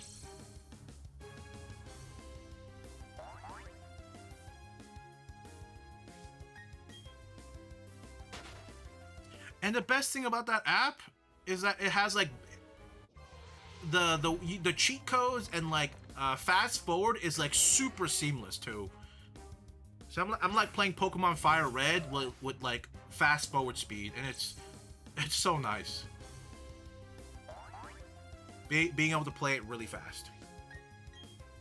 You can't adjust the speed, I feel, or maybe I just haven't looked deep enough, but from what I saw, you can't adjust the speed. Well, I haven't even tried it, but like the default speed they have set up is really nice though.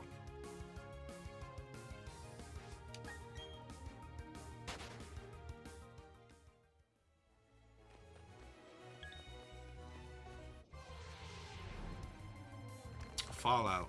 So you think that is fine? I think it's fine for now, but my guess he's probably gonna die at the end. I feel like that's the only way. It wouldn't make sense to keep him alive, in my opinion. I think the only way for Lucy to like fully like let go of the vault life is for the dad to die. Because let's say if the dad comes back alive, he goes back to the vault. I think that would cause like a bit of a conflict for her. Like, do I want to go to the vault, but like I don't belong in the vault? Blah blah blah. It's like back and forth, back and forth. So I think to truly send her off as a surface person, a smooth skin, they say, she needs her dad to die. Only then there will really be no truly attachment, other than her brother. But I think the brother's gonna come back. I think the brother's gonna come to the surface too. Brother's gonna come to the surface. The Lucy's friend with the eye patch, she's gonna go like super maniacal in the vault. She's gonna be the new overseers. Like, I already know it. She's probably gonna show up in the second season as like an antagonist.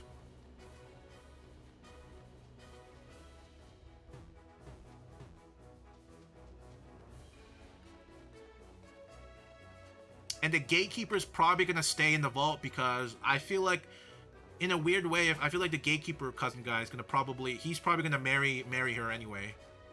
The way the thing's going right now, I think they're gonna eventually, right? What do you think? What do you think when they saw her mom's name on the log? Oh yeah, that shit was wild. She's the one who opened the vault. I'm telling you, she was a raider. So I don't know how she got in with the Enclave dad, but she's the raider. My guess is the mom was probably the head honcho of the raiders before she left, and that other lady was the one who took over and felt bitter. Right? Because everyone's sentiment on the Vault people is that they're like pompous, they think they're better, or like naive, ignorant, and I think all of that together like pisses them off. And they feel bitter about it. It's my guess. I mean, shit, I feel bitter too about it if I was them. Like, damn. Like, I don't blame them. Oh, one last thing. So, okay. So, for the longest time, ever since I started playing Fallout 3, and maybe some people can understand this, but for the longest time, I never knew that the terminal hacking actually had some logic to it.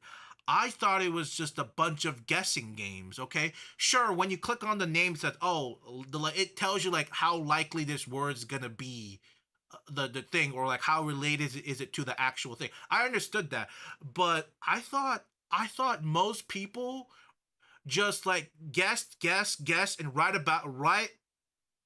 before they get locked out, they leave the terminal and go back in and then guess, leave the terminal until they get it. That's how I did it, okay? Not in Fallout 3, not in Fallout New Vegas, not in Fallout 4.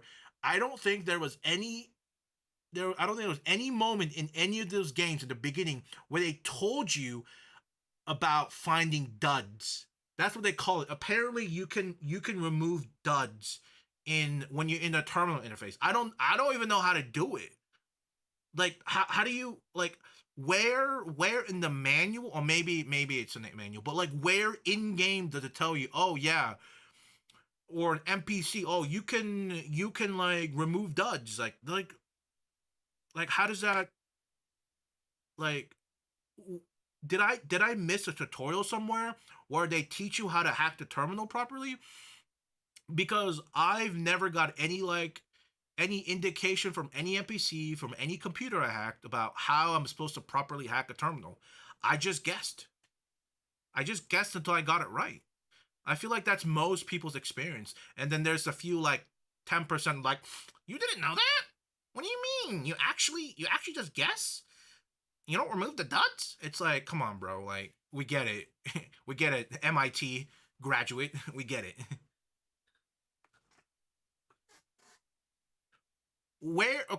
My question is, where did you learn it? Did you learn it from a YouTube video, or did you learn it in game?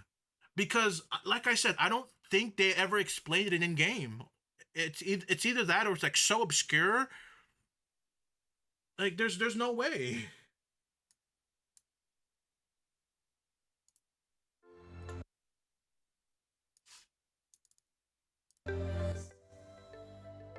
Terminal hacking tips for you. For those that have never played Fallout 3 or New Vegas, terminal hacking can be tough, so here's some tips. And the first tip is to use an attempt. Just use an attempt straight off the back, and this is because the next step involved is finding duds. And this is by doing what I just did there. Huh? It's going row by row and looking for special characters, the exclamation points, the asterisks, and finding the ones that are linked together.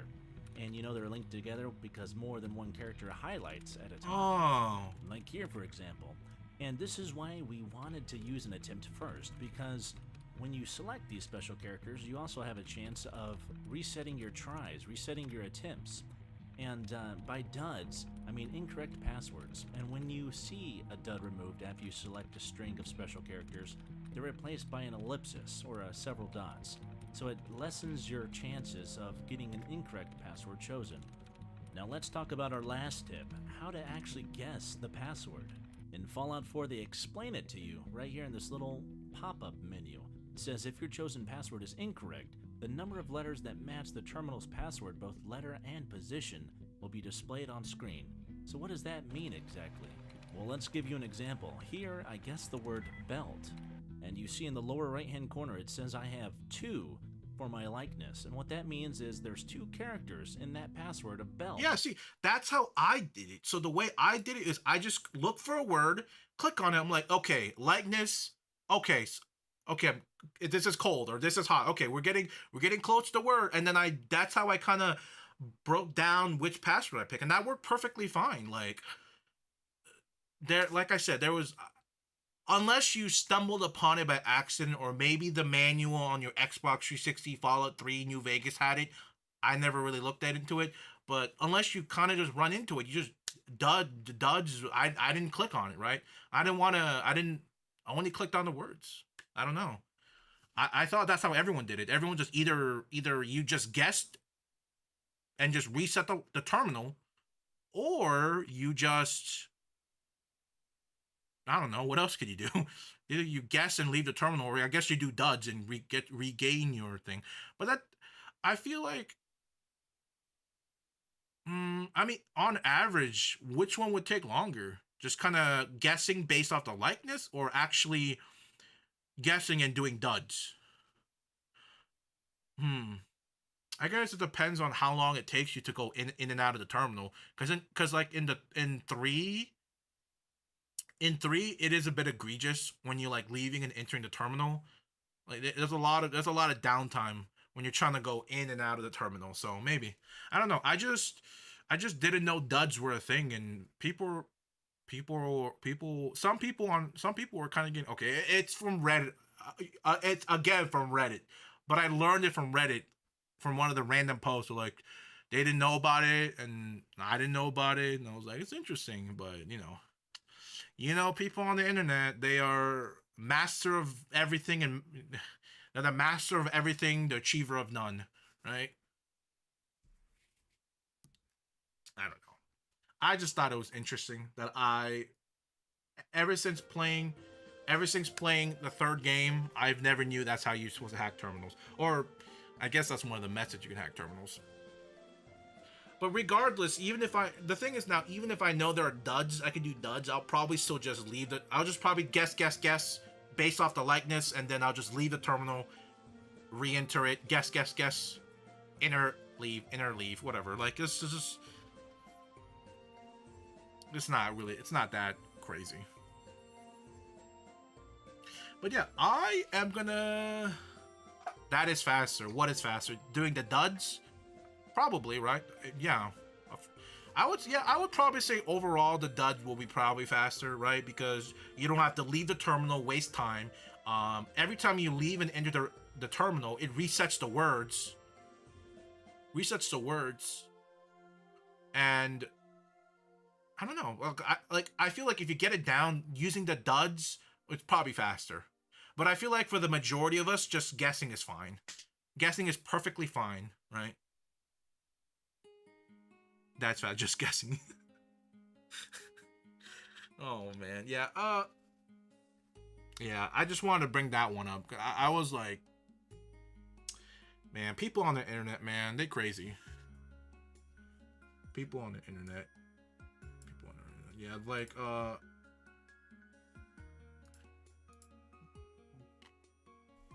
there was a recent YouTube short I posted about, like, it was like a Wordle short, and I named it "Wordle is Anti-Jesus." Okay. Everything about that short I posted is just, it's just all sarcastic memes. Okay. Another context is that short is probably from like 2020, like 2022, and here, actually, it's probably easier for the show. It's so stupid. People get upset over the dumbest thing, man. It's like, It's so weird. People are weird, man. It comes with the territory when you post yourself on the internet. It does, but it's just so dumb. You know, how have I not said Jesus yet? Okay, let me redo that. Right. I'm pretty sure this is from like You know, how have I not said Jesus yet? Okay. 2022. See, like right off the bat, you could see the first three choices. Okay, come on, right there. Like you can't even see it. First three choices. Okay, first three choices. What do you see? Mommy,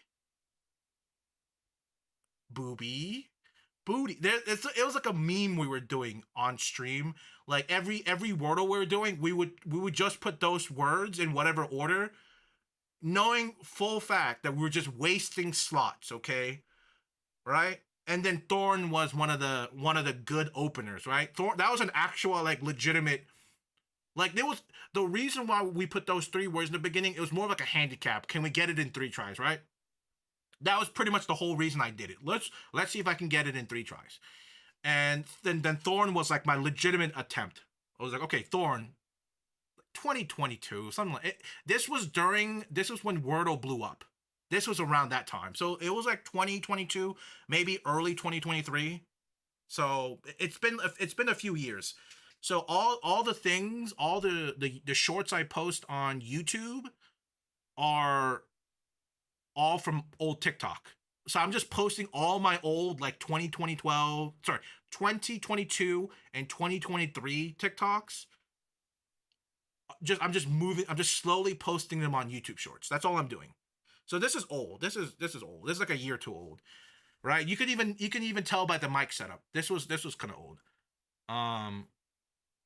Yeah, I just said blah blah. I'm like, how I just said, why isn't Jesus a word, right? You know, how have I not said Jesus yet? Okay. This is a Christian server. This is a Christian server. Yep. Jesus is not a real word?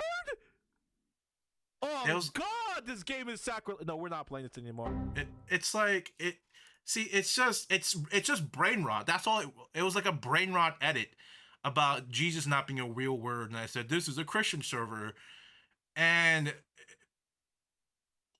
I guess the joke just didn't go into their head, right? And I have like a bunch of people, not a bunch, but I have like a couple of people, like I don't know. They weren't very happy about my guess about Jesus. It's like Jesus is a word. I'm sorry, Jesus is a name, of course. Like, duh. Like we know Jesus is a word, but Jesus is like the only like it's like one of the only like 5-letter words that came up on the top of my head. Like Christ won't work, or like or religion. The word religion's not. Like, everything is longer than 5 words. I was like, oh, perfect, Jesus.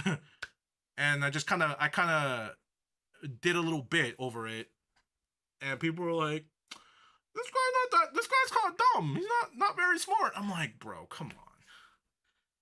It's like this is what I mean about people being too serious on like they take everything too literal or too serious. I thought in my head when I was editing this, I was like, oh, over the top reaction. This is a Christian server. I don't know if you remember like the couple years ago, like 4 or 5 years ago, when there was a meme about like, oh, this is a Christian Minecraft server or whatever. It was something sort of along that line. It was like a meme like a while back, and I thought that was like enough as like an indicator of this is a joke. But along with that, with the whole first 3 words, like, oh no, they think I'm serious. They think I'm like dead serious. Like they think I'm like, but like I said, I talked about this before earlier and shit. But the thing is, I understand people on the internet take literally everything for what it is, right? Especially a 30-40 second clip, right? They think that's like it's like I don't know. It's like everything. I don't know. People. This is the type of thing you kind of have to deal with whenever you post yourself on the internet. You just, even if you make the dumbest, like brain rot joke, cringe joke, brain rot, cringe joke, to some people, it's not a joke. they think like, I don't know. People sometimes the meme or the joke just goes over the head. So this is a bit of a, because if I remember when I posted this on TikTok, I didn't really get this kind of a response. In my opinion, it wasn't this like, well, obviously it's a name. Like I don't remember getting anything stupid like that. I think people in TikTok kind of understood it was a joke, and I think I'm starting to understand. Weirdly enough, I'm starting to understand that TikTok does have these type of people, but I'm starting to understand that YouTube Shorts people are more of. I think YouTube Shorts people are less degenerate than TikTok viewers. TikTok viewers tend to like get like they get it, and they'll still like dog on you. They get it. But I think YouTube Short people, I think they just like, I think they're just. I don't think sometimes I think the joke goes over the people in the YouTube Shorts head sometimes, and then Instagram Reels. That's a whole nother territory I don't want to go into. I used to post an Instagram Reel like 2 years ago.